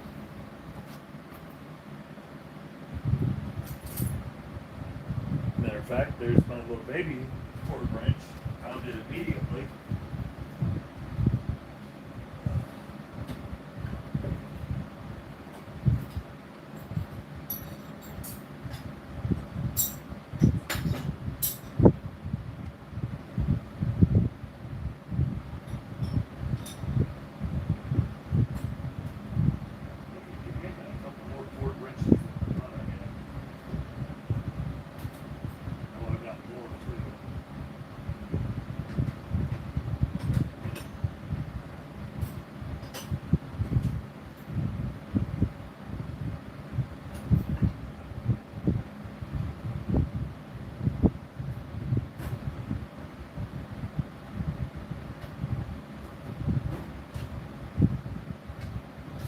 One Ford wrench that I didn't do anything with. I'm going to have to do a light cleanup on.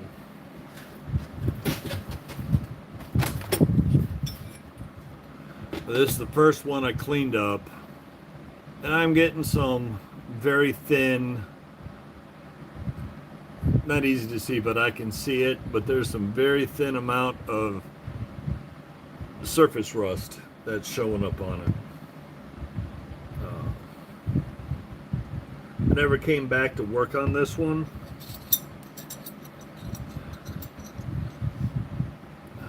But I did blue this one. This is what I'm normally seeing. The one with the bend in it. So I got these two that are basically identical. And actually I didn't realize it, but apparently I had, that's why I said it. Ended up with more than I thought I did. I did not blue this one, but I did blue these two. These two of the small ones.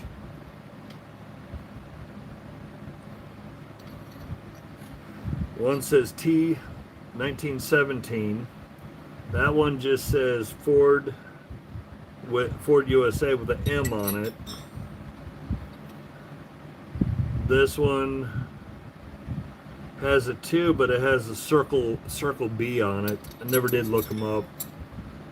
That's a circle M with a 2, so I think this is more probably a tractor.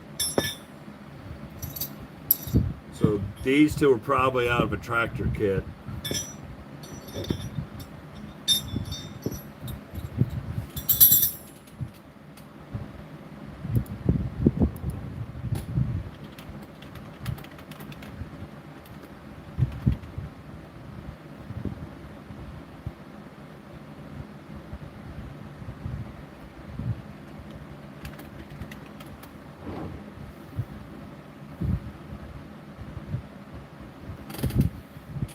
The only reason I'm thinking that is because with that M,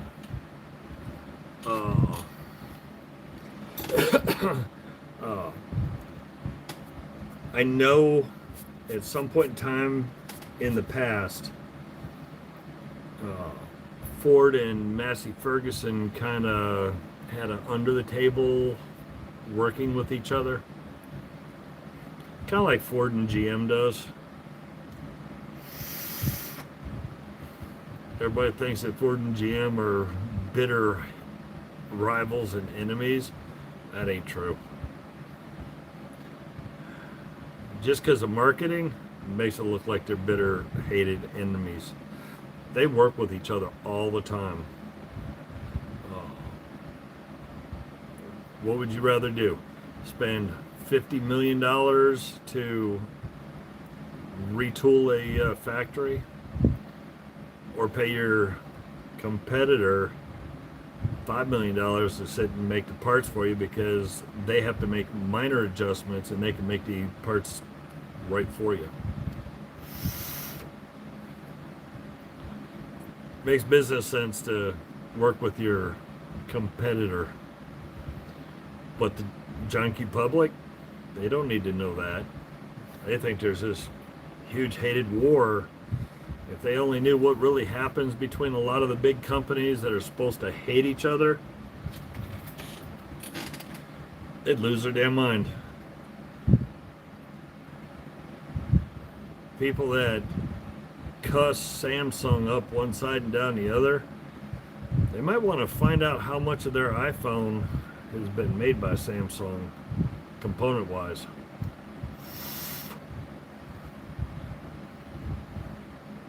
So it's just one of those things most people are blissfully unaware of.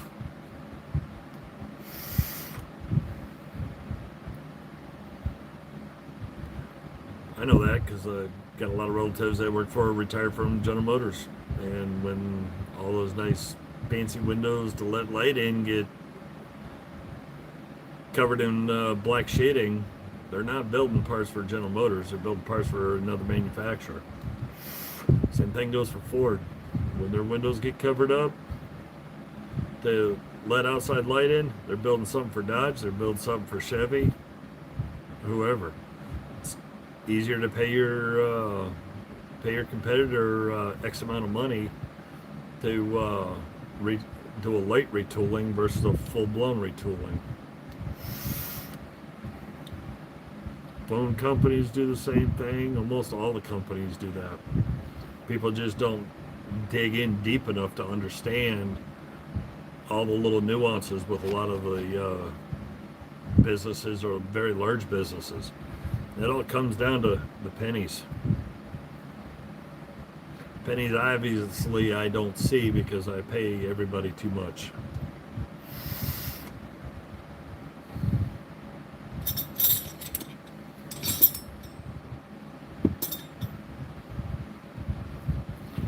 Now it's had a little more time to do its thing. Now it's got a much better coloring to it.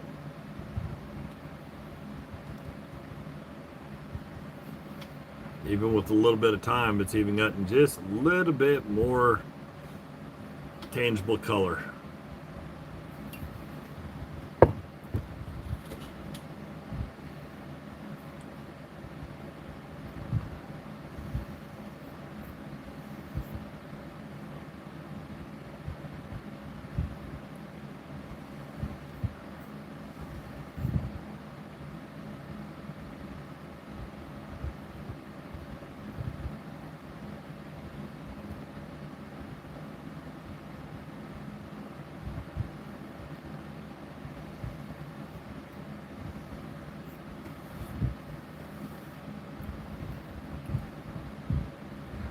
Oh yeah, especially around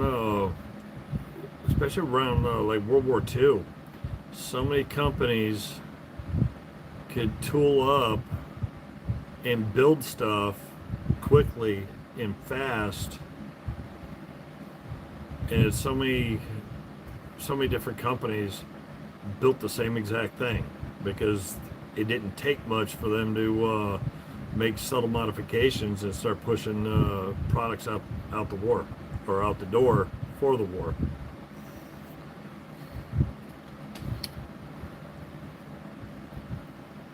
Which is why in Europe and Asia they couldn't understand the Great War Machine and didn't understand it was all the other companies stepping up. You might have 20 different companies that normally people think hated each other. They all made the same stuff, sent it all out, and it all worked together. It's so cool when you start digging into the history of things and start finding stuff and you're like, dang on, I didn't know that.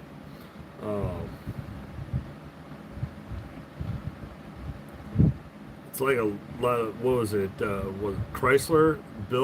Chrysler and Cadillac built a large amount of the tanks, something like that, because they had the ability, they had the the bugs are finally finding their way into the door. They had the facilities that were big enough to be able to process and do it.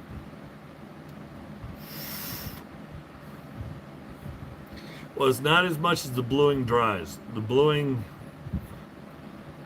well, kind of like what Don was saying, black rust.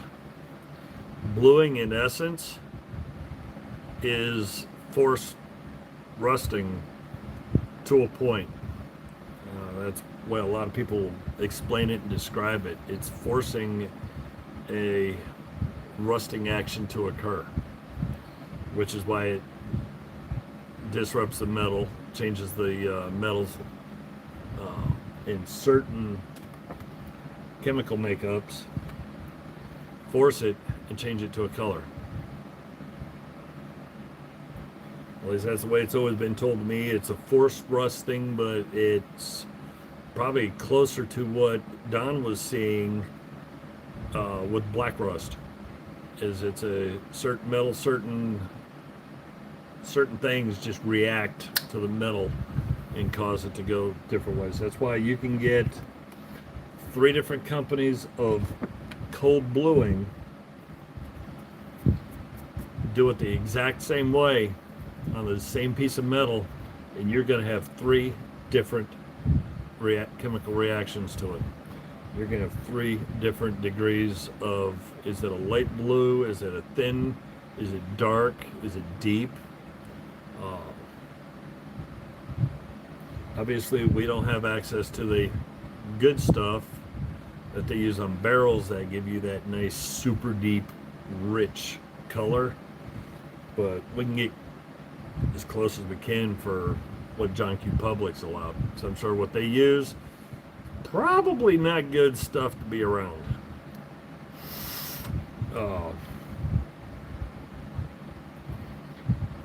Some gun stores have them. There's probably, that word right there probably is going to trigger Google and YouTube, but you can order a lot of this stuff off Amazon. Because I got the Oxbow Blue and the G96 off Amazon.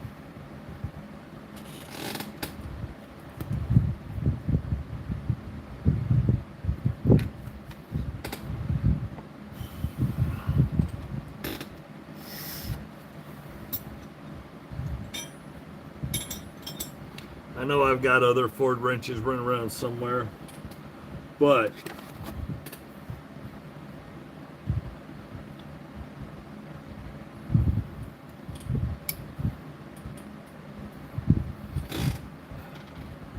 oh, come on. I won't. Here's a snap-on.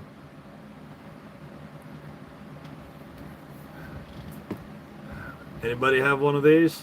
And anybody know what this is actually for?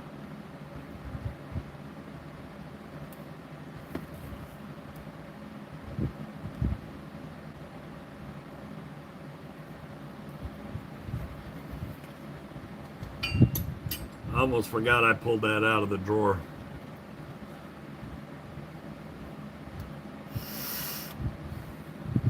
Most of them you see are pretty well beat up, battered, abused, and they're in rough shape. So, anybody got any guesses what that bad boy's, what its actual task is for, and what it gets used?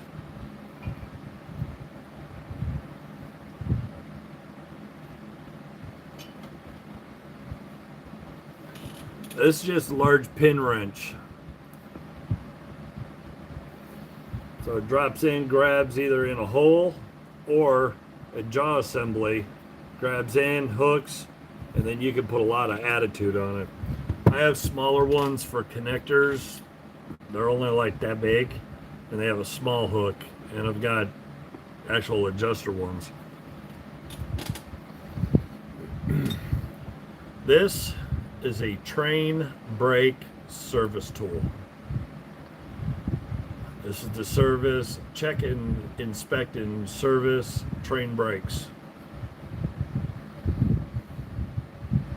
Not sure how long ago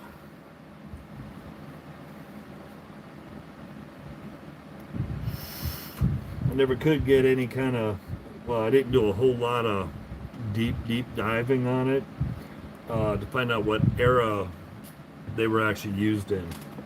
I know they're still made. Actually, this has got a, I can do it by code, give you a rough idea. Well, this is from 1965. So we know it was at least in the 60s. Don't know how far before or after. I know they're still being made, they're still being used, but not in the US. Primarily, I think in Asia, India, and in that part of the world, they're still available.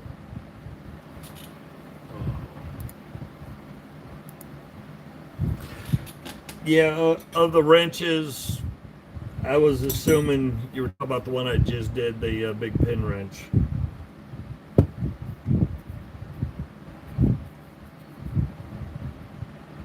But yeah, I've seen these up. They sell quite a bit. The ones that are in rough shape sell for a lot more than what I snagged that one for. And this one has barely been used. Almost like this one sat in a supervisor's truck for 20 years and then ended up in somebody's toolbox. You know, they got to drive around with tools like they work.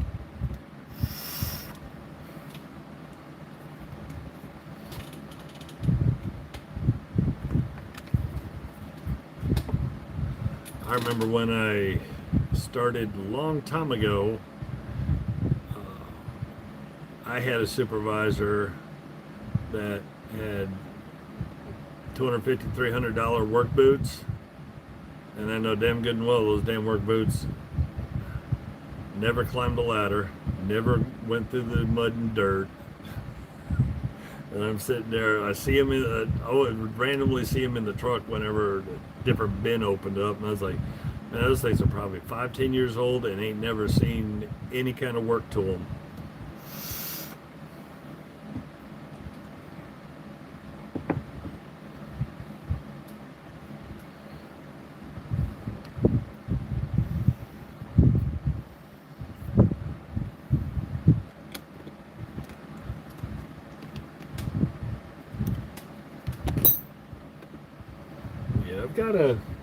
Got a handful of things done tonight. Still got a billion other things to try to deal with. Got a few cool little wrenches cleaned up. Still got to dig into that 3-16,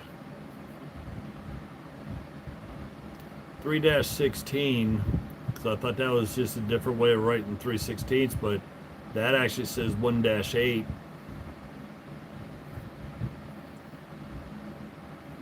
So I gotta try to, only real identifier on it is says 21. I gotta figure out if that was a specialty tool for the industry. Because I know in industrial applications they have some weird numbers stamped into their stuff exactly for certain pieces of equipment, because they could have custom sized bolts, custom nuts that standard wrenches, whether they're SAE or metric, will not fit. Speaking of stupid sizes, I have a snap-on 51/64 socket in my toolbox. Why somebody would have a 51/64? I have no idea. I'm assuming that it's a specialty size for some special application, but somehow I acquired it. I'll never use it because I don't think I'll ever have something that's 51/64, but it's cool to have on my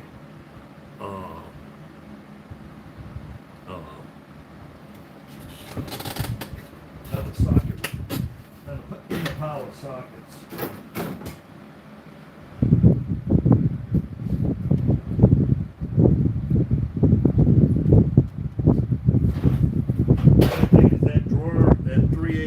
That drawer with all those 3/8 sockets in it, I can walk right over to it and grab it because I know exactly where it is.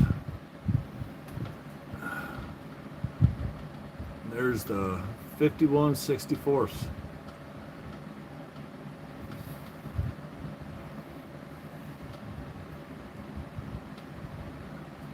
I will never need it, but I got it.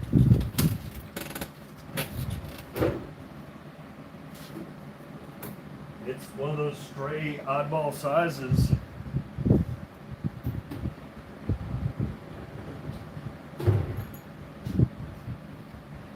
Might be 120, 130 years old. Somebody might call me up and say, hey, I'm trying to find something that fits this. And hey, I got that. But other than that, even though it's snap-on and all that, I consider that almost like a gimmick tool. Unless you have a reason for that specific size, it's such a weird odd size, it's a gimmick. At least for the normal person. I don't even remember how I ended up with that thing either.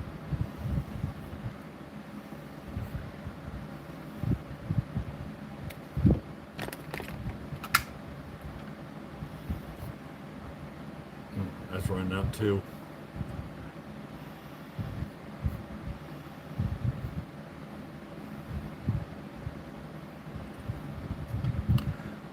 I have a very old, I'm not sure where I put it. I cleaned it up. I didn't know what it was. I thought it was one of those, well, it kind of is, one of those El Cheapo screwdrivers.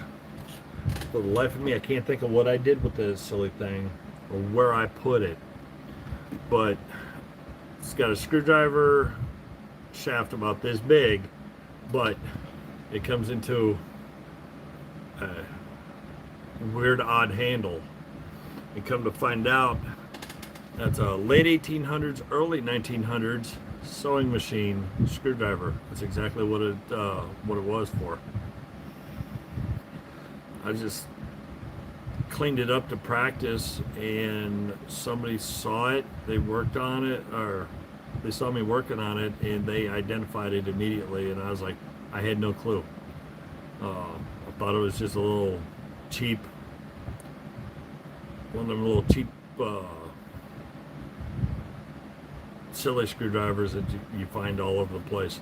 Come to find out, it was a very old, I don't remember, he didn't. It wasn't Singer. There was another one of the early 1900s sewing machine companies. He identified it immediately because he had restored one, and it actually had the full toolkit that came with it. Just cool, weird little stuff, and I was like, I'm gonna have fun playing with this. Practice, so I get better doing what I'm doing. And then somebody saw it, and then they keyed on it immediately. They knew exactly where it came from and what it was. I was like, okay, this I got to keep. I was just not sure where I stuck the thing, or I sent it that way with all the sewing machines and sergers and all the other equipment. I may have given it to the boss, or I may have just tucked it in one of the drawers as one of those cool things that I didn't have. Yes.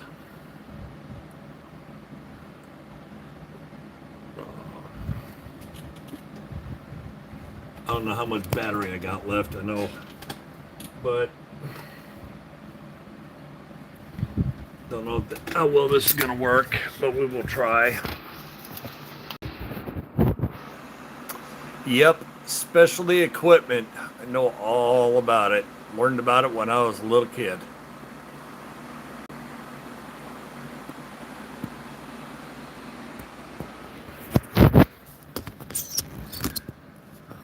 That was my grandfather's service box. And as a kid, I saw some very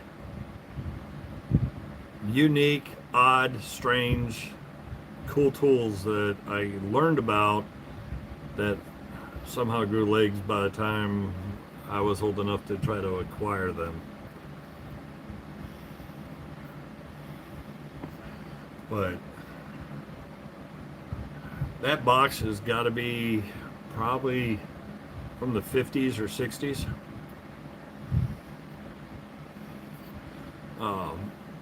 The leather covers and straps on the inside are still in excellent condition.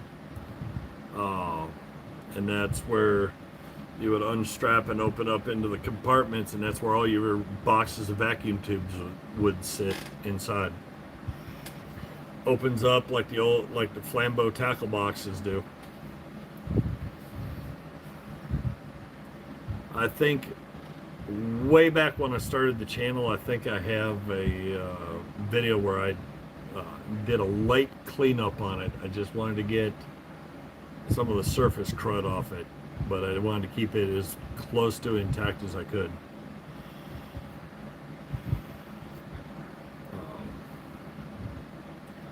I have,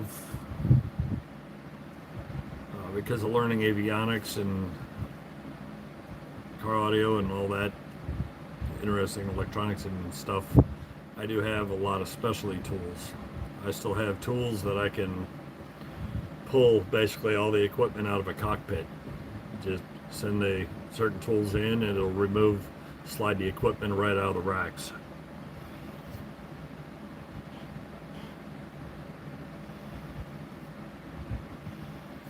Nice. Very nice. Make sure it's dust free before you fire it up, if you do ever fire them up. Vacuum tubes and dust do not get along. It will cause, because they generate a lot of heat, that dust will overheat them, and it'll cook a vacuum tube out quick.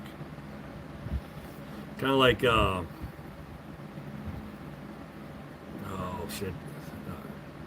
accidentally getting oils off your fingers on halogen bulbs. It'll cause a hot spot, and it'll cause it to it'll cause a problem and cause them to burn out.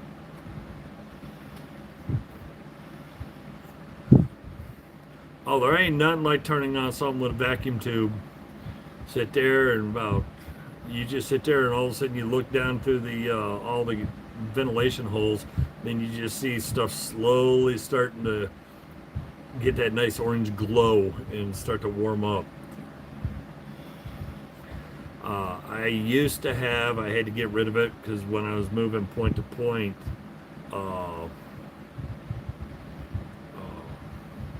I hauled that thing. I had an actual house amplifier, vacuum tube house amplifier. It was only left and right audio. That thing had some of the best amplification out there. I know in the world of digital, I don't know if they're. I know I have been out of audio for over 20 years now, but Macintosh used to be some of the best amplifiers, and their top end amplifiers were still vacuum tubes, custom built vacuum tubes specifically for their amplifiers, and they had some of the best amplification out there. And I know everybody's in the world of digital, but when it comes to like reproducing sound and music, I hate to say it, digital has no soul, has no feeling, has no life. And that's simple because of the fact that it's clipped and cut. Analog, yes, you would have static. Yes, you would have some distortion at different frequencies. But if you think about how a sine wave works, analog sine wave is curved up and down. Digital sine wave is up, straight across, back down into the negatives, straight across, back up. You lose all that information on the top side of the curve. And that's where your feeling, your soul, the life blood of music lives, is in that lost information that gets processed, clipped, and cut out to try to clean it up. If you listen to music through, say, MP3, and then take that same track but play it through either an older style cassette or even vinyl with a quality record player, a quality needle, you can hear there's a big difference. And that old analog signal just sounds so much better, and it just draws you into the music. Digital, it's just there. It's the music.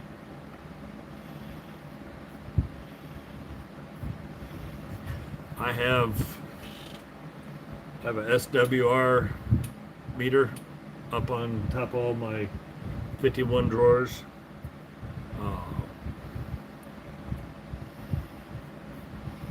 So I can plug that in line and dial in the antenna or multiple antennas together. Probably it could be one of a million things. The wiring could have been, it could be shot going over to the cones, and most likely paper cones, so the paper cone could have just failed.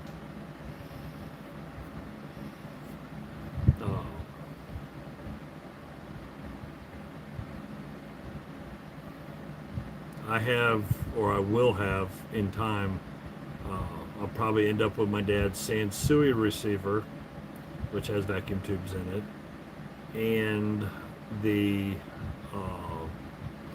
easy way, if you have an oscilloscope, you can see if there's anything getting over to the coils. And his old speakers. Problem is, those speakers were amazing when I was younger. I wouldn't put much power to them right now because they are paper speakers, paper cones, and it will end up it'll end up just tearing. Everything over time dehydrates. And it still works, but as long as you keep low power to them, they still sound good. But I wouldn't crank it up. It would destroy those poor old speakers. I know I need to replace I think 1 or 2 lights in the behind the display. Because the I think one or two of the little bulbs went out behind the display of my dad's old receiver.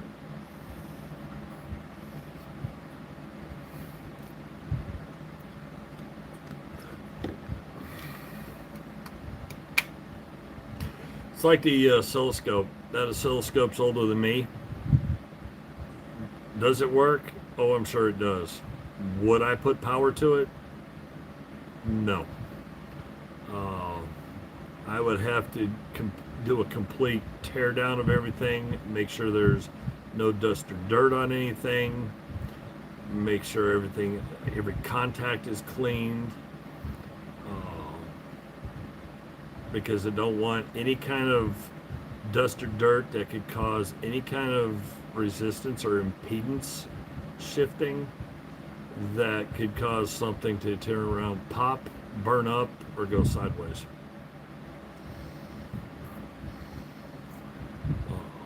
So my grandfather actually built that oscilloscope.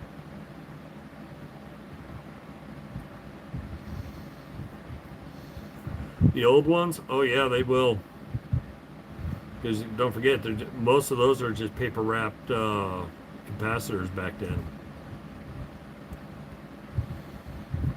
They don't have a good coating on them. They don't have today's technology to keep them separated. And yeah, those old capacitors, they'll make a mess, and depending upon what kind, they can actually end up eating into the connectors.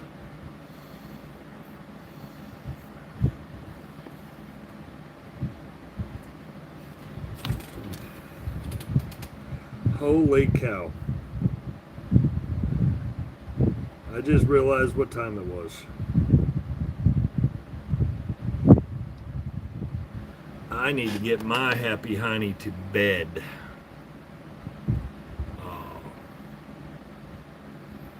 I got to be up in a couple hours.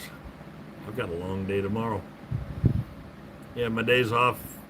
I've been busy, but I didn't even realize. I was thinking it was only 10:30, 11 o'clock. Didn't realize it's already 1 o'clock in the morning. Oh yeah, because when those if the capacitor pops, don't forget, everything inside it is going to come flying out.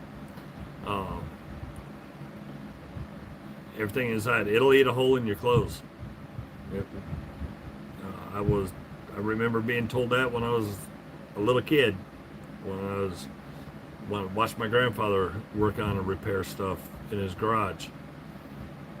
He always put it was a gray apron.